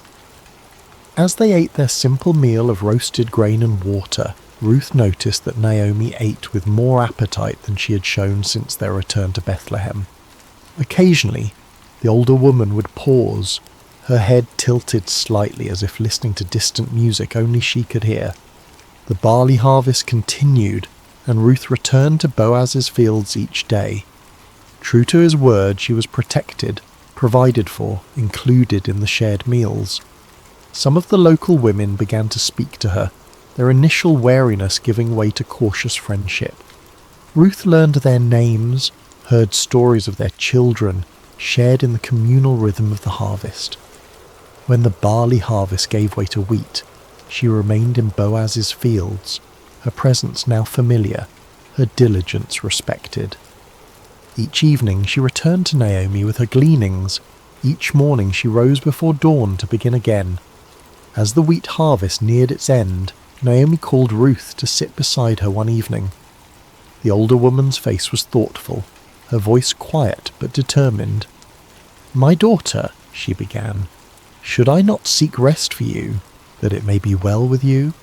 Is not Boaz our relative, with whose young women you have been working? See, he's winnowing barley tonight at the threshing floor." Ruth listened carefully as Naomi outlined a plan. Bold, unconventional, but rooted in custom and law. She was to bathe, anoint herself with fragrant oil, put on her best garment, and go to the threshing floor where Boaz would be sleeping to guard the harvest. After he had eaten and drunk and lain down, she was to uncover his feet and lie down there, a symbolic gesture, a quiet request for protection. "All that you say I will do," Ruth promised, though her heart fluttered with uncertainty. She trusted Naomi's wisdom, trusted that this was not a plan born of desperation but of genuine care and cultural understanding. That night, the stars seemed to hang lower in the sky as Ruth made her way to the threshing floor.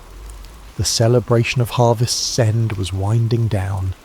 Men who had worked hard now rested deeply, their forms dark shapes against the pale circle of the threshing floor.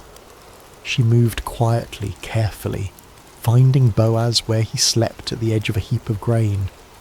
With trembling hands she uncovered his feet and lay down, her heart pounding so loudly she feared it might wake him before the right moment. The night air was cool, the ground hard beneath her. but Ruth remained still, waiting. Near midnight, Boaz stirred, startled to find someone at his feet. "Who are you?" he asked, his voice thick with sleep but not angry. "I am Ruth, your servant," she answered, her voice barely above a whisper. "Spread the corner of your garment over me, for you are a guardian redeemer." There was a long silence during which Ruth could hear only her own heartbeat and the distant call of a night bird. Then Boaz spoke, his voice warm with emotion she hadn't expected. "The Lord bless you, my daughter," he said gently. "This kindness is greater than what you showed earlier. You have not run after younger men, whether rich or poor, and now don't be afraid. I will do for you all you ask. All the people of my town know that you are a woman of noble character." His words washed over her like a blessing, affirming not just her request but her person, her character, her choices, her worth. "It is true that I am a guardian redeemer," he continued, his voice thoughtful, "but there is a guardian redeemer more closely related than I. Stay here for the night, and in the morning, if he wants to redeem you, good. Let him redeem you. But if he is not willing, as surely as the Lord lives, I will redeem you. Now, lie here until morning." Ruth lay at his feet until dawn began to paint the eastern sky with the first pale colours of day. Before it was light enough for people to recognize each other, Boaz gently woke her. "Let it not be known that a woman came to the threshing floor," he said, practical and protective. Then he measured out 6 measures of barley, a generous gift, a promise of more to come, and placed it in her shawl. "Don't go back to your mother-in-law empty-handed," he explained. When Ruth returned and recounted the night's events, Naomi's eyes shone with a mixture of tenderness and satisfaction. "Wait, my daughter," she counselled, "until you find out what happens, for the man will not rest until the matter is settled today." And as the morning light filled their small home, Ruth felt a strange peace settle over her. Not the peace of certainty, for much remained unresolved, but the peace that comes from having taken a step in faith, from having placed one's future in hands both human and divine. Outside, the streets of Bethlehem were coming to life. Somewhere in the town, Boaz was already moving toward the city gate, where matters of law and redemption were settled. Whatever the day would bring, Ruth knew that she had been seen, heard and valued, not despite her foreignness, her widowhood, her poverty, but somehow mysteriously, because of the person these circumstances had revealed her to be. And in that knowledge, she found a quiet strength to wait, to hope, to trust in the unfolding of a story that suddenly seemed larger than her own life.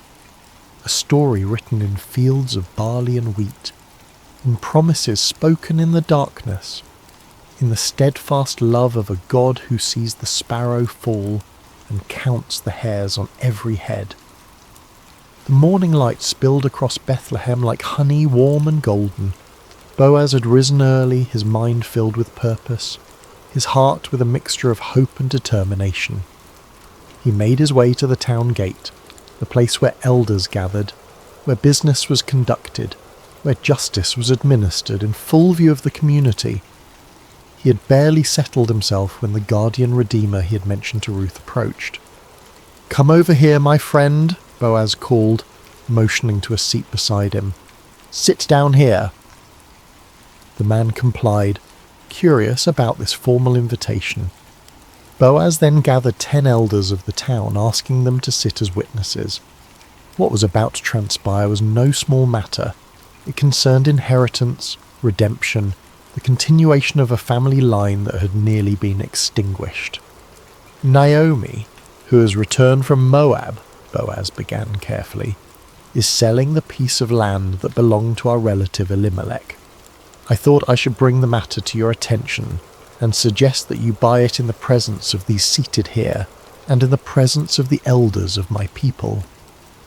The relative's eyes brightened with interest. Land was wealth, security, legacy. "I will redeem it," he said promptly. But Boaz was not finished. His next words were measured, precise, laying out the full implications of redemption.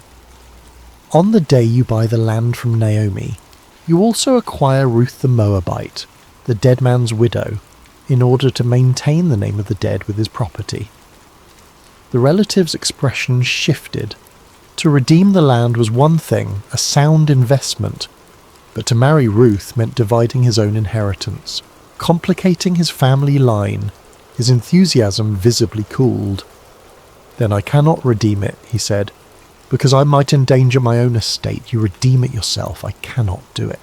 To formalize the transaction, the man removed his sandal, an ancient custom signifying the transfer of redemption rights. "Buy it yourself," he said, handing the sandal to Boaz. Boaz turned to the elders and all the people gathered at the gate. "Today you are witnesses," he declared, his voice carrying across the morning stillness, "that I have bought from Naomi all the property of Elimelech, Kilion, and Mahlon. I have also acquired Ruth the Moabite, Mahlon's widow, as my wife, in order to maintain the name of the dead with his property, so that his name will not disappear from among his family or from his hometown." The elders and all at the gate responded with one voice, "We are witnesses. May the Lord make the woman who is coming into your home like Rachel and Leah, who together built up the family of Israel. May you have standing in Ephrathah and be famous in Bethlehem. Through the offspring the Lord gives you by this young woman, may your family be like that of Perez, whom Tamar bore to Dia." Their blessing echoed against the stone walls of Bethlehem, a public proclamation of hope and expectation. In that moment, among witnesses and with proper legal procedure, Ruth's journey from widow to wife, from foreigner to family, from gleaner to landowner was complete. When Boaz returned to tell Ruth what had transpired, he found her helping Naomi prepare the midday meal, her movements graceful despite the humble task. At the sight of him in the doorway, both women paused, their eyes questioning. "It is done," he said simply. "All that I promised has been accomplished." Ruth's marriage to Boaz was celebrated with the quiet joy of those who have known sorrow and found unexpected sweetness on the other side. Naomi, who had returned to Bethlehem empty, now found herself part of a home filled with new beginnings. The seasons turned, bringing change to the land and to the small family. When Ruth's time came to deliver her first child, the women of Bethlehem gathered around her. The same women who had once whispered about the foreign daughter-in-law, now offering support and wisdom as she laboured. The child was a son, strong and healthy. They placed him in Naomi's arms, this woman who had lost both husband and sons, who had called herself bitter and empty. Now, as she cradled her grandson, the women of Bethlehem blessed her. "Praise be to the Lord, who this day has not left you without a guardian redeemer. May he become famous throughout Israel. He will renew your life and sustain you in your old age. For your daughter-in-law, who loves you, and who is better to you than 7 sons, has given him birth." They named the child Obed, which means serving or worshipping, a name that spoke of gratitude, of recognition that this child was not just the continuation of a family line, but a gift from a God who sees the end from the beginning. What none of them could know, as they celebrated the birth with bread and wine and laughter, was that this child, Obed, would one day be the grandfather of David, the shepherd boy who would become Israel's greatest king. And from David's line, centuries later, would come the Messiah, the ultimate redeemer, whose story of love and sacrifice would echo Ruth's loyalty and Boaz's redemption on a cosmic scale. As Boaz watched Ruth with their son, he marvelled at the intricate weaving of their lives, how sorrow had led to joy, how loss had opened the door to finding, how endings had become beginnings. He thought of the day he had first noticed Ruth in his fields, her quiet dignity as she gleaned among the sheaves. How could he have known then what this foreign woman would come to mean not only to him, but to the future of his people? In the soft twilight of their home, with Naomi singing gentle lullabies to Obed and Ruth's hand warm in his own, Boaz understood that some harvests are gathered not in fields of grain, but in the human heart, in acts of kindness, in choices of loyalty, in the courage to begin again when all seems lost. Outside their window, the hills of Bethlehem were turning purple with evening shadows. Somewhere in those hills, shepherds watched their flocks, stars began their nightly vigil, and the world continued its ancient rhythms of planting and harvest, of birth and death, of loss and redemption. But within this one small home, within these few beating hearts, a miracle had occurred. The quiet, everyday miracle of restoration, of empty hands being filled again, of bitter lives turning sweet, of a future reclaimed from the ashes of the past. And as night fell over Bethlehem, as oil lamps were lit and evening prayers whispered, as the infant Obed drifted into sleep secure in the knowledge of being utterly loved, the story of Ruth and Boaz, of faithful love and kindness reciprocated, became another golden thread in the tapestry of faith that would one day welcome the world's Redeemer. The stars appeared one by one in the deepening blue of the evening sky, like silver seeds scattered across a celestial field. In homes throughout Bethlehem, oil lamps cast their gentle glow against limestone walls, and families gathered for evening meals, for prayers, for the sharing of the day's small victories and concerns. In one such home, the home of Boaz, Ruth, and Naomi, the day was drawing to its peaceful close.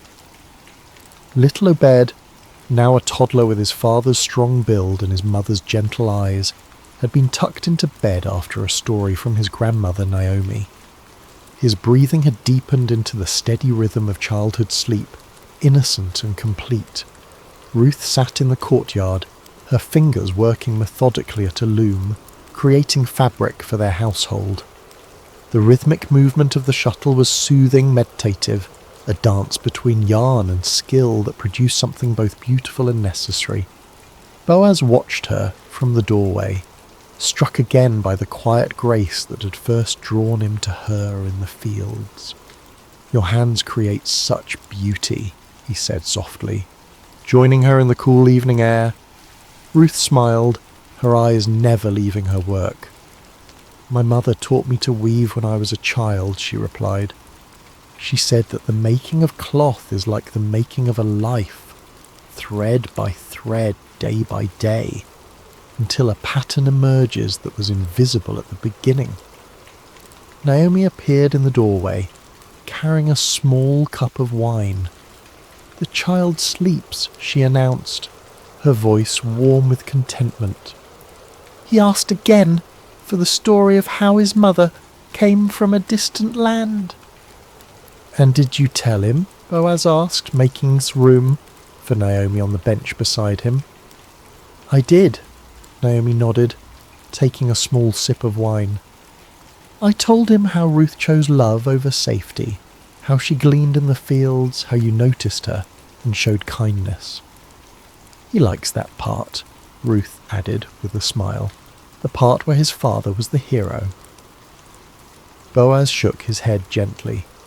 "If there is a hero in our story, beloved, it is not I.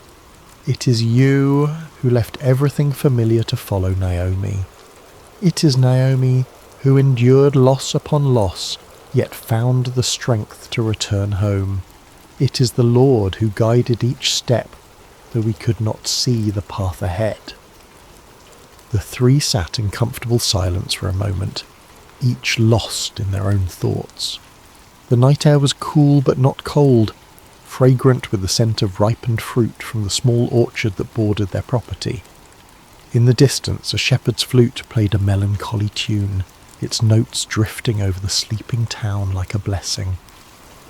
"Do you ever think," Naomi said eventually, her voice thoughtful, "of how differently things might have unfolded if the famine had never come, if my sons had lived?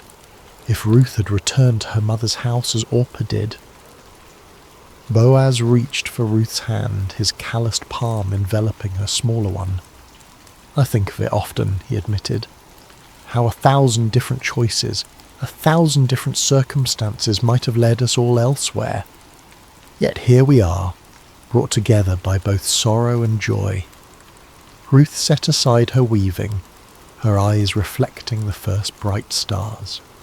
In Moab, she said softly, we had a saying, the path to the garden often leads through the desert. I did not understand it fully until I lived it. And now, Naomi asked. Now I understand that sometimes the desert is necessary, Ruth answered. Sometimes the empty road, the lonely field, the long night of waiting, these are not detours from God's plan, but the very path itself. Boaz nodded, his face solemn in the gathering darkness. When I was a younger man, he said, I often questioned why the Lord had not blessed me with a wife, with children. I watched my friends build families while I built barns and storehouses. I wondered if I had somehow missed the fullness of life. He looked at Ruth, his eyes soft with wonder even after these years together. Now I see that I was waiting for you, though I did not know it. That each harvest I oversaw, each field I planted, was preparation for the day when a Moabite widow would come to glean among my sheaves. Naomi's laugh was gentle, without bitterness. And I, who accused the Lord of emptying my hands, look what he has filled them with. She gestured toward the house where Obed slept, toward the small but thriving household that had grown around her. Sometimes emptiness is just the space God is creating for something new. As they sat together in the deepening twilight, a sense of reverent gratitude settled over them. Not the loud exuberance of those who have never known loss, but the deeper, quieter joy of those who have walked through shadows and found light waiting on the other side. The tale of their lives, this unexpected family, formed from fragments of broken dreams, would be told and retold through generations. Not because it was extraordinary in its outward circumstances, but because it revealed an extraordinary truth, that in the hands of a loving God nothing is wasted. Not grief, not loyalty, not kindness, not love freely given with no expectation of return. In the quiet darkness of Bethlehem, as the household of Boaz and Ruth prepared for sleep, they could not know how their story would echo through time, how the great-grandson of their son would be anointed king of Israel, how from their lineage would come the promised Messiah. They knew only this, that the God who had led them through famine and loss, through foreign fields and threshing floors, through legal proceedings and new beginnings. Hello, dear friends, and welcome to Sacred Slumber. Before we begin tonight's story, I'd love to know, how has your day been? Whether it's evening where you are, or perhaps the middle of the night, or even early morning on the other side of the world, you're so welcome here. What time is it in your corner of the world right now? And where are you listening from tonight? Whether you're in a bustling city or a quiet countryside, in the mountains or by the ocean, you belong in this peaceful space we're creating together. If this is your first time with us, welcome to our community of seekers finding rest in ancient wisdom. And if you're returning, thank you for being part of this journey. Don't forget to subscribe to Sacred Slumber so you never miss these moments of peace and reflection that we share together. Now let's settle in as we travel back to ancient Israel, to a time of prophets and miracles, to discover a story about trust, provision, and the surprising ways that hope can multiply in our darkest hours. The morning sun cast long shadows across the dusty village streets, but Miriam barely noticed its warmth. She stood in the doorway of her small stone house, watching her 2 young sons sleep on their woven mats, their faces peaceful in the golden light. For a moment she allowed herself to pretend that everything was as it had been before the illness took her husband, before the debts mounted like stones upon her chest, before the collectors began their visits with increasingly stern voices and hardening faces. But pretending was a luxury she could no longer afford. The sound of approaching footsteps made her stomach clench with familiar dread. She knew that measured pace, those heavy sandals against the packed earth. The debt collectors had returned, and this time she knew they would not leave empty-handed. Miriam's husband, Obadiah, had been a good man, a servant in the school of prophets, devoted to following Elisha and learning the ways of the Lord. But goodness, she had learned, did not always translate to prosperity.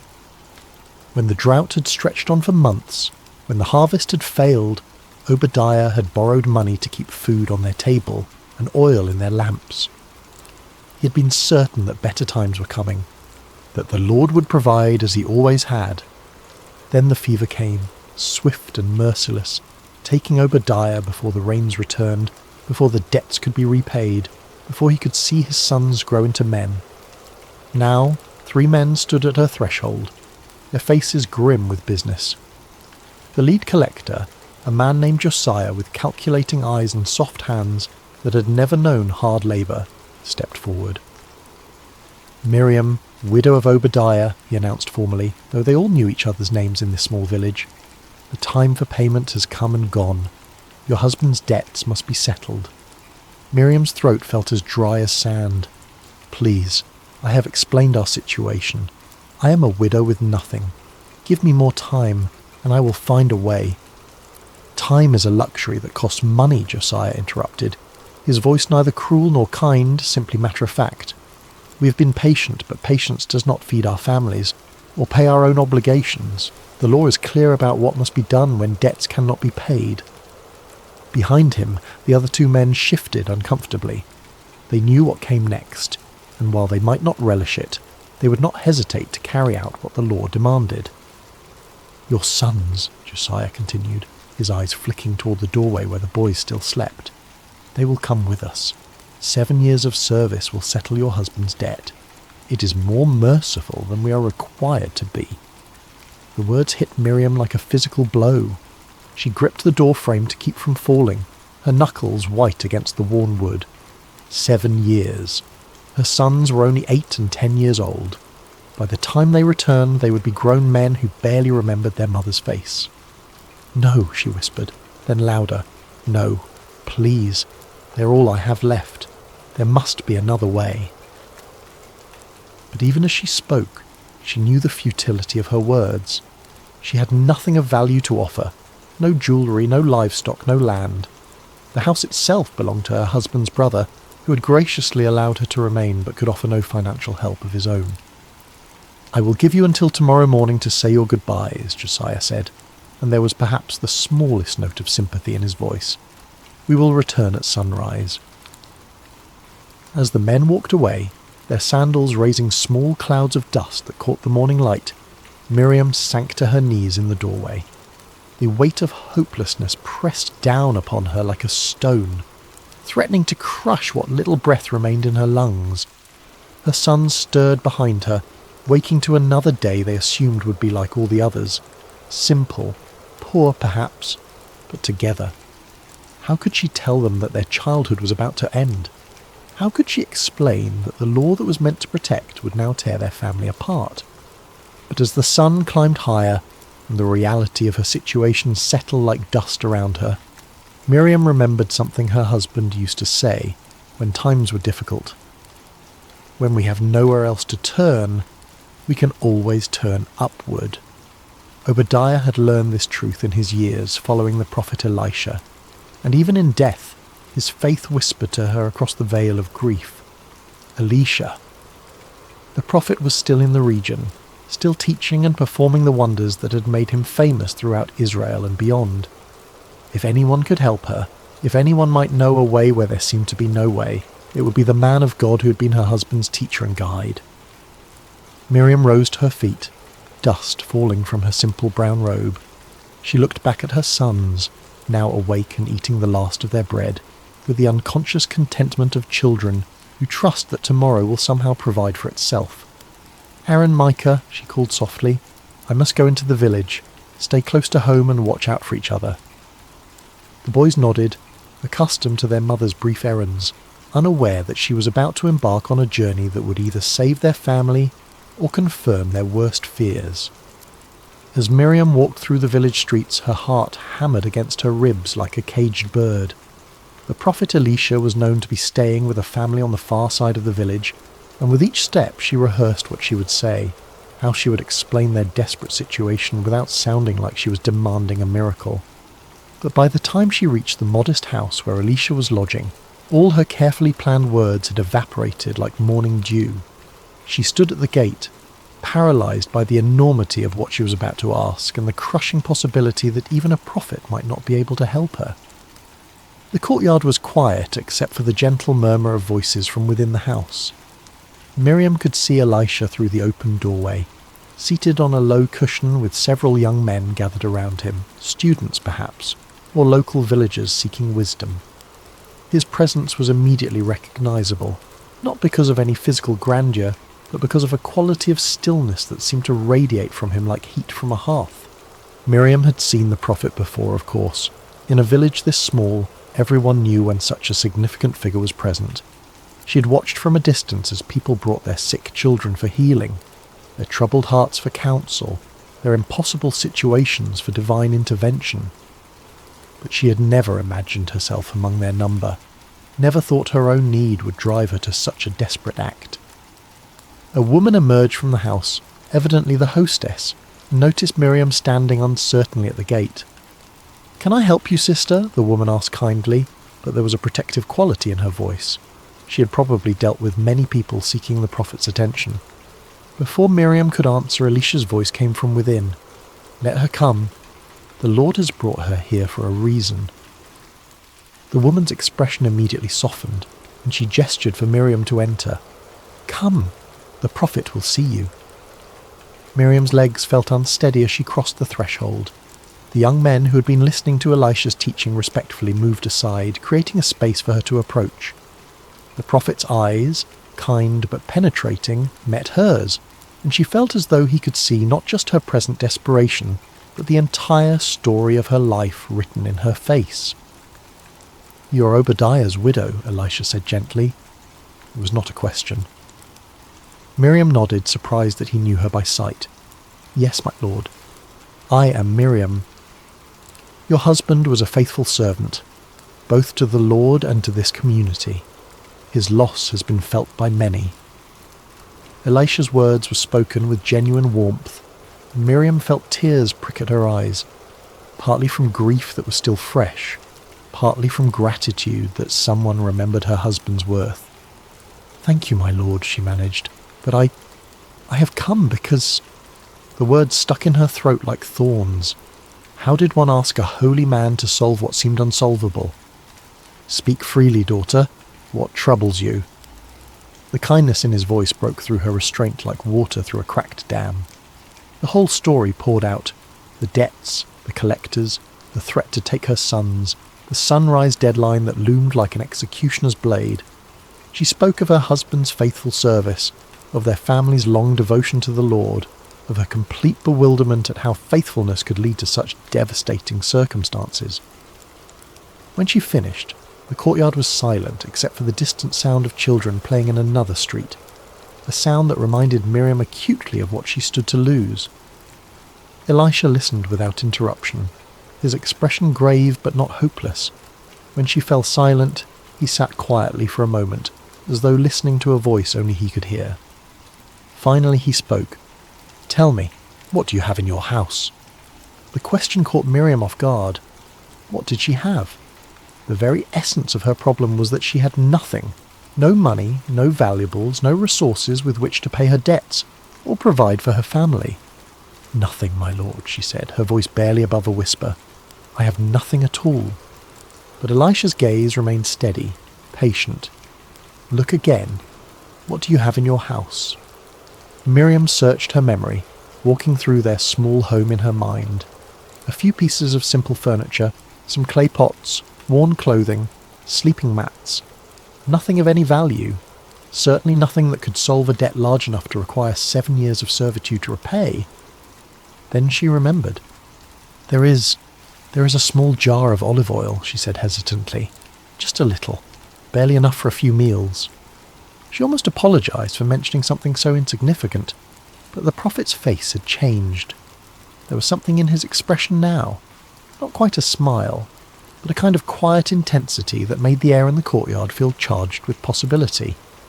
"A jar of oil," Elisha repeated thoughtfully. "How much oil?" "Very little, my lord. Perhaps enough to fill a cup, no more." The prophet nodded slowly, as though this small detail was exactly what he had been hoping to hear. He stood up, his movements deliberate and purposeful. "Here is what you must do," he said, his voice carrying the authority of someone who spoke not just his own words, but those of the Almighty. "Go to all your neighbours, not just the ones nearby, but throughout the village. Ask them to lend you their empty jars and vessels. Don't ask for just a few. Collect as many as you can carry." Miriam blinked in confusion. Empty jars? What good would empty vessels do when her problem was that she had nothing to fill them with? "I don't understand, my lord. If I had oil to fill jars, I would not be in this position." "Understanding comes after obedience, not before," Elisha said, but his tone was gentle, not reproving. "Trust in the Lord's provision, even when his ways seem strange to our human reasoning." He continued with his instructions. "When you have gathered the empty vessels, go into your house with your sons. Close the door. This miracle is not for the curious eyes of the neighbours, but for the desperate faith of a mother. Then take your small jar of oil and begin to pour." "Pour into what, my lord?" "Into the empty jars. Pour until they are full." The instruction seemed impossible, even absurd. How could she pour from a nearly empty jar into multiple vessels? The physical laws that governed their world simply didn't work that way. But as Miriam looked into the prophet's eyes, she saw something that gave her pause. Not madness, not delusion, but absolute certainty. This was a man who had seen the impossible become routine, who had learned to expect miracles the way others expected sunrise. "Do you trust me?" Elisha asked simply. Miriam thought of her sons, sleeping peacefully this morning while she faced the possibility of never tucking them in again. She thought of her husband's faith, unwavering even in illness, even in poverty, even at the end. She thought of the alternative, doing nothing, accepting defeat, watching her children be led away at sunrise. "Yes, my lord, I trust you." "Then go. The Lord will not fail you." As Miriam prepared to leave, one of the young men who had been listening spoke up. "Master, shouldn't we accompany her?" "Help her carry the vessels." But Elisha shook his head. This work must be hers alone. Faith cannot be borrowed or carried by another. It must be exercised by the one who needs the miracle. Walking back through the village streets, Miriam felt as though she were in a dream, or perhaps more accurately, as though she had just awakened from the nightmare of the past few months into a reality where impossible things might be possible. The prophet's instructions echoed in her mind: collect empty jars, as many as possible, then pour from her nearly empty vessel into them. It made no earthly sense. But then again, neither did most of the stories she had heard about Elisha and his master Elijah before him. Prophets who had called down fire from heaven, raised the dead, and fed multitudes with meagre supplies. Perhaps the very impossibility of the instruction was itself a sign that she was about to witness something beyond the natural order. Her first stop was at the house of her neighbour Sarah, an elderly woman who had been kind to Miriam since Obadiah's death, often sharing vegetables from her garden when she had none to spare. "Sarah," Miriam called softly at the gate, "may I speak with you?" The older woman emerged, wiping flour from her hands on her apron. "Of course, child. You look different somehow. Is everything well?" Miriam almost laughed at the question. Nothing was well, and yet somehow everything felt different than it had this morning. "I need to ask a favour. Do you have any empty jars or vessels that I might borrow?" Sarah's eyebrows rose in surprise. Empty jars? Whatever for? How could Miriam explain without sounding like she had lost her mind? "The prophet Elisha has given me instructions. I need to gather as many empty containers as I can." To her credit, Sarah didn't ask for further explanation. In a community where prophets occasionally walked among them, people had learned that divine instructions often defied human logic. "I have several clay jars that I use for storing grain, but they're empty now since the harvest was so poor. You're welcome to them. Let me help you carry them." As they loaded the vessels into Miriam's arms, Sarah's expression grew concerned. "Miriam, the whole village knows about your situation with the debt collectors. If there's anything else I can do..." "Pray," Miriam said simply. "Pray that the Lord remembers his promises to care for widows and orphans." Her next stop was at the home of Rebecca, a woman with several children who had always been friendly but not particularly close. Here, Miriam felt more nervous about making her request. "Rebecca, I know this will sound strange, but I need to borrow any empty jars or pots you might have." Rebecca looked puzzled but not unfriendly. "Empty jars? Are you planning to store something? I heard about your troubles. Surely you're not thinking of buying oil or grain?" "No, nothing like that. The prophet Elisha has asked me to collect empty vessels. I'm not entirely sure why, but I trust that he knows what he's doing." At the mention of Elisha's name, Rebecca's demeanour changed immediately. "The prophet gave you instructions? Of course, take whatever you need." "Children," she called into the house. "Bring out all the jars and pots we're not using, quickly now." Soon Miriam's arms were full again, and Rebecca's children were helping to carry the additional vessels. Word seemed to be spreading through the village. She could see neighbours emerging from their houses, curious about the unusual activity. By the time she reached the house of David the potter, she didn't even need to make her request. He was already waiting with an armload of clay vessels, not his finest work, but good serviceable jars in various sizes. "I heard you were collecting empties on the prophet's instructions," he said with a grin. "I've got plenty of these. Consider it my contribution to whatever miracle is about to happen." "You really think there will be a miracle?" Miriam asked, suddenly feeling the weight of what she was attempting. So many people were now involved, so many witnesses to what would either be a tremendous demonstration of God's power or a devastating display of her own foolishness. David's expression grew serious. "I've lived in this village for 40 years, and I've seen 3 different prophets pass through. Not once have I seen one of them give instructions that didn't lead to something remarkable. The real question isn't whether there will be a miracle, it's whether we'll have enough faith to receive it." As Miriam continued through the village, she was amazed by the response. People she barely knew were offering their vessels, and those who had no jars to spare were spreading the word to others who might.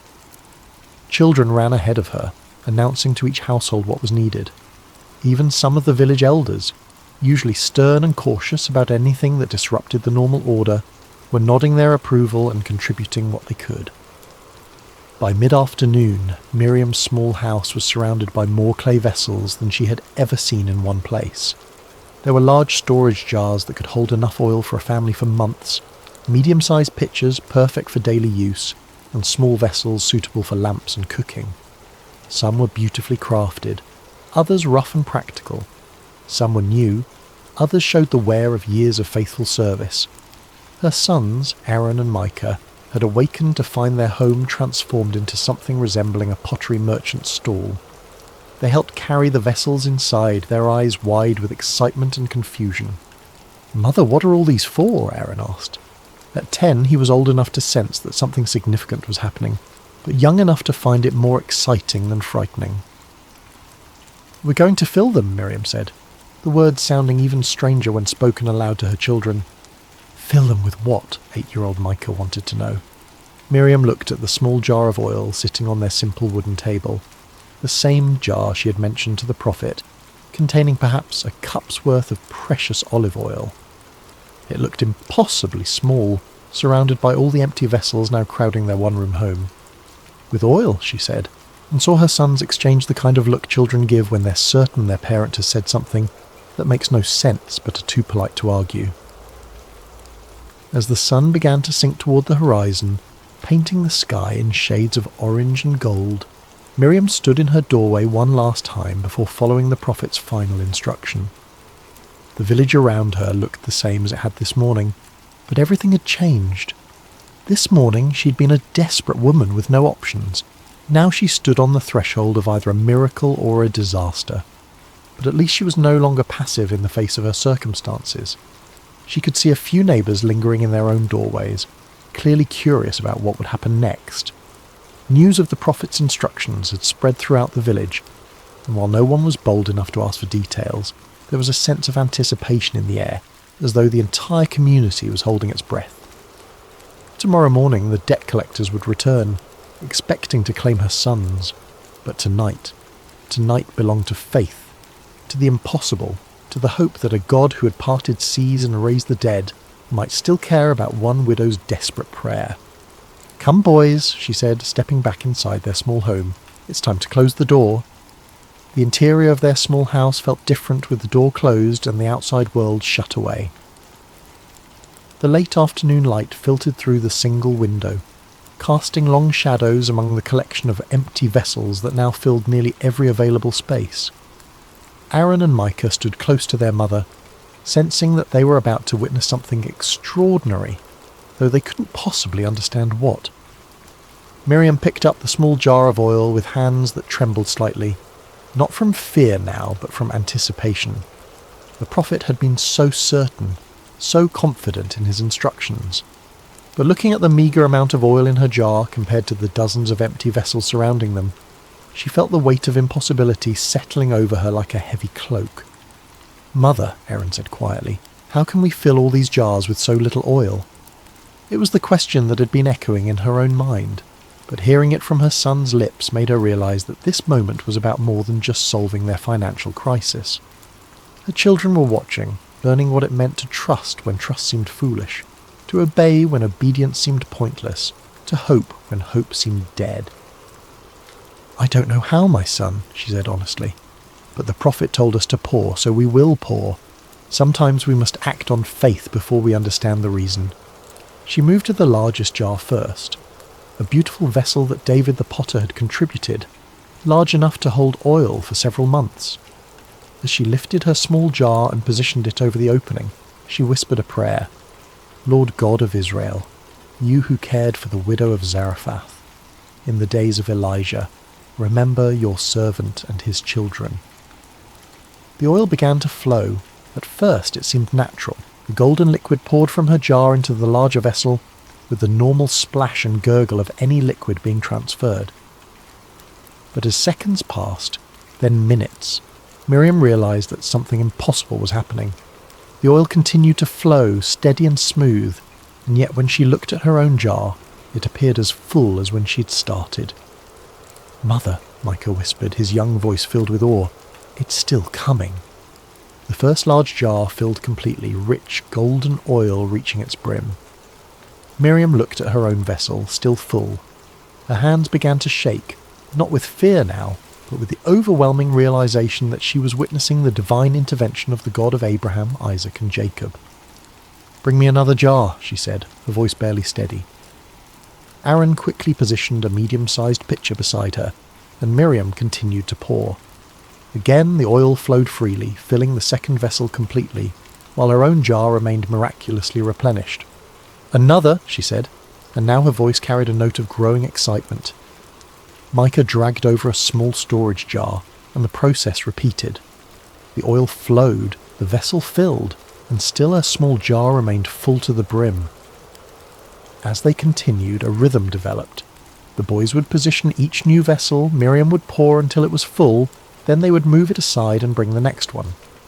With each jar they filled, their excitement grew, and what had begun as nervous obedience transformed into joyful celebration. "It's not stopping," Aaron laughed, no longer trying to whisper in the presence of miracle. "Mother, it's really not stopping." Miriam found herself laughing too, tears of relief and wonder streaming down her face as she poured jar after jar. The oil continued to flow, inexhaustible, impossible, absolutely real. This was the God her husband had served, the God who had parted the Red Sea and provided manna in the wilderness, and he was here in their small house, multiplying oil for a desperate widow and her children. The sun set completely as they worked, and Aaron lit their oil lamp, using oil from one of the newly filled jars. The warm light danced across the growing collection of filled vessels, each one a testament to divine provision, each one a step away from the disaster that had threatened to destroy their family. They filled the large storage jars first, then the medium pitchers, then the smaller vessels for daily use. Oil for cooking, oil for lamps, oil for anointing, oil for trade. More oil than their family could use in a year, more than they could use in several years. "Mother," Micah said during a brief pause, "will we ever run out of empty jars?" Miriam looked around their home. They had filled perhaps half of the vessels they had collected, and still the oil flowed freely from her small jar. "I hope not, my son. I hope we never run out." But even as she spoke, she realized they were approaching the end of their supply of empty containers. Only a handful of vessels remained unfilled, the smallest ones suitable for perfumes and medicines. As she filled the second-to-last jar, a delicate little vessel that Rebecca had contributed, Miriam felt a change. The oil still flowed, but there was something different in its quality, as though it was beginning to recognize that its work was nearly complete. She reached for the final jar, the smallest one in the collection, barely large enough to hold oil for a single lamp. As she positioned her small jar above it and began to pour, the oil flowed out in a steady stream, filling the tiny vessel to its brim. And then, as suddenly as the miracle had begun, it stopped. Miriam tilted her jar, trying to coax out even a few more drops, but it was empty. Completely, naturally, normally empty, as though the laws of physics had suddenly remembered themselves and returned to their usual operation. The silence that followed was profound. For hours their small house had been filled with the sound of flowing oil, excited whispers, and occasional exclamations of wonder. Now, surrounded by dozens of filled vessels, they stood in the golden lamplight and absorbed the magnitude of what had just occurred. Aaron was the first to speak. "Is it over?" Miriam looked at her empty jar, then at the abundance surrounding them. "Yes, my son, it's over because we have no more empty vessels to fill." "What does that mean?" Micah asked. Before Miriam could answer, she remembered something the prophet had implied in his instructions.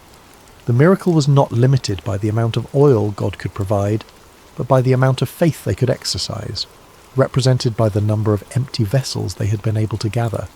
"It means," she said slowly, understanding dawning on her like sunrise, "that God's provision is only limited by our capacity to receive it. If we had gathered 100 jars, he would have filled 100 jars. If we had gathered 1,000... The implications took her breath away. They had gathered many vessels, yes, but now she wondered, could they have gathered more? Had their own limited vision constrained the miracle? It was a question that would follow her for the rest of her life, a reminder to always ask for more, expect more, prepare for more when seeking God's intervention. But such thoughts were for later reflection. Tonight, surrounded by the tangible evidence of divine love and provision, there was only gratitude and wonder. "Tomorrow," she told her sons as they prepared for sleep among the filled vessels, "we will go to the prophet and then to the marketplace. We will sell this oil, pay our debts, and secure our future." As her boys settled onto their sleeping mats, their faces glowing with excitement and the security of knowing they would not be taken away, Miriam sat beside the window and looked out at the village where she had lived her entire life. Tomorrow she would no longer be known as the desperate widow who had nothing. She would be the woman whom God had remembered, the mother whose children had been saved, the recipient of a miracle that would be told and retold for generations. But tonight she was simply a woman who had learned that emptiness was not the absence of provision, but the presence of possibility, and that sometimes the most important thing you can bring to God is not what you have, but what you lack. The oil lamps flickered gently in the darkness, fueled by the miracle oil casting dancing shadows on the walls of their transformed home, and in the quiet of the night, Miriam whispered prayers of thanksgiving to the God who multiplies hope in the hands of those who dare to pour out their faith, one empty jar at a time. Morning came with a gentle golden light that seemed especially bright as it streamed through the window of their small house. Miriam awakened to a sight that confirmed the previous evening had not been a dream. Dozens of clay vessels filled with rich golden olive oil crowded every surface and corner of their home. Aaron and Micah were already awake, sitting among the jars with expressions of continued amazement, as though they expected the oil to disappear with the sunrise. "It's still here," Aaron said wonderingly. "All of it." "Did you think it wouldn't be?" Miriam asked, though she understood his disbelief. Miracles had a quality of unreality about them. even to those who experienced them directly. "I dreamed about it," Micah said. "I dreamed that we were pouring oil forever and ever, and there were jars as tall as trees, and the oil turned into rivers that flowed through the whole village." Miriam smiled at her younger son's imagination, but then paused to consider his words. In a way, wasn't that exactly what had happened? The oil had flowed beyond their immediate need, beyond their ability to contain it all, beyond what seemed possible in their small, constrained world. A knock at their door interrupted her thoughts. Through the window she could see the familiar figure of Elisha standing in their courtyard, his presence as calm and assured as it had been the day before. "The prophet," Aaron whispered excitedly. Miriam quickly adjusted her headscarf and opened the door, her heart racing with anticipation and gratitude. "My lord," she said, bowing respectfully, "please, come in and see what the Lord has done." Elisha entered their transformed home, his eyes taking in the abundance with what appeared to be satisfaction, but not surprise. This was clearly not the first time he had witnessed the Lord's provision in response to desperate faith. "It is well," he said simply, then looked directly at Miriam. "Tell me what happened." Though he had given the instructions and surely knew what to expect, Miriam realized he wanted to hear her testimony, to let her put into words the miracle she had experienced. So she told him everything: the gathering of vessels, the closing of the door, the first hesitant pour, the growing amazement as jar after jar filled with oil that seemed to come from an inexhaustible source. "We filled every vessel we had collected," she concluded. "When the last jar was full, the oil stopped flowing." Elisha nodded thoughtfully. "And what do you understand from this?" The question surprised her. She had expected congratulations, perhaps instructions for what to do next, but not an examination of her theological understanding. I understand that the Lord remembers his promises to care for widows and orphans," she said slowly, "and that his provision is beyond what we can imagine or contain." "Yes," Elisha agreed. "And what else?" Miriam thought about the experience, about the rhythm of pouring and filling, about the moment when the oil finally stopped. "The miracle was limited only by our preparation," she said with growing insight. "If we had gathered more vessels—" "The oil would have continued to flow," Elisha confirmed. "God's provision is not constrained by scarcity, but by our capacity to receive abundance. Remember this lesson and teach it to your sons." He moved toward the door, then turned back with final instructions. "Now go. Sell the oil and pay your debts. You and your sons will live on what remains."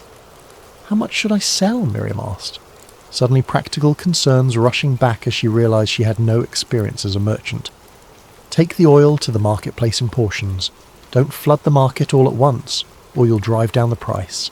Sell slowly, over time, and you'll receive full value. The Lord has given you not just provision for today, but wisdom for managing tomorrow." After the prophet left, Miriam stood in her doorway watching his retreating figure until he disappeared around a corner. Then she turned back to face her transformed reality. The first practical task was obvious. She needed to begin transporting oil to the market. But first there was another matter to address. The sound of approaching footsteps made her look up. 3 familiar figures were walking down her street, the debt collectors, returning as promised at sunrise to claim her sons. But this time Miriam felt no fear, no desperate helplessness. She stood calmly in her doorway, watching their approach with something approaching pity for men who lived in a world too small to contain miracles. "Miriam," Josiah called as they drew near, "are you prepared to surrender the boys?" "I am prepared to pay the debt," she replied evenly. The 3 men stopped walking, clearly taken aback by her confident tone. "Pay the debt?" Josiah repeated skeptically. "Yesterday you claimed to have nothing. What has changed overnight?" "The Lord has provided," Miriam said simply. "I now have the means to settle my husband's obligations in full." She gestured toward her house, where several of the oil jars were visible through the open doorway. Olive oil of the finest quality, more than enough to cover what is owed, with plenty remaining for my family's future needs. The debt collectors exchanged glances, clearly struggling to process this unexpected development.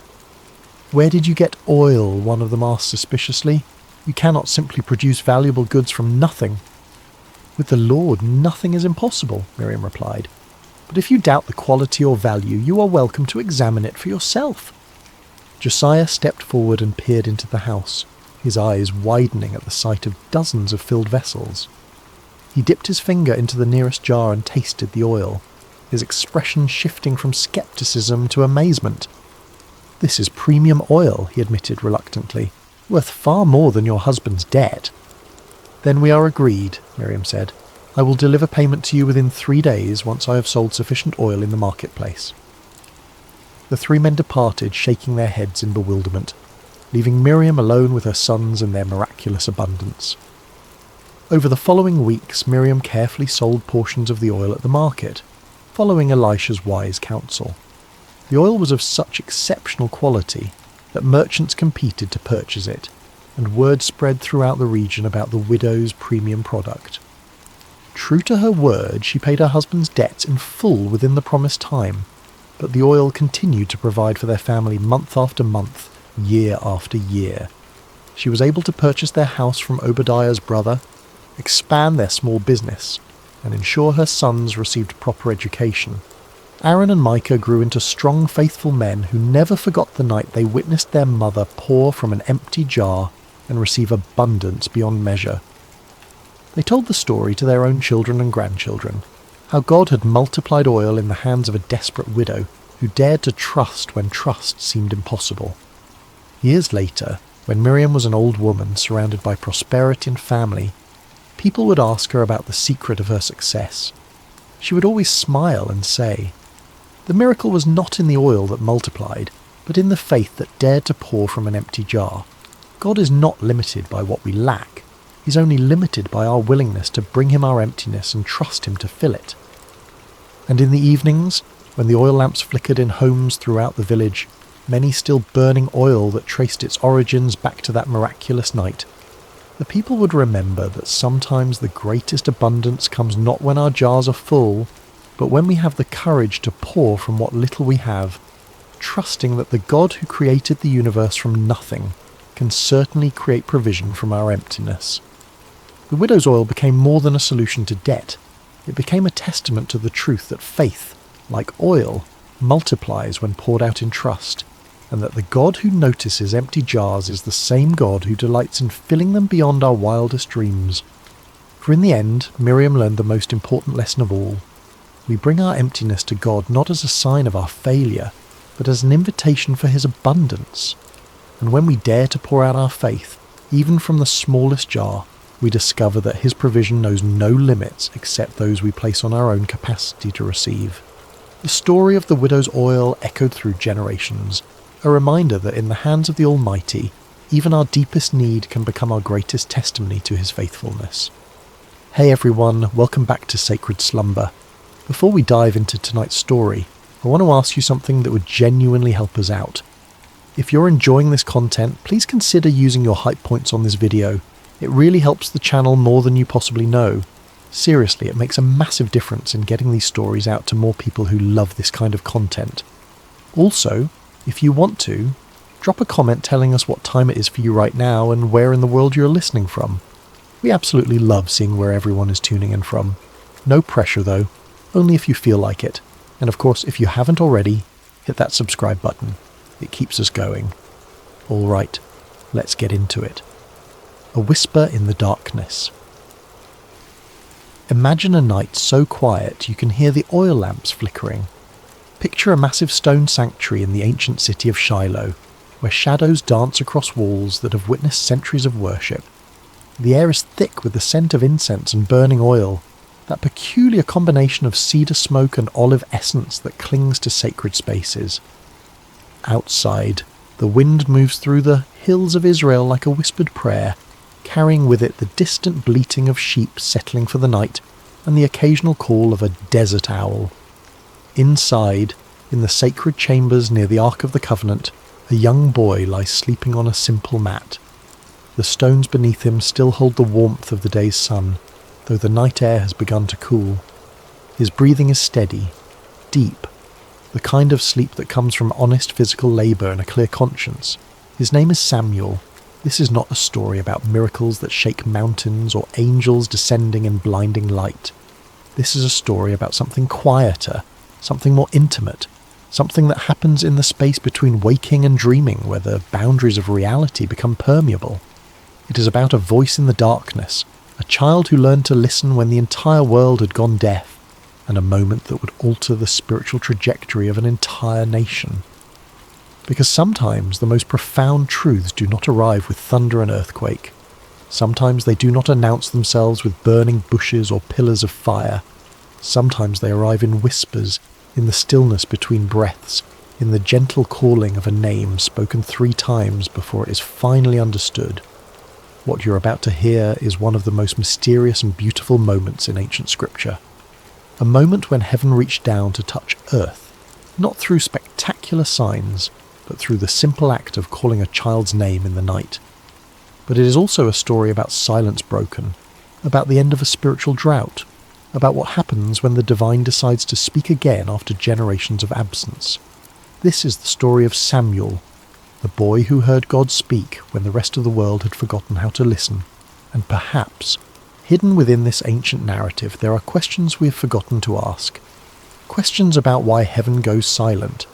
Questions about who gets chosen to break that silence. Questions about whether the voice that called to Samuel in that darkened sanctuary is still calling, still speaking, still searching for those rare individuals who know how to say, "I am listening." Chapter 1. Hannah's Promise. To understand Samuel's calling, we must first understand how he came to be sleeping in that sanctuary. His story begins not with him, but with his mother, a woman named Hannah, who knew the bitter taste of desperation and the hollow ache of prayers that seemed to vanish into an empty sky. In the hill country of Ephraim, in a small village whose name has been lost to history, there lived a man named Elkanah who had 2 wives, as was common in that era. His first wife, Peninnah, had given him several children, sons to carry his name, daughters to arrange in marriage, a legacy written in flesh and blood. His second wife, Hannah, had given him only heartache and unanswered prayers. Year after year, Hannah remained childless, and in a culture where a woman's worth was often measured by her ability to bear children, this was not just a personal grief. It was a social death sentence, a daily humiliation, a question mark hanging over her entire existence.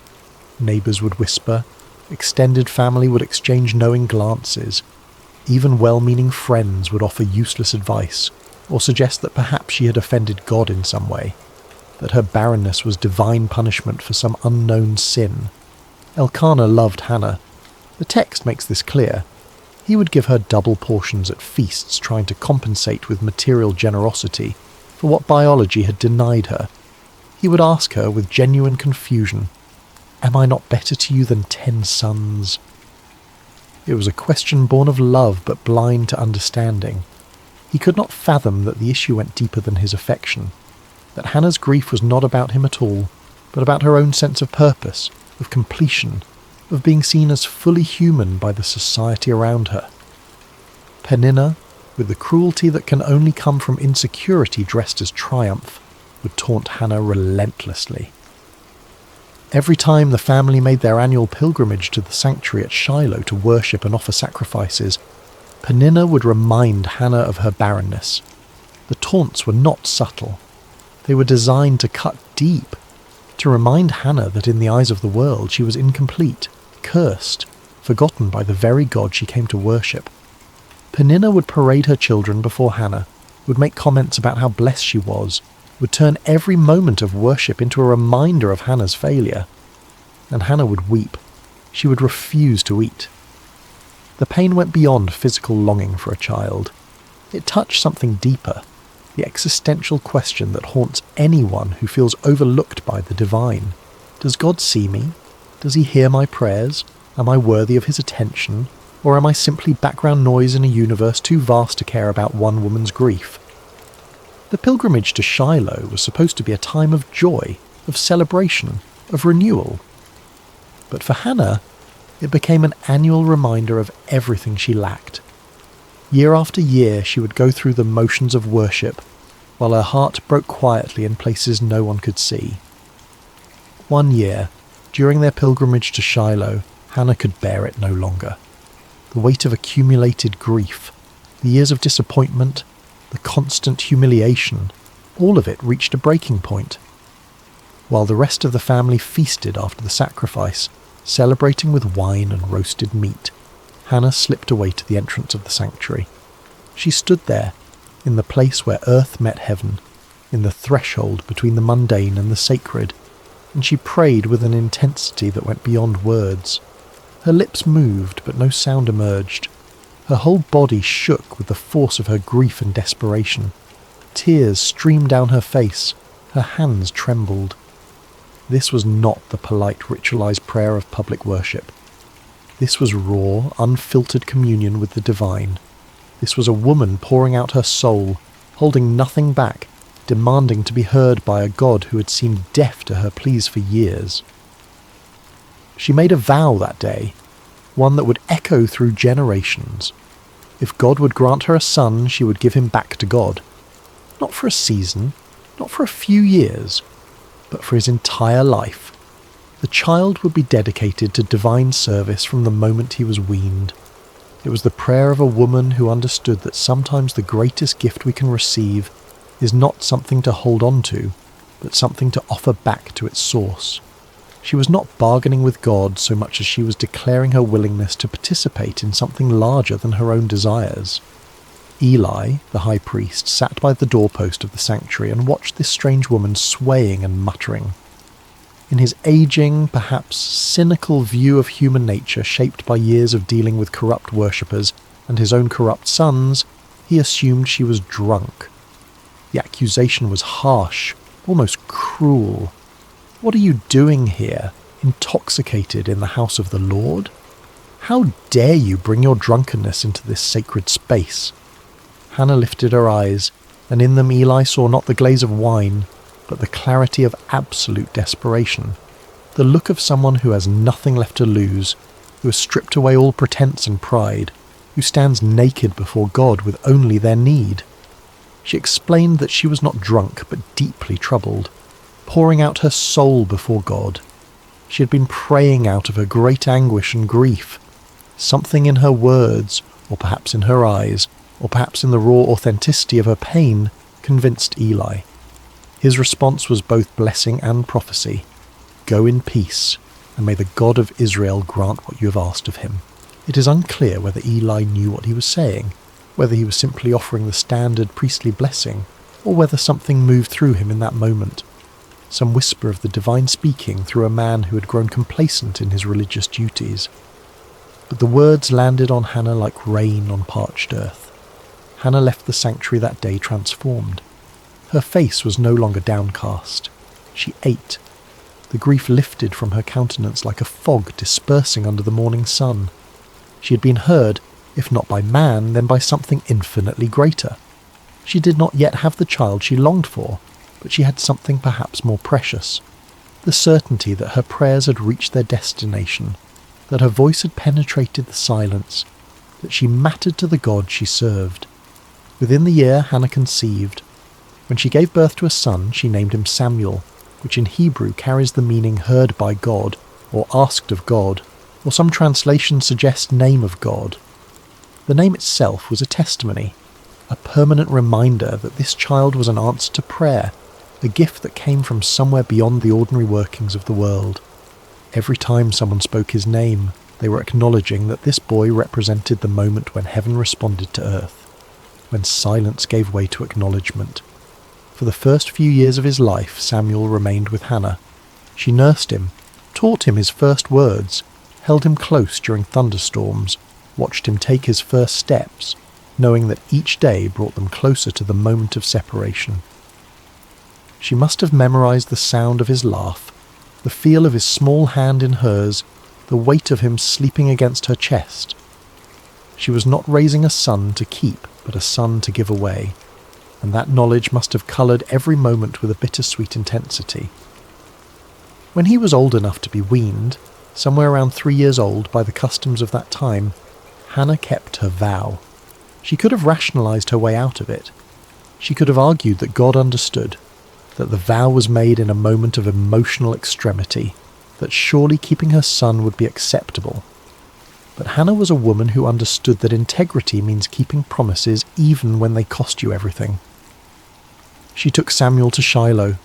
She brought him before Eli, the same priest who had blessed her years earlier, and she said words that must have torn her heart even as she spoke them. I am the woman who stood here praying. I prayed for this child, and the Lord has granted me what I asked. So now I give him to the Lord. For his whole life he will be given over to the Lord. Then Hannah sang, not a lament, but a song of triumph and praise. She sang of God overturning the proud and lifting up the humble. She sang of barren women bearing children and the powerful being brought low. She sang of the Lord bringing death and giving life, bringing down to the grave and raising up. She sang of God judging the ends of the earth, giving strength to his king and exalting his anointed. Her song was radical, revolutionary, a declaration that the God she served delighted in reversing the expectations of the world, in using the weak to shame the strong, in lifting up those the world had written off as irrelevant. And then she left her son in that sanctuary and went home. Imagine being that child, too young to fully understand why your mother brought you to this vast, echoing building filled with strange smells and unfamiliar faces and then walked away. Too young to grasp that you had become the physical embodiment of a promise, a living prayer offered back to its source. You watch her figure receding, growing smaller, disappearing down the road back to the only home you have ever known, and you are left in the care of an old man whose eyes can barely see you, whose own sons are corrupt, in a place that will become your entire world. Samuel's childhood was unlike any other in Israel. While other boys played in fields and learned their father's trades, running through olive groves and swimming in streams, Samuel grew up in the sacred space of the tabernacle. His world was one of ritual and reverence, of ancient objects and whispered prayers, of shadows and lamplight, and the constant awareness that this place was different from all other places. He opened the doors of the sanctuary each morning, flooding the holy space with light. It was his job to unlock the heavy wooden doors that sealed the sacred from the profane, to let in the dawn and with it the worshippers who would come seeking connection with the divine. He assisted Eli in the daily tasks of worship, learning the intricate patterns of sacrifice and ceremony, memorizing which offerings are required, which procedures, understanding the difference between sin offerings and burnt offerings and peace offerings, learning to read the subtleties of ritual purity. He tended the lamps that burned through the night, ensuring their wicks were trimmed and their oil replenished. This was not glamorous work. It required attention to detail, a willingness to wake in the darkness to check that the flames had not guttered out, an understanding that these small acts of maintenance were what kept the sacred space functioning. The lamps represented the presence of God, and Samuel learned that presence requires constant tending, constant attention, constant care. He cleaned the sacred vessels, swept the courts, washed the linens used in ceremonies, helped prepare the incense, carried water, ran errands. He memorized scriptures, learning to recite the stories of Abraham and Isaac and Jacob, the tales of Moses and the Exodus, the laws given at Sinai. His education was entirely religious, entirely focused on service, entirely oriented towards something beyond himself. By all accounts, Samuel was a good child, humble, obedient, faithful in small things. The text tells us he grew in favour with both the Lord and with people. He was not resentful of his circumstances. He did not seem to chafe against the boundaries of his unusual childhood. Perhaps he had accepted that this was simply who he was, the boy who belonged to God, the boy who lived in the house of the Lord. But what must it have been like psychologically? To have no mother to comfort you when you woke from nightmares, to have no siblings to quarrel and play with, to grow up watching Eli's corrupt sons come and go, seeing the way they abused their position, hearing the whispers of their misconduct, to be surrounded by holiness and yet witness its corruption, to serve faithfully while those who should have been models of righteousness displayed only greed and lust and contempt for the sacred. Did Samuel wonder why he had been left here? Did he feel abandoned by the mother who had kissed him goodbye and walked away? Did he question whether the God he served even noticed his small acts of service? The text does not tell us. We see only the external facts. A boy growing up, performing his duties, learning his role.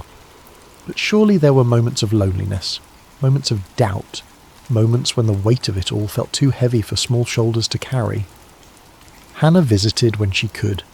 Each year during the family's annual pilgrimage to Shiloh, she would bring Samuel a new robe she'd made for him, watching him grow, trying to compress a year of mothering into a few brief encounters. These visits must have been both blessing and torment. The joy of seeing his mother mingled with the pain of watching her leave again. The new robe, a reminder that somewhere he had a home, a family, a life he was not permitted to live. Yet there is no indication that Samuel rebelled or resented his circumstances. He simply continued.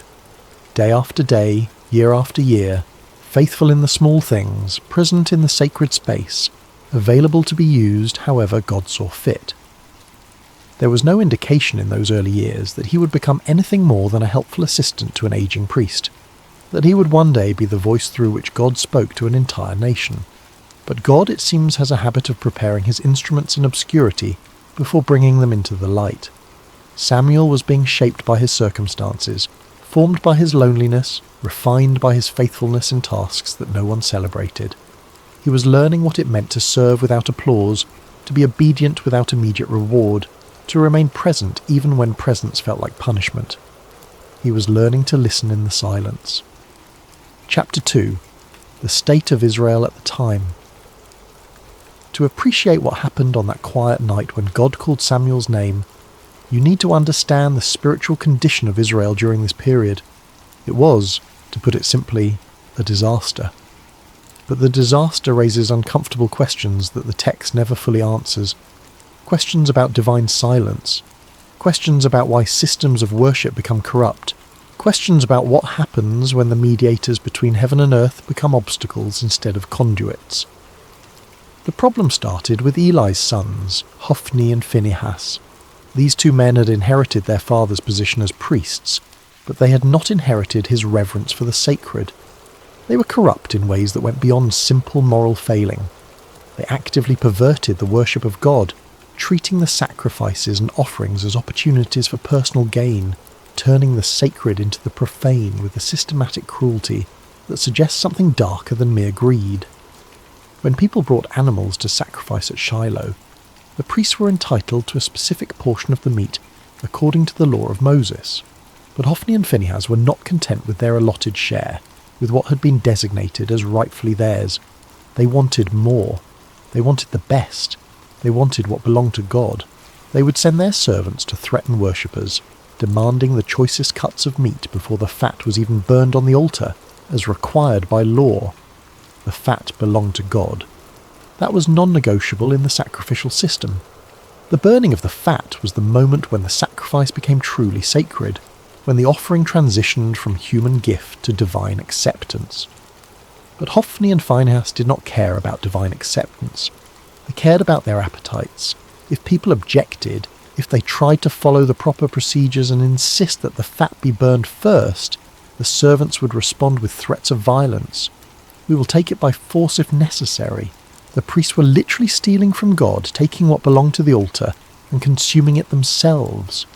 They were turning worship into extortion, using their position of spiritual authority to exploit the vulnerable and the faithful. But their corruption went even darker, into territories that the text only hints at with uncomfortable brevity. They engaged in sexual immorality with women who served at the entrance to the sanctuary. These were women who had dedicated themselves to service at the tabernacle, who came to worship and serve with sincere devotion. And Hophni and Phinehas exploited them, used their authority and position to prey upon those who should have been under their protection. They turned the house of God into a place of exploitation and abuse, where the very people who were supposed to represent divine holiness became perpetrators of trauma. Worship became a source of fear rather than transcendence.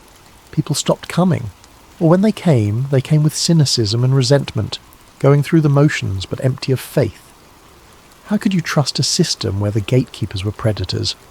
How could you believe in the holiness of a place where the priests defiled it daily? The sanctuary at Shiloh, which was meant to be the central hub of Israel's spiritual life, became instead a monument to religious corruption. Eli knew what his sons were doing. The text makes this painfully clear. People told him. They came with reports of misconduct, of abuse, of exploitation. He heard the rumours and saw the evidence. He was not ignorant. He was not blind to their crimes. And to his credit, he confronted them. But his rebukes were weak, almost apologetic, carrying no weight and no consequence. Why do you do such things? I hear reports from the people about your wicked deeds. If someone sins against another person, God may mediate. But if someone sins against the Lord, who will intercede? The words acknowledge the problem but offer no solution. There is no threat of removal from office, no stripping of authority, no punishment that might actually deter the behaviour. Just words, just disappointment, just a father hoping his wayward sons might suddenly develop a conscience they had never demonstrated. Hophni and Phinehas ignored their father and continued their corruption. Why wouldn't they? There were no consequences. Eli's position as high priest gave him the authority to remove them, to appoint others, to enforce standards. But he did nothing, and his inaction was itself a form of action, a choice that enabled the continued degradation of worship. The impact on Israel's spiritual life was catastrophic. The text records it with devastating simplicity. The people came to despise the offerings to the Lord. Think about what that means.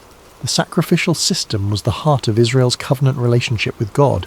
It was how sins were atoned for, how gratitude was expressed, how the community maintained its connection with the divine.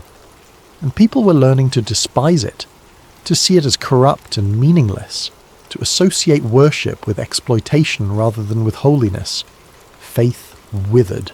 Cynicism spread. A generation was growing up believing that God either did not care about corruption in his own house, or that he was powerless to stop it, or worse, that he did not exist at all, and the whole system was simply a mechanism for priestly power and exploitation. But perhaps the most devastating aspect of this era, the detail that haunts the narrative with its implications, was not the corruption of the priests. It was the silence of heaven. The scripture records it with haunting simplicity. In those days, the word of the Lord was rare. There were not many visions. Think about what that means. In a culture where prophets and priests were meant to be the conduits between God and humanity, the channel had gone quiet. God was not speaking. Or if he was, no one was hearing. Prophecies were scarce to the point of being legendary. Divine visions were so uncommon that when someone claimed to have received one, it was met with skepticism rather than expectation. But why? The text does not explain. It simply records the fact of divine silence as if it were weather, as if the absence of God's voice was as natural and unremarkable as a drought. But this raises uncomfortable questions. Had God withdrawn because of the corruption? Was the silence a form of judgment, a divine turning away from a people who had corrupted worship? Or had the people simply stopped listening? Had they become so cynical and so wounded by a religious hypocrisy that they could no longer hear what was being said?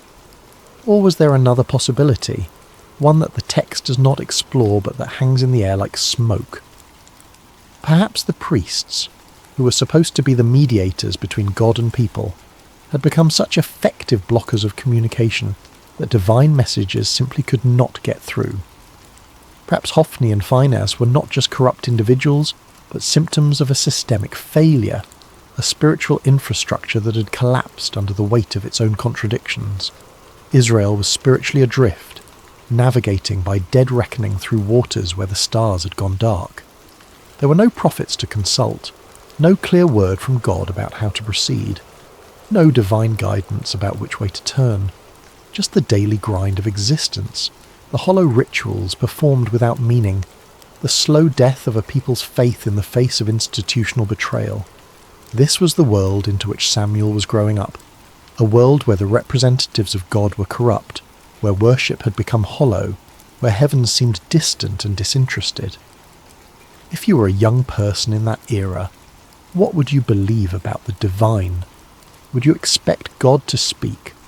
Would you even know what his voice sounded like? Would you be able to distinguish a divine call from your own imagination or from the voice of a very human priest? Samuel cleaned the lamps each evening, ensuring the light would burn through the night. It was a practical task, a maintenance duty, nothing spiritual about it. He trimmed the wicks, refilled the oil reservoirs, ensured the flames were steady. But in that small act, there was a symbol that perhaps Samuel himself did not fully understand. The lamp of God had not yet gone out. Somewhere in the darkness a light still burned, and into that darkness, cutting through the silence that had lasted for generations, a voice was about to break through. Chapter 3. The night God spoke. The night began like any other. Samuel had completed his duties for the day, working through the familiar routines that structured his life. The sanctuary was clean, the floors swept, the vessels washed and arranged in their proper places. The lamps were lit, their flames steady, casting dancing shadows across the ancient stones. The sacred space was prepared for the silence of the evening hours, for the long watch through darkness toward dawn.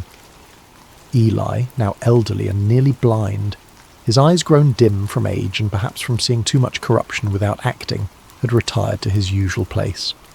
He moved slowly now, carefully, feeling his way along walls he had walked beside for decades. His sleeping area was separate but nearby, close enough that Samuel could hear him if he called, out in the night. Samuel lay down in his customary sleeping spot somewhere near the chamber where the Ark of the Covenant rested. The exact location is not specified in the text, but the implication is clear. He slept in proximity to the most sacred object in all of Israel, closer to the physical representation of God's presence than anyone else in the nation that night. The Ark was the most sacred object in Israel, a gold-covered chest containing the tablets of the law, a jar of manna, and Aaron's staff that had budded. But more than its contents, the Ark represented the very presence of God among his people. It was the throne of the invisible king, the place where heaven touched earth, the point of contact between the divine and the mortal.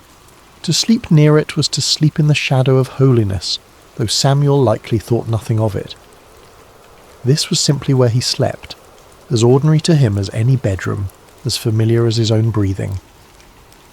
The lamp of God was still burning, casting flickering shadows across the stone walls. This detail matters more than it might initially seem. In the Jewish tradition, the lamp in the sanctuary, the menorah that burned with consecrated oil, was not allowed to go out until morning light made it unnecessary. It represented the presence of God, the light that persisted even in darkness, the hope that had not yet been extinguished. The phrase, "the lamp of God had not yet gone out," carries within it both promise and warning. Not yet, but it could. The light was still burning, but barely. The presence was still there, but fading. As long as the lamp burned, there was hope. As long as the light persisted against the encroaching darkness, God had not abandoned his dwelling place entirely. Samuel drifted into sleep, a boy exhausted from the honest labour of serving in the house of God. His breathing slowed, his muscles relaxed. He sank into that deep, dreamless sleep that comes from physical work and a clear conscience. The sanctuary around him settled into its nighttime sounds. The creak of cooling stone, the whisper of wind through high windows, the distant cry of a night bird, the soft flutter of the lamp flames, and then, in the darkness, cutting through the silence like a knife through cloth, he heard his name, Samuel. The voice was clear, distinct, personal. Not a shout that would echo through the halls, but not a whisper that could be mistaken for imagination either. It had the quality of someone standing nearby, speaking with intention and purpose, with the certainty that they would be heard. It was a voice that expected a response. Samuel's eyes snapped open. His heart leaped in his chest. There was no confusion, no moment of disorientation. He knew immediately that someone had called him. The voice had been too clear, too deliberate, too unmistakably directed at him. In the darkness, with the lamp casting its uncertain light, Samuel did what made perfect sense to a boy who had grown up serving under an elderly priest. Eli must need something. The old priest was nearly blind now, stumbling in the darkness. Perhaps he had dropped something. Perhaps he needed water. Perhaps he was unwell and required assistance. Samuel threw off whatever covering he used against the night chill and ran to where Eli slept. "Here I am. You called me?" The response was immediate, instinctive. "Here I am." 2 words that would become the defining posture of Samuel's entire life. Not, "What do you want?" Not, "Can it wait until morning?" Just presence. Just availability. Here I am. Eli, pulled from sleep and confused, his mind foggy with the remnants of dreams, looked in the direction of Samuel's voice with eyes that could barely make out shapes in the darkness. "I did not call. Go back and lie down." Samuel returned to his place, perhaps a little puzzled, but not overly concerned. Perhaps he had been dreaming. Perhaps the transition from sleep to waking had jumbled his perceptions. Perhaps the old man had called out in his sleep and forgotten. These things happen. The mind plays tricks in the boundary spaces between consciousness and unconsciousness. He lay back down, pulled his covering around him, and closed his eyes, willing himself back towards sleep. The sanctuary settled back into silence. The lamp continued its steady burning. Outside, the wind moved through the hills with a sound like breathing. Samuel's heartbeat slowed back to its resting rhythm. Samuel? Again. The same voice, the same clarity, the same undeniable sense that someone was speaking directly to him, calling him by name with purpose and intention. This was not imagination. This was not the remnant of a dream clinging to the edge of waking. This was not the echo of Eli's voice misheard in the darkness. Someone had called his name, clearly and deliberately, as real as the stone beneath him and the lamplight flickering against the walls. Once more, Samuel got up and went to Eli. His bare feet made soft sounds against the cold stone floor. His breathing was quicker now, his confusion deeper. If Eli had not called the first time, then who had? "Here I am. You called me." Eli, now more awake and perhaps slightly irritated at being disturbed a second time, sent him away again with a tone that suggested both confusion and mild frustration. "I did not call, my son. Go back and lie down." Samuel returned, but now there was a question forming in his mind that would not be silenced. If Eli was not calling him, then who was? Was someone playing a trick? Was there an intruder in the sanctuary hiding in the shadows, calling his name for some unknown purpose? But the voice had not seemed mischievous or threatening. It had been steady, certain, intimate. The kind of voice that knows you, that has the right to call your name. He lay back down, but this time sleep did not come easily. His eyes stayed open, staring into the darkness above him. His ears strained for any sound, any indication of who or what had spoken to him. The lamp flickered. A moth circled near its flame.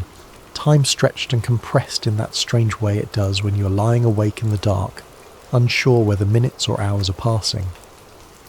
Samuel. The third time, Samuel abandoned any doubt or hesitation. Someone was calling him, and if it was not Eli, then perhaps the old priest was confused. Perhaps he was calling out without realizing it. Perhaps his dreams were speaking through him. Samuel got up once more, faster now, urgent, and went to Eli. He stood at the foot of the old priest's sleeping mat, his young face barely visible in the dim light that filtered in from the main chamber. "Here I am. You called me." And finally, after decades of serving in the sanctuary, after years of watching the word of the Lord become rare and vision scarce, after witnessing the corruption of his sons and the slow death of Israel's faith, Eli understood. The realization must have hit him like a physical blow. God was calling the boy, not the high priest, not the experienced religious leader, not the man who had served in this place for decades. The boy who cleaned the floors and tended the lamps and slept near the ark without fully comprehending what that meant. Eli's response is one of the most beautiful moments in the entire narrative. He could have been jealous, wounded by the divine bypassing, bitter that his years of service were being overlooked in favour of a child. He could have been defensive, questioning whether this was really happening, whether Samuel was perhaps confused or making things up. He could have claimed the voice for himself, insisted that any divine communication should come through proper channels, through the established hierarchy of priesthood. But instead, Eli became a teacher in the truest sense. He gave Samuel the gift of understanding and the words that would change everything. He put aside whatever personal feelings he might have had and focused entirely on helping Samuel navigate what was about to happen. "Go and lie down," Eli said, and you can hear in those words both resignation and hope, both the sadness of being passed over and the wonder that God was speaking again at all. "And if he calls you, say, 'Speak, Lord, for your servant is listening.'" Those words, "Speak, Lord, for your servant is listening," not "Who are you?" not "What do you want?" not "Prove yourself to me." Just openness, just availability, just the humble acknowledgement that if God is speaking, the only appropriate response is to listen. Samuel returned to his place one more time. He lay down in the darkness, the lamp of God still burning nearby, casting its uncertain light across ancient stones, and he waited. His heart must have been pounding so hard he could hear it in his ears. His mind must have been racing with questions and fears and wonder. What does the voice of God sound like? What will he say? Am I worthy to hear it? What if I do not understand? What if I get it wrong? The silence stretched. The lamp flickered. Outside, the night continued its slow progression toward dawn. And then, for the fourth time, the voice came. But this time there was a difference. This time the name was repeated, spoken twice, with an intimacy and urgency that had not been there before. "Samuel! Samuel!" The repetition is significant. In Hebrew, when a name is called twice, it indicates intimacy, urgency, importance. Abraham, Abraham, Moses, Moses. Now Samuel, Samuel. This was not a casual summons. This was personal, direct, unmistakable. This time, the boy was ready. Following Eli's instructions exactly, word for word, he responded with the words that have echoed through millennia as the perfect posture of faith, the ideal response to divine initiative. "Speak, for your servant is listening." And God spoke. What happened next was not what a child would want to hear. God did not give Samuel a message of encouragement or blessing. He did not reveal some beautiful mystery or share some cosmic secret about the nature of reality or the structure of heaven. He did not offer comfort or promise Samuel a glorious future. Instead, God gave Samuel a prophecy of judgment, and the judgment was against Eli's household, against the man who had been like a father to him, against the only family he had truly known. God told Samuel that he was about to do something in Israel that would make the ears of everyone who heard it tingle. That phrase, "ears tingling," suggests something shocking, something that would reverberate through the nation like a physical sensation. This was not going to be a quiet judgment, a private correction. This was going to be public, unmistakable, impossible to ignore. He was going to carry out against Eli everything he had spoken concerning his family, from beginning to end. There had been warnings before. A prophet had come to Eli years earlier with a similar message, speaking of judgment to come, of the priesthood being taken from his lineage, of his sons dying on the same day. That prophecy had been spoken and then seemingly forgotten, filed away as one of those uncomfortable truths that people acknowledge but never really expect to see fulfilled.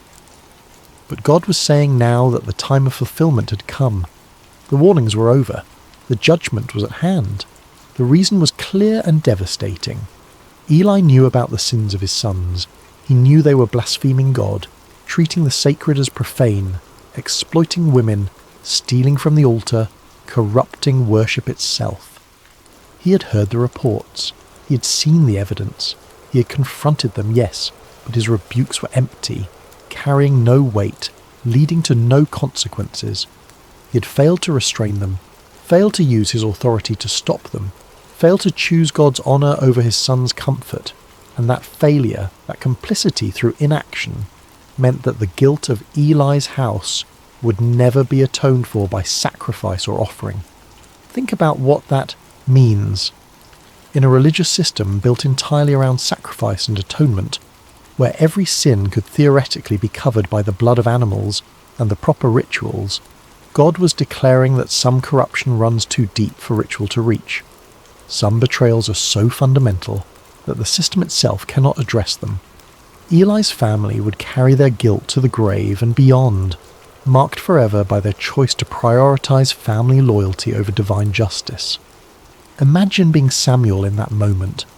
You are a child, perhaps 11 or 12 years old, lying in the darkness of a sanctuary, having just heard the voice of God for the first time in your life. And the message you have been given is not one of blessing or calling or future glory. It is a message of doom for the man who has raised you, who has taught you everything you know about worship and service, who has been your only father figure in a life marked by abandonment and loneliness. The weight of it must have been crushing. How do you speak words of judgment to someone you love? How do you become the bearer of bad news that will break someone's heart? How do you look into the eyes of a man who has shown you kindness and tell him that his family line is cursed, that his sons will die, that everything he has built will crumble? This was the cost of prophecy that no one talks about. This was the burden of truth that cannot be softened or avoided or delayed. Samuel had been given a message, and whether he wanted to deliver it or not was irrelevant. The truth had been spoken to him, and now he was responsible for speaking it to others. This is what it means to be a prophet. Not visions and mystical experiences and spiritual heights, but the grinding, awful responsibility of speaking truths that wound you as deeply as they wound those who hear them. The rest of the night must have been agony for Samuel. The text tells us he lay there until dawn, too afraid to tell Eli what he'd heard. He did not sleep. How could he? His mind must have raced through possibilities. Maybe he had misunderstood. Maybe there was a way to soften the message to make it less harsh. Maybe if he just kept quiet, the whole thing would fade like a dream, and he could go back to his simple life of tending lamps and sweeping floors. But deep down, he knew. The voice had been too clear. The message had been too specific. And God had not asked his opinion about whether this was a good idea or whether Samuel felt ready for such responsibility. The divine does not consult us about our readiness. It simply calls, and we must answer. Chapter 4. The Weight of the Message. As morning light began to filter into the sanctuary, pale and hesitant through the high windows, Samuel rose and went about his duties as usual. Muscle memory guided him through the familiar routines. He opened the doors of the house of the Lord, pushing aside the heavy wooden barriers that sealed the sacred from the profane, letting in the day, with all its ordinary demands. But everything felt different now. The air was heavier, pressing down on his shoulders like a physical weight. The silence was louder, filled with the words he carried but could not speak. He carried within him words that would change everything, and he was terrified to voice them. His hands shook as he performed his tasks. He fumbled with the lamp wicks, nearly spilling oil on the floor. He could not meet anyone's eyes.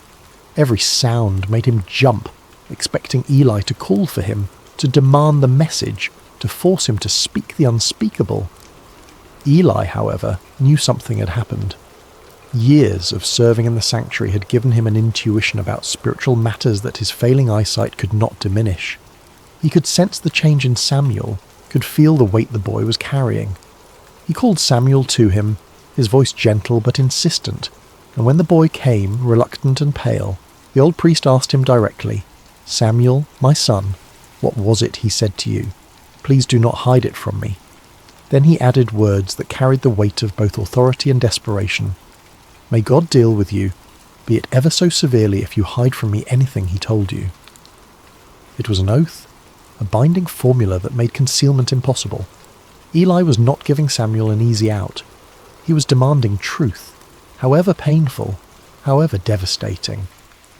And in doing so, he was teaching Samuel one of the most important lessons of prophetic ministry. that truth matters more than comfort, that integrity requires speaking even when silence would be kinder. There is something deeply moving about this moment. Eli was giving Samuel permission to speak truth, even painful truth. He was not demanding a comfortable answer. He was not pressuring the boy to lie or soften the message. He was not using his position as high priest to intimidate or manipulate. He was simply asking for honesty, for the faithful delivery of whatever word had been given, regardless of personal cost. Samuel, to his credit, did not hold back. He told Eli everything, every word of the judgment, every detail of the coming consequences, every aspect of the doom pronounced against his house. He did not sugarcoat it. He did not try to make it easier to hear. He did not add comforting caveats or suggest ways the judgment might be avoided. He simply delivered the message as it had been given to him, faithful to both God and to Eli in his refusal to distort the truth. The words must have felt like stones in his mouth, each one heavy and sharp. He would have watched Eli's face as he spoke, looking for signs of anger or rejection or denial. But what he saw instead was something he had not expected. Eli's response is remarkable in its humility and resignation. He did not rage against the pronouncement. He did not question Samuel's experience or suggest the boy had misunderstood or imagined things. He did not blame Samuel for being the messenger or accuse him of disloyalty or ingratitude. He simply said, with a weariness that spoke of years of knowing this moment would come, "He is the Lord. Let him do what is good in his eyes." There is defeat in those words, yes, but there is also acceptance, a kind of peace that comes from finally having the truth spoken aloud, from no longer living in the shadow of unacknowledged reality. Eli had known for years that his sons were corrupt. He had known that his failure to stop them was a kind of complicity, a betrayal of his calling and his God. The judgment was not a surprise. It was an inevitability finally spoken aloud, a truth that had been hovering unspoken in the air for years, finally given voice and substance. And perhaps in some way, Eli was relieved that the silence had been broken, even if the words spoken were words of judgment. Perhaps there is a relief that comes from knowing, from having certainty, even when that certainty is terrible. Perhaps after years of wondering when the hammer would fall, there was a strange comfort in finally hearing it fall, in knowing the shape of the future even when that future was dark. What Samuel learned that night and that morning was something most of us spend a lifetime avoiding. That truth is not always comfortable, that faithfulness sometimes means delivering hard words, and that love does not require us to hide reality from those we care about. Samuel could have lied to Eli.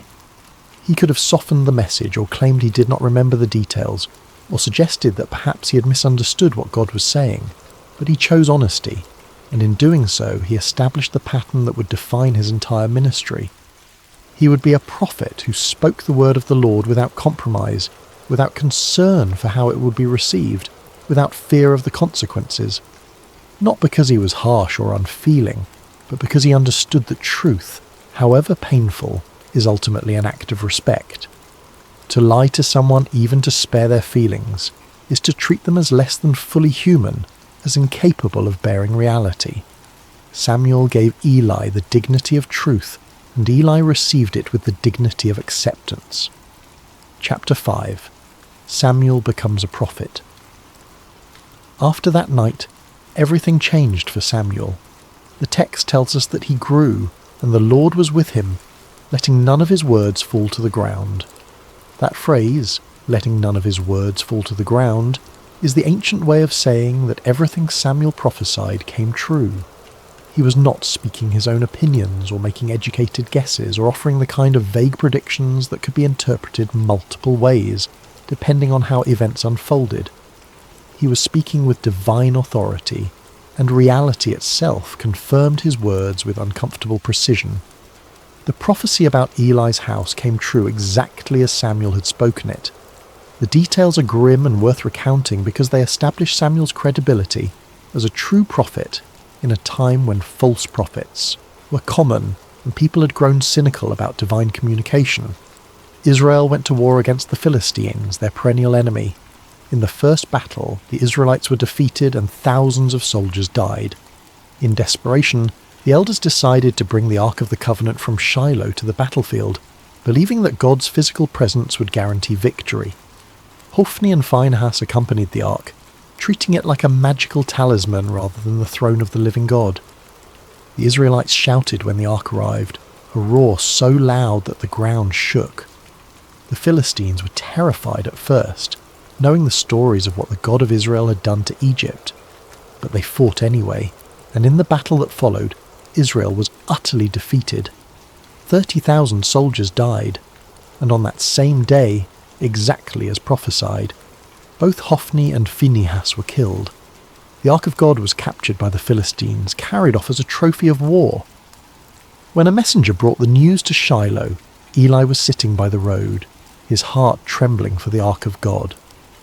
When he heard that the Ark had been captured and his sons were dead, the 98-year-old priest fell backward off his chair, broke his neck, and died. The priesthood of his line ended in that moment, cut off exactly as God had declared. It was a devastating fulfillment, but it established beyond doubt that Samuel spoke with divine authority. He had predicted these events when he was just a child, and they had come to pass exactly as he said. The word of the Lord through Samuel was reliable, trustworthy, deserving of attention. As Samuel matured from boy to young man, his reputation spread throughout Israel like wildfire. From Dan in the far north to Beersheba in the deep south, spanning the entire geographical extent of Israel's territory, everyone knew that Samuel had been established as a prophet of the Lord. The word that had been rare, the visions that had been scarce, now flowed through this young man who had learned to listen in the darkness. But Samuel was more than just a prophet delivering occasional messages. God continued to appear at Shiloh, revealing himself to Samuel through his word on a regular basis. Samuel became the primary channel of divine communication for the entire nation. The silence had been broken. The channel between heaven and earth, clogged by corruption and complacency for generations, had been cleared. And the instrument God chose was not a powerful warrior or a cunning politician or even an experienced priest with decades of religious training. It was a boy who had learned to say 5 simple words: "Speak, for your servant is listening." Samuel's influence on Israel cannot be overstated. He became the bridge between the chaotic era of the judges and the establishment of the monarchy, standing at one of the most critical transitions in the nation's history. He was the last judge, travelling on a circuit through Bethel, Gilgal and Mizpah, settling disputes and administering justice with a wisdom that people recognised as coming from God. He was also the first of the great prophets, the founder of a prophetic tradition that would produce Elijah, Elisha, Isaiah, Jeremiah, and all the voices that would call Israel back to God throughout its history. When the people demanded a king like the surrounding nations, it was Samuel who anointed Saul, a tall and handsome man from the tribe of Benjamin, as Israel's first king. And when Saul proved disobedient and unfaithful to God, it was Samuel who had to deliver yet another hard message of judgment, who had to watch another man he had elevated fall under divine displeasure. Later, it was Samuel who anointed David, the youngest son of Jesse, a shepherd boy with no apparent qualifications except that God had chosen him. That shepherd boy would become Israel's greatest king, the man whose lineage would eventually produce the Messiah. But beyond the political role, beyond the anointing of kings and the settling of disputes, Samuel represented something Israel desperately needed: spiritual integrity in a world corroded by compromise.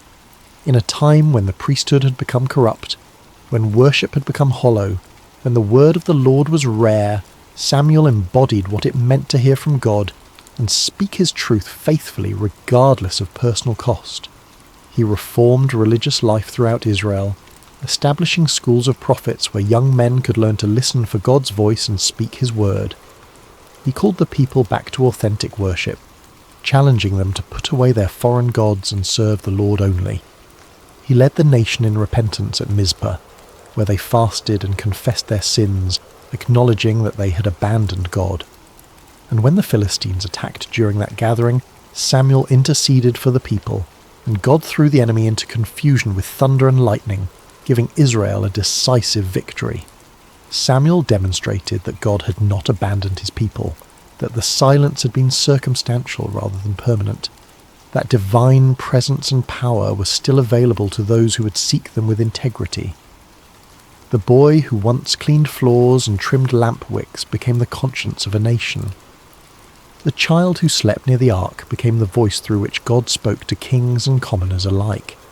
His authority came not from position, or political power, or military might, but from the simple fact that he had learned to listen and had the courage to speak what he heard, even when speaking cost him dearly. Chapter 6. The Legacy of the Story. So what do we take from this ancient narrative? What does it mean for us, centuries removed from oil lamps and tabernacles and sleeping near the Ark of the Covenant? And perhaps more intriguingly, what questions does this story raise that it never fully answers? First, there is the theme of listening. God can speak in quiet places, in ordinary moments, when we least expect it.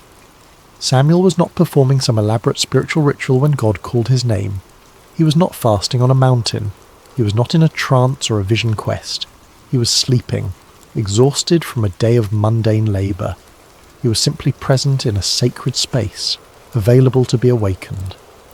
How often do we miss the voice of the divine because we are too busy, too distracted, too convinced that revelation only comes in spectacular packages? We wait for burning bushes and angelic visitations, for dramatic signs and unmistakable interventions, while the still small voice speaks in the darkness and we mistake it for our imagination, or for human conversation, or for nothing at all.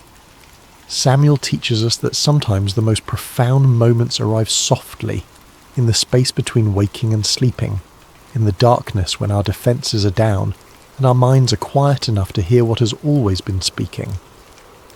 But this raises uncomfortable questions. How many times has that voice spoken and we have ignored it? How many times have we attributed divine communication to coincidence or psychology or wish fulfillment because we have lost the ability to recognize it for what it is? Second, there is the theme of obedience. Samuel's first response when he heard his name was immediate and complete. Here I am.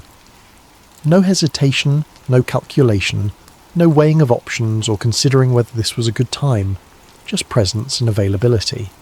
Not, what do you want, but here I am. Not, let me think about it, but immediate response. Later, when Eli gave him the words to use, Samuel followed the instruction exactly. He did not improvise or try to improve on the formula or insert his own personality into the exchange. He simply said what he had been taught to say: "Speak, for your servant is listening." Obedience in this story is not about blind submission to authority. It is about being teachable, about recognizing when someone knows more than you do, about trusting guidance even when you do not fully understand where it is leading. But there is something deeper here, something that troubles the waters of easy interpretation. Samuel was obedient to a voice he had never heard before, to a presence he could not see, based entirely on the instruction of a priest whose own family was corrupt, and whose judgment had been compromised by his failure to discipline his sons.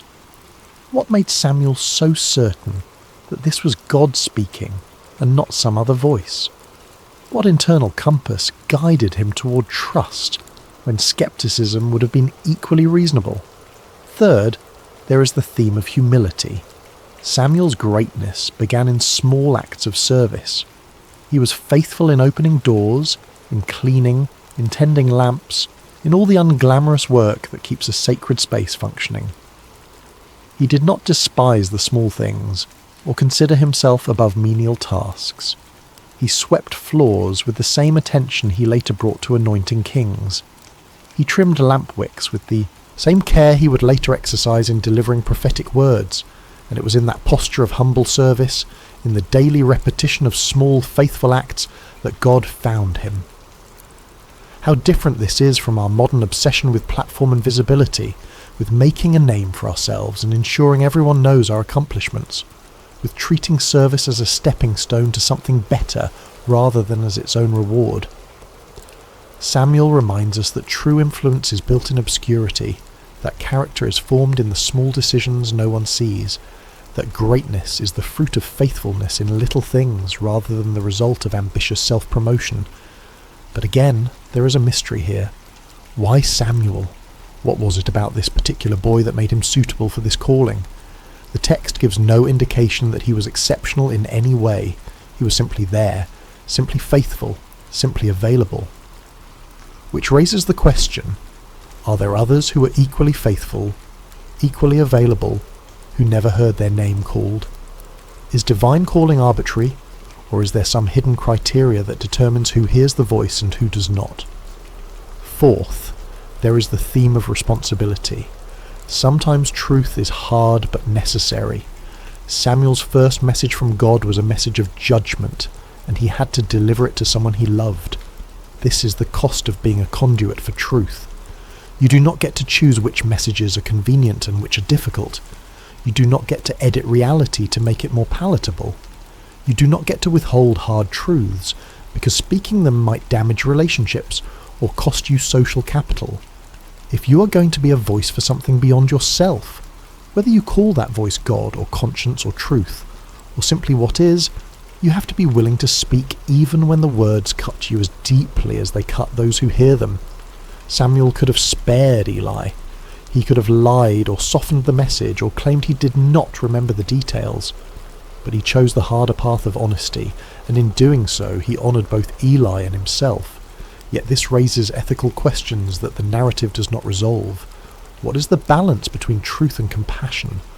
When does speaking hard truths become cruelty disguised as honesty? Samuel was a child delivering a message he did not create and could not change. But what about us? When the truths we must speak are filtered through our own perceptions and biases and limited understanding, how do we know when to speak and when to remain silent? Fifth, there is the theme of hope. The lamp of God had not yet gone out.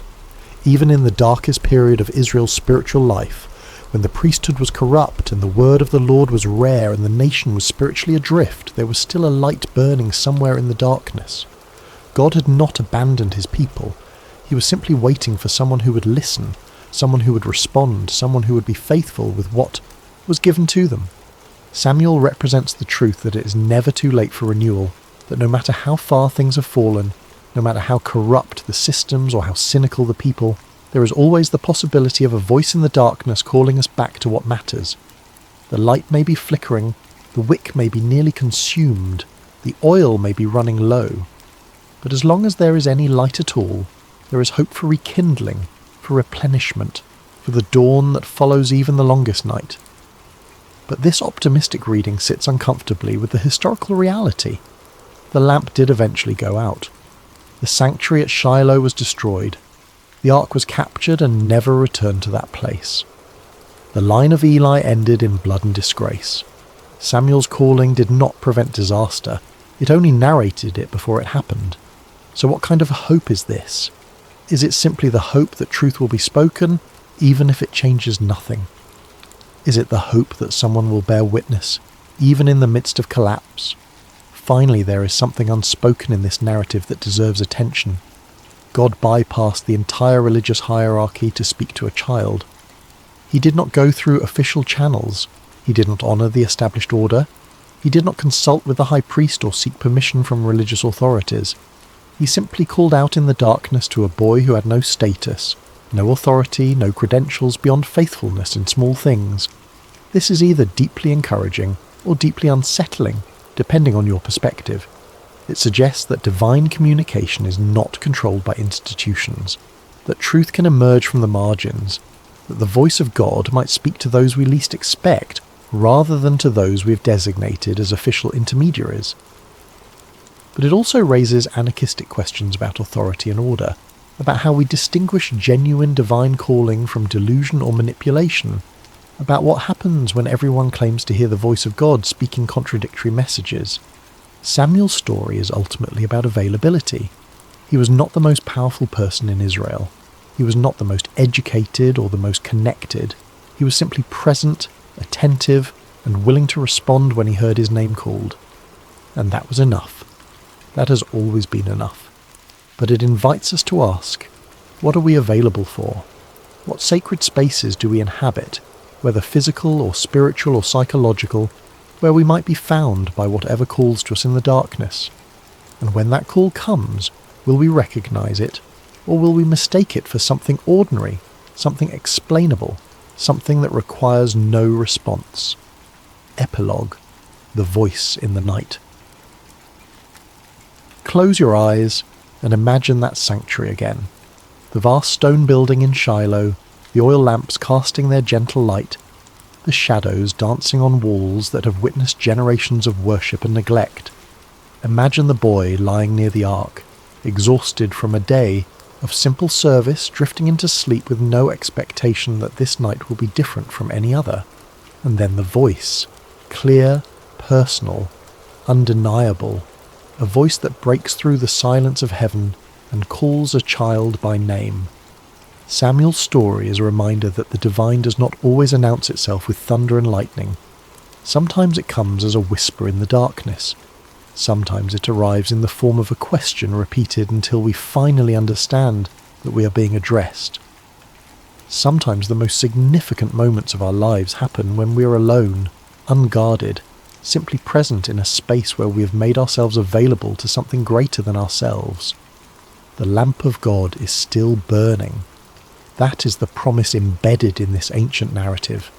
No matter how dark the times, no matter how corrupt the systems, no matter how silent heaven seems, there is always a light somewhere refusing to go out, and there is always the possibility that in the quiet, in the stillness, in the spaces between our busy thoughts and desperate prayers, we might hear our name spoken by a voice we do not yet recognize.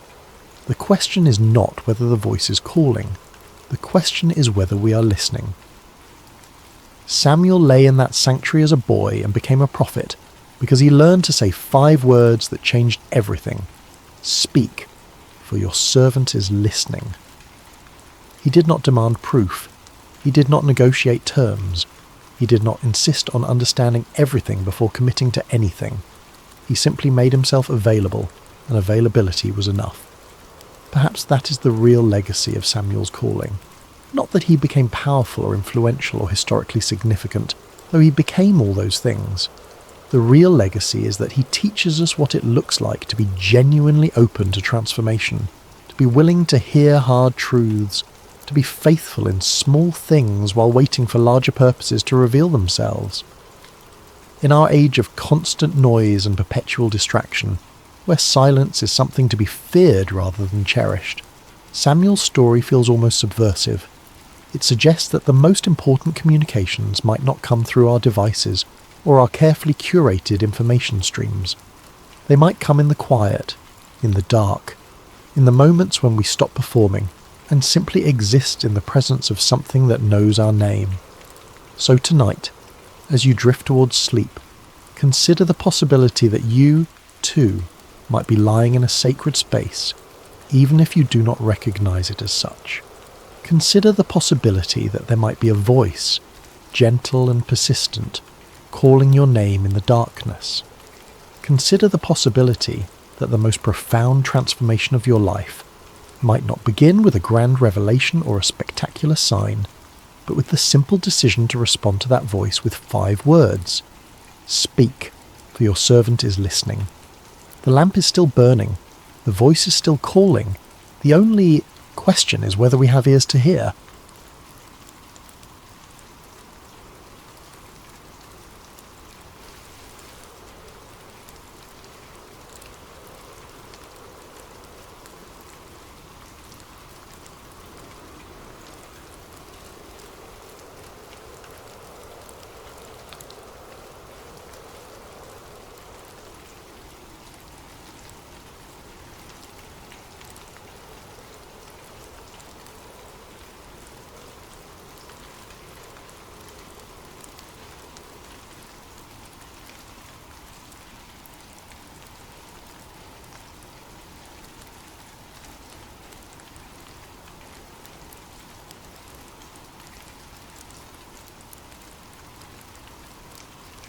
The fire on Mount Carmel, Elijah and the prophets of Baal.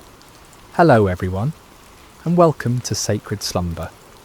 Before we dive into today's powerful message, I want to connect with each of you personally. How has your day been treating you so far? Whether you're watching this in the early morning hours as the sun rises, during your lunch break, in the middle of a busy day, or perhaps late at night when the world has quieted down, I want you to know that this moment we're sharing together is sacred. I'm curious about where you're joining us from today. Are you listening from bustling New York City, the peaceful countryside of Iowa, the sunny beaches of California, or maybe you're tuning in from across the globe, in London, Sydney, or somewhere in between? Wherever you are, whatever time it is in your corner of the world, you are exactly where God wants you to be right now. If this is your first time joining us, I want to extend a warm welcome to our Sacred Rest family. We're so grateful you're here. And if you've been walking this journey with us, thank you for your continued faithfulness and support. Before we begin today's incredible story, I encourage you to subscribe to Sacred Slumber if you haven't already. Hit that subscribe button and ring the notification bell so you never miss these life-changing messages that God has in store for us. Now let's prepare our hearts for what I believe will be one of the most dramatic, faith-building stories you'll hear. Today we're travelling back over 2,800 years to witness one of the most spectacular demonstrations of God's power ever recorded in human history. We're going to Mount Carmel in ancient Israel, where one man's faith stood against an entire nation's rebellion, where fire fell from heaven, and where hearts were turned back to the one true God. The fire on Mount Carmel, Elijah and the prophets of Baal. Chapter 1. A nation in spiritual freefall. Picture, if you will, the ancient kingdom of Israel during one of its darkest hours. This wasn't just a time of political upheaval or economic hardship, though both of those existed. This was a time of complete spiritual catastrophe, a moment when an entire nation had turned its back on the God who had delivered them from slavery in Egypt, who had parted the Red Sea, who had given them the Promised Land. King Ahab sat on the throne of Israel, and beside him ruled Queen Jezebel, a woman whose very name has become synonymous with wickedness and manipulation. Jezebel wasn't just content to worship false gods herself. She was determined to drag the entire nation of Israel down with her into the depths of idolatry and spiritual darkness.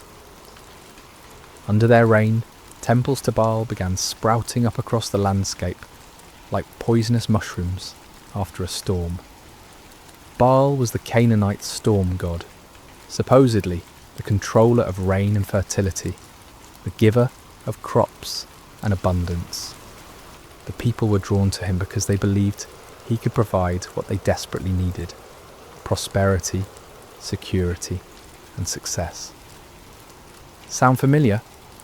In our modern world, we may not bow down to statues of Baal, but how many of us have made idols out of our careers, our bank accounts, our social media followers, or our pursuit of comfort and pleasure? The heart of humanity hasn't changed much in nearly 3,000 years. But Jezebel wasn't satisfied with just building temples. She launched a systematic persecution campaign against the prophets of the Lord. These faithful men and women of God were hunted down like criminals. Some were executed, others were forced to hide in caves and secret places, living in constant fear for their lives. The word of God was being silenced, and darkness was spreading across the land like a plague. Can you imagine living in such a time, when speaking the truth about God could cost you your life, when the very foundations of faith that had sustained a nation for generations were being torn down brick by brick, when it seemed like evil had won and righteousness had fled? Yet in the midst of this spiritual holocaust, God had his man. His name was Elijah, and he was about to become the most famous prophet in Israel's history. Chapter 2. The Drought of Divine Judgment. Before we meet Elijah face to face, we need to understand the backdrop against which his ministry unfolded. For 3 long years, not a single drop of rain had fallen on the land of Israel. This wasn't just an inconvenient dry spell or a minor weather pattern.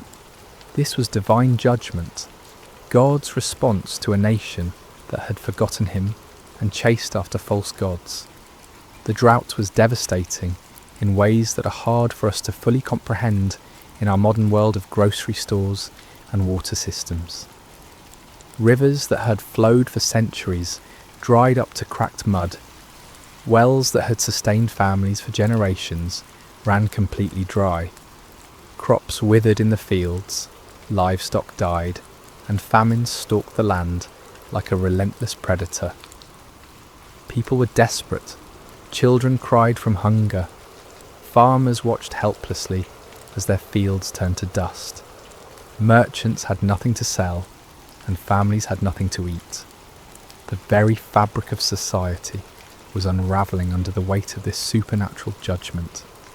And yet, in their desperation, most of the people didn't turn back to the Lord. Instead, they cried out even more desperately to Baal, pleading with the storm god to send rain. They increased their sacrifices, intensified their rituals, and multiplied their prayers to deaf idols. They were convinced that if they just tried harder, if they just offered more, if they just believed with greater fervour, Baal would answer and the rains would come. But the skies remained as bronze hard and unyielding. Day after day, week after week, month after month, year after year, the sun blazed down mercilessly from a cloudless sky.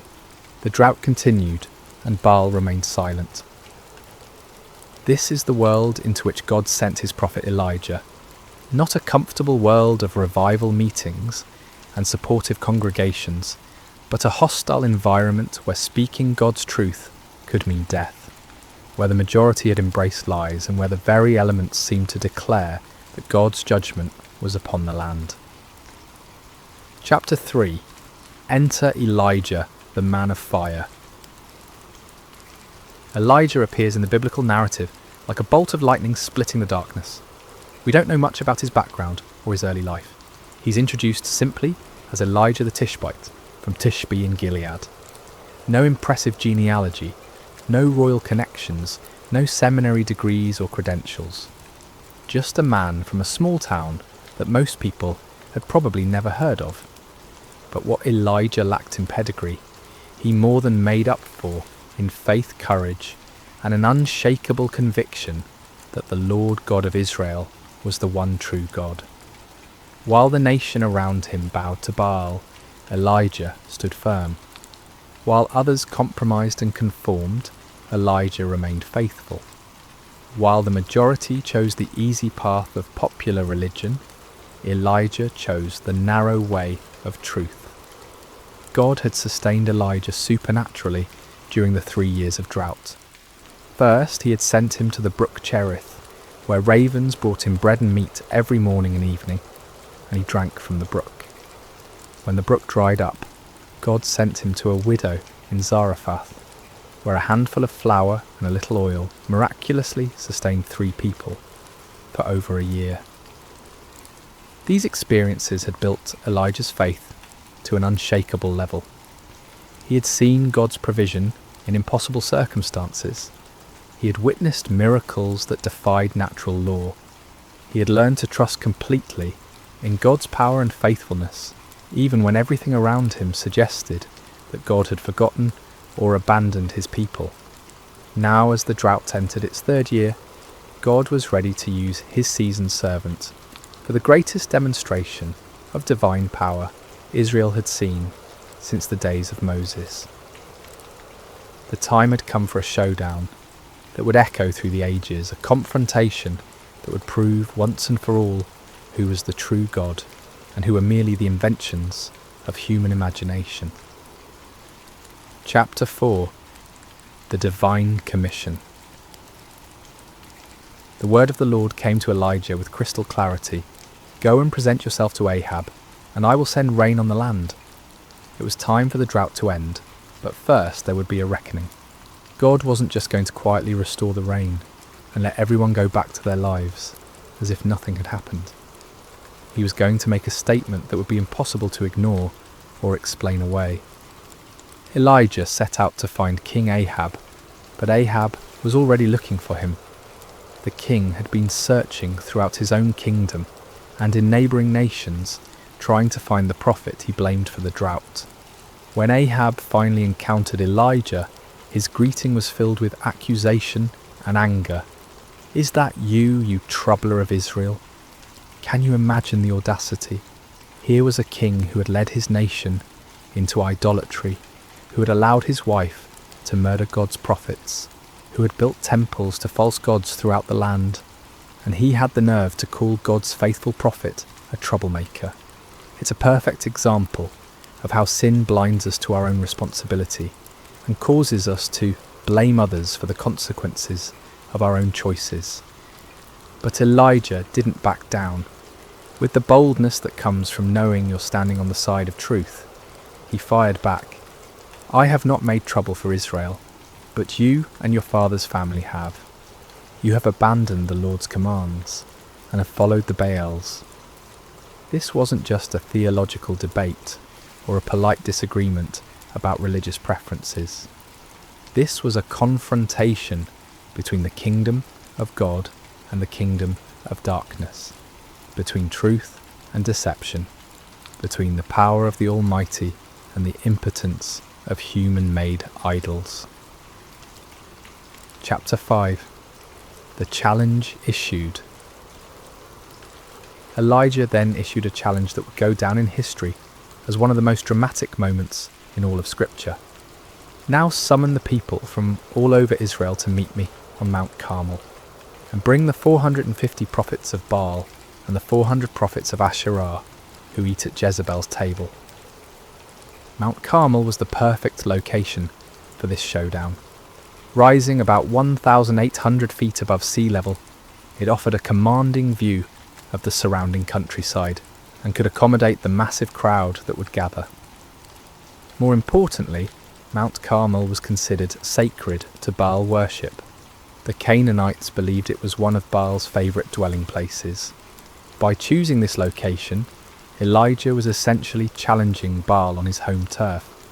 The terms of the contest were elegantly simple. "Get 2 bulls for us. Let Baal's prophets choose one for themselves, and let them cut it into pieces and put it on the wood, but not set fire to it. I will prepare the other bull and put it on the wood, but not set fire to it. Then you call on the name of your God, and I will call on the name of the Lord.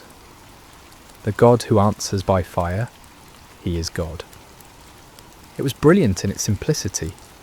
No complicated rituals, no ambiguous signs that could be interpreted different ways, no room for trickery or deception. Fire from heaven would be the ultimate proof.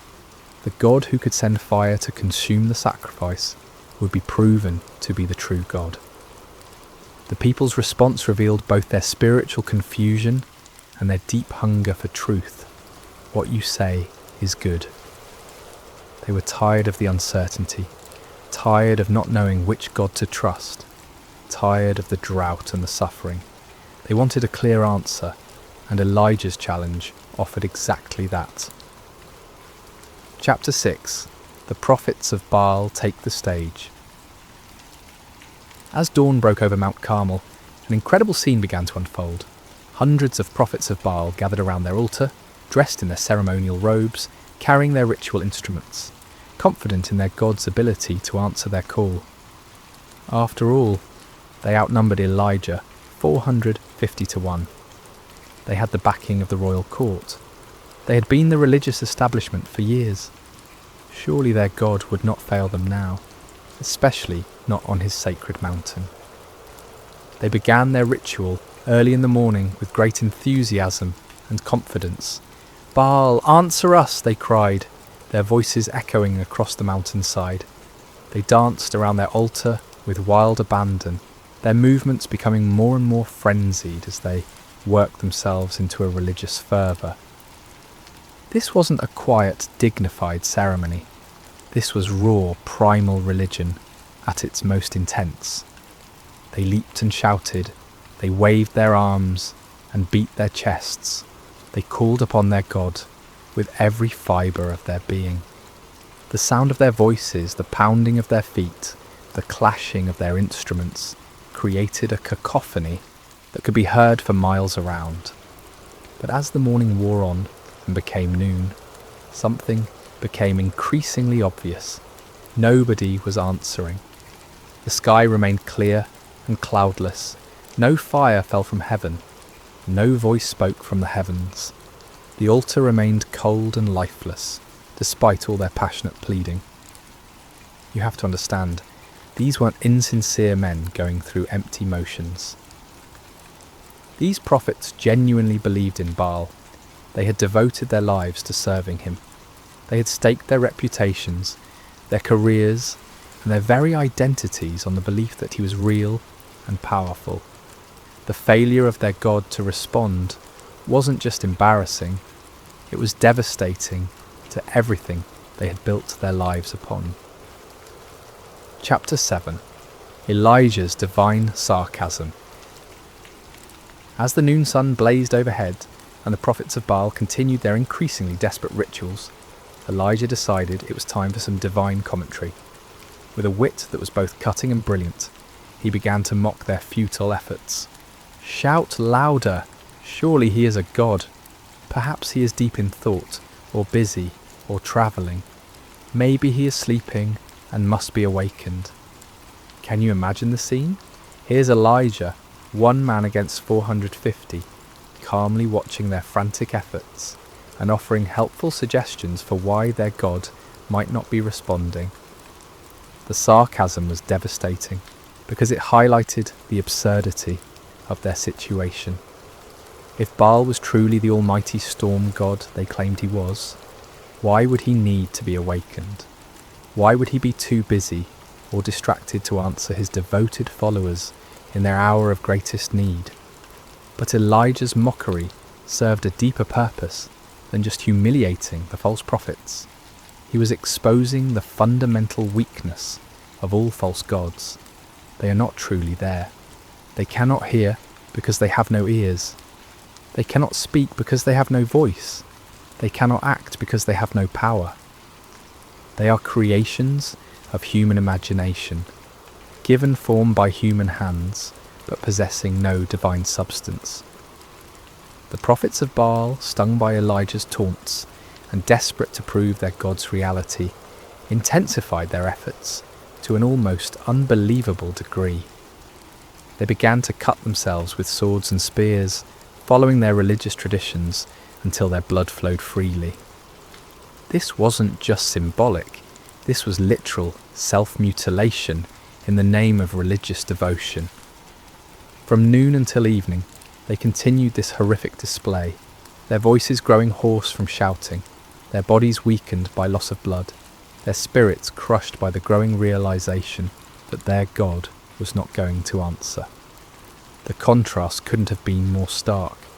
On one side, frantic activity and desperate self-harm producing nothing.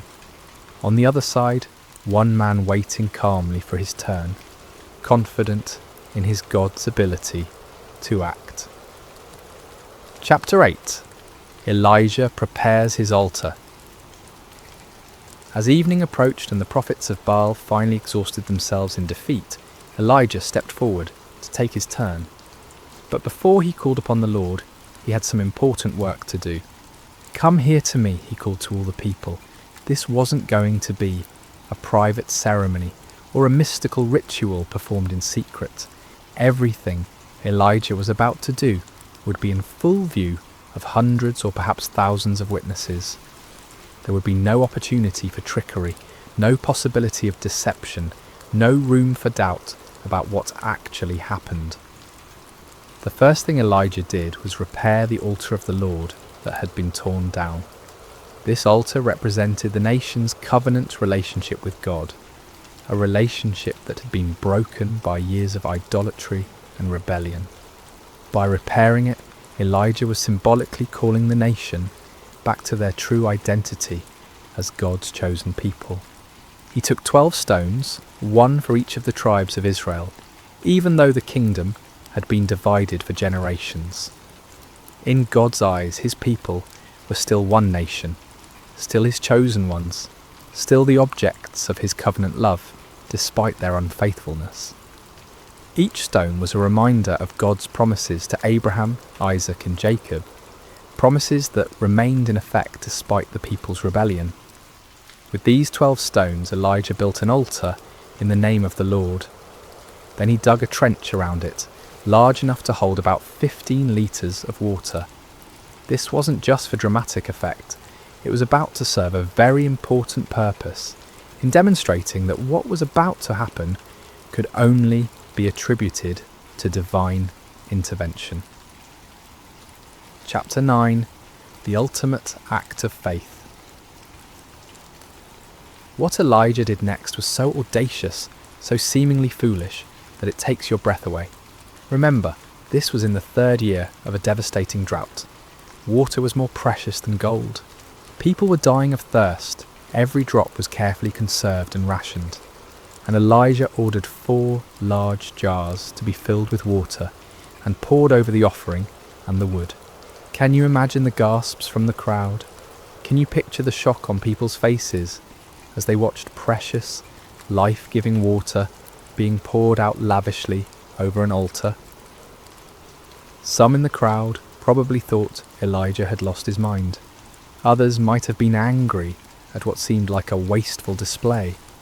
But Elijah wasn't finished. "Do it again," he said. And they did it a second time, pouring out 4 more jars of precious water over the sacrifice and the wood. "Do it a 3rd time," Elijah commanded. And a 3rd time they soaked the altar until the water ran down around it and filled the trench he had dug. 12 jars of water in total. Everything was completely saturated. The wood was soaked through. The sacrifice was drenched. The stones were wet. Even the ground around the altar was muddy with water. If anyone had been planning to suggest that Elijah had somehow hidden fire or used trickery to ignite his altar, that possibility was now completely eliminated. This act of faith was staggering. Elijah was so confident in God's power that he was willing to make the miracle as difficult as possible. He wasn't just asking God to light dry wood. He was asking him to consume a sacrifice that was literally underwater. He was putting his reputation, his ministry, and his very life on the line, betting everything on God's ability to do the impossible. Chapter 10. The Prayer That Shook Heaven and Earth. As evening approached and the time for the evening sacrifice arrived, Elijah stepped up to the altar he had prepared. The moment had come. Everything led to this point. The drought, the confrontation with Ahab, the challenge to the prophets of Baal, the repair of the altar, the soaking with water, all of it was preparation for this moment when one man would call upon the name of the Lord. But notice what Elijah didn't do. He didn't scream and shout like the prophets of Baal. He didn't dance wildly, or cut himself, or work himself into a frenzy. He didn't perform elaborate rituals, or recite complicated incantations. He simply prayed, and his prayer was a model of faith, simplicity, and complete dependence upon God.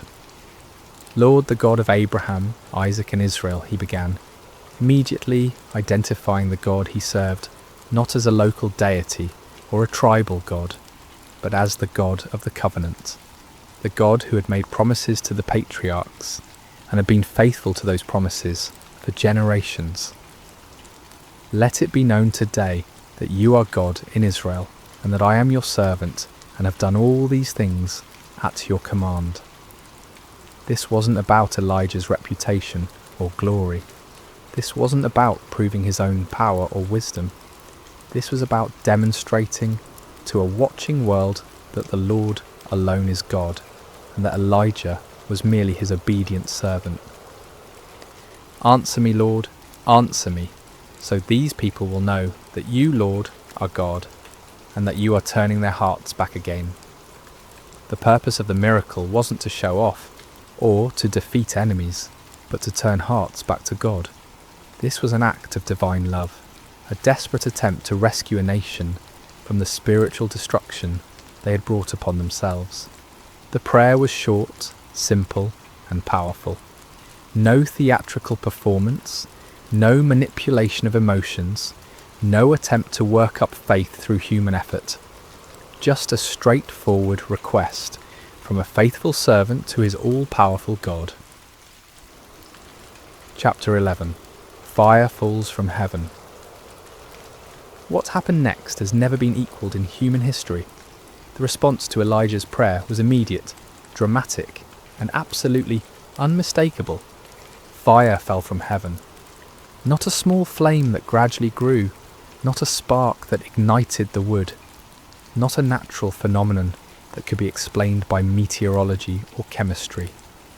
This was supernatural fire, divine fire, holy fire that blazed down from the throne of God himself.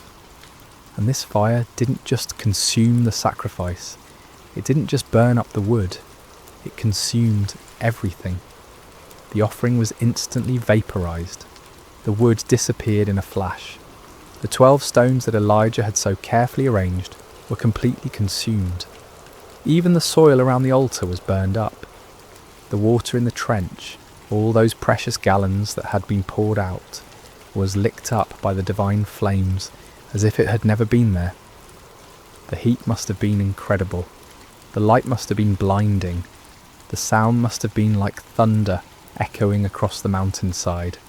Everyone watching would have felt the power of God in a way that shook them to their very core. This wasn't just a miracle, it was a demonstration of absolute divine authority.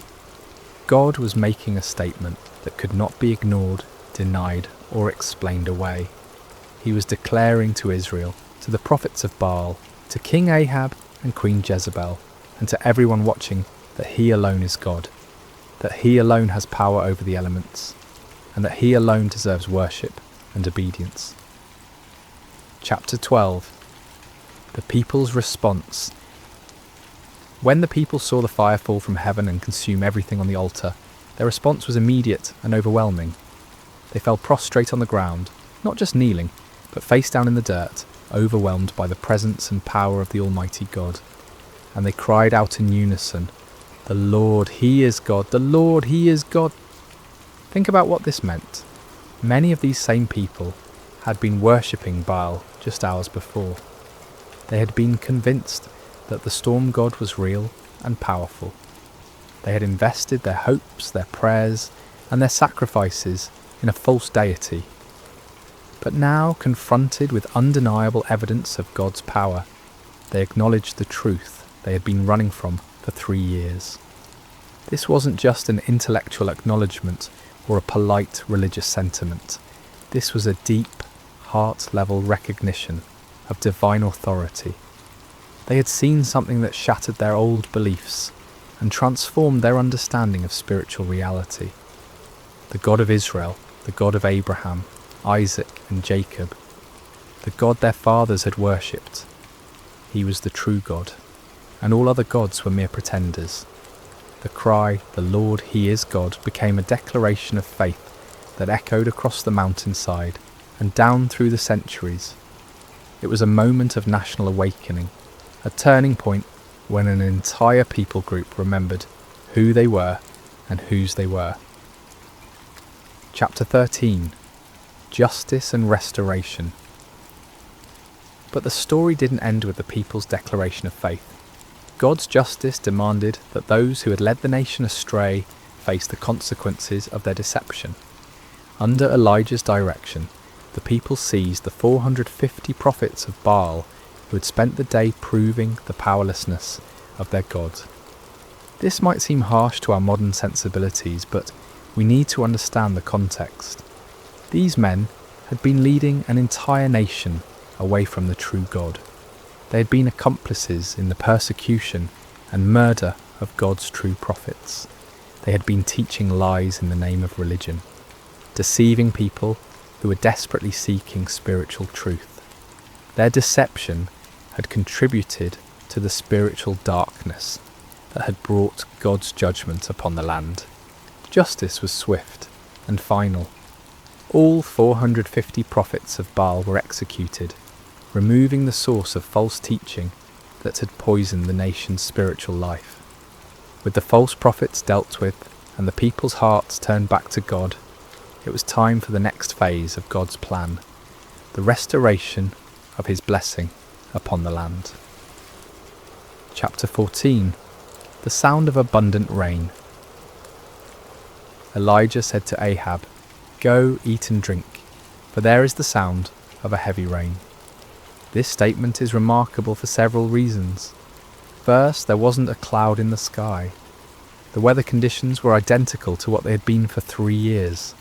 Hot, dry, and utterly cloudless. But Elijah had the faith to hear the sound of rain that existed only in the promise of God. This is the kind of faith that sees the invisible and hears the inaudible. Elijah wasn't looking at circumstances or relying on weather forecasts. He was trusting in the word of God, who had promised to send rain upon the land. While Ahab went to eat and drink, Elijah climbed to the top of Mount Carmel and threw himself down on the ground in prayer. This wasn't a casual request or a polite religious ritual. This was intense, fervent prayer from a man who understood that he was participating in God's plan to restore his people. 7 times Elijah sent his servant to look toward the sea for signs of rain. 6 times the servant returned with the same report. There is nothing there. But Elijah didn't give up. He didn't doubt God's promise or question his own faith. He kept praying, kept believing, kept expecting God to fulfill his word. On the 7th time, the servant returned with different news. A cloud as small as a man's hand is rising from the sea. To most people, a tiny cloud on the horizon wouldn't seem significant, especially after 3 years of drought. But to the eyes of faith, that small cloud was the beginning of God's abundant provision. Elijah immediately told his servant to run to Ahab with this message: "Hitch up your chariot and go down before the rain stops you." Chapter 15. The Storm of Restoration. What followed was one of the most dramatic weather changes in recorded history. The tiny cloud that had appeared on the horizon quickly grew and multiplied. The sky, which had been clear blue for 3 years, suddenly turned black with storm clouds. The wind began to blow with increasing intensity, and then the rain began to fall. But this wasn't a gentle shower or a light drizzle. This was a torrential downpour, a deluge that made up for 3 years of drought in a matter of hours. The rain came down in sheets so heavy that visibility was reduced to just a few feet. The ground, which had been hard as concrete from years of drought, couldn't absorb the water fast enough, and soon rivers of rainwater were flowing down every hillside and through every valley. It was as if God was saying, "You thought I had forgotten how to send rain? You believed that Baal was the god of storms? Let me show you what real divine power looks like." The storm was so intense that King Ahab, travelling in his royal chariot, had difficulty making the journey back to his palace in Jezreel. But here's one of the most amazing details of the entire story. The power of the Lord came on Elijah, and tucking his cloak into his belt, he ran ahead of Ahab's chariot all the way to Jezreel. Picture this scene. A middle-aged prophet who had just spent an entire day in intense spiritual warfare, who had just called down fire from heaven and orchestrated the execution of 450 false prophets who had just prayed intensely for rain. This same man was given supernatural strength to outrun a horse-drawn chariot for about 17 miles through a driving rainstorm. This wasn't natural human endurance. This was divine empowerment, God's way of putting an exclamation point on the entire day's events. Even in the storm, even in the exhaustion that should have followed such an intense spiritual battle, God's power was sufficient to carry his faithful servant. Chapter 16. Lessons for today. The story of Elijah on Mount Carmel is far more than just an exciting historical account. It's a template for understanding how God works in our world today and how he calls each of us to live lives of faith and courage. First, we see the power of standing alone for truth. Elijah was outnumbered 450 to 1, but he wasn't really alone because God was with him. In our culture today, it often feels like those who stand for biblical truth are vastly outnumbered by those who have embraced the false gods of our age. Materialism, relativism, hedonism, and secular humanism. But numbers don't determine truth, and God's power isn't limited by human statistics. Second, we learn that false gods will always disappoint. The prophets of Baal cried out to their God from morning until evening, but he never answered because he wasn't real. Today's false gods, money, success, pleasure, power, technology, entertainment, promise fulfillment, but can never deliver on their promises. Only the true God can satisfy the deepest longings of the human heart. Third, we see that God often chooses to work through ordinary people who have extraordinary faith. Elijah wasn't from a prominent family or an influential background. He was just a man who believed God and was willing to stake everything on that belief. God is still looking for such people today, men and women who will trust him completely and obey him fully, regardless of the circumstances or the opposition. Fourth, we learn the importance of prayer in the life of faith. Elijah's prayer was simple but powerful because it was offered in complete faith and alignment with God's will. He wasn't trying to manipulate God or impress people. He was simply communicating with his heavenly Father and trusting him to act according to his promises. Fifth, we see that God's miracles often come after periods of preparation and testing. The 3 years of drought weren't just punishment for sin, they were preparation for a miracle. God was setting the stage for a demonstration of his power that would be undeniable and unforgettable. Sometimes what looks like delay in our lives is actually divine preparation for something greater than we could imagine. Conclusion. Where is your Mount Carmel? As we conclude this incredible story, I want to ask you a personal question. Where is your Mount Carmel? What situation in your life is calling for a clear demonstration of God's power and faithfulness? What false gods have you been trusting instead of the one true God? What impossible circumstance are you facing that only divine intervention can resolve? Maybe you're facing a financial crisis that seems hopeless and you need God to provide for your needs in supernatural ways. Perhaps you're dealing with a health challenge that has left doctors puzzled, and you need the great physician to demonstrate his healing power.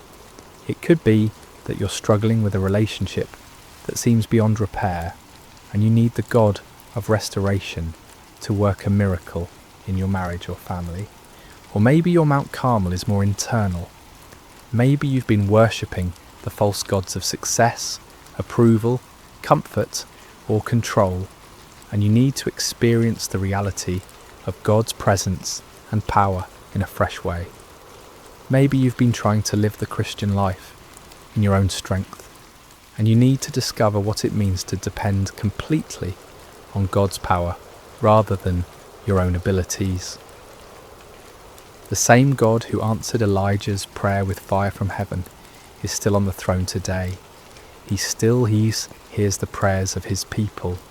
He still demonstrates his power in impossible situations. He still turns hearts back to himself and brings restoration where there has been devastation. But like Elijah, we must be willing to stake everything on God's faithfulness. We must be prepared to stand alone if necessary, to trust when circumstances seem impossible, to pray with faith rather than doubt, and to give God the opportunity to show his power in ways that will leave no doubt about his reality and love.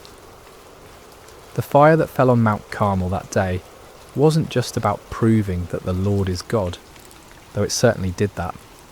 It was about a loving Father reaching out to his wayward children, demonstrating his power not to destroy them but to draw them back to himself. It was about restoration, redemption, and the kind of love that will go to any lengths to rescue those who are precious to him. That same love is reaching out to you today. That same power is available to you in your situation. That same God who answered Elijah is waiting to answer your prayers and demonstrate his faithfulness in your life. The question isn't whether God is able. The question is whether you're willing to trust him completely, to step out in faith even when the odds seem impossible, and to give him the opportunity to show his power in your Mount Carmel moments. So I challenge you today, don't settle for the false gods of our culture.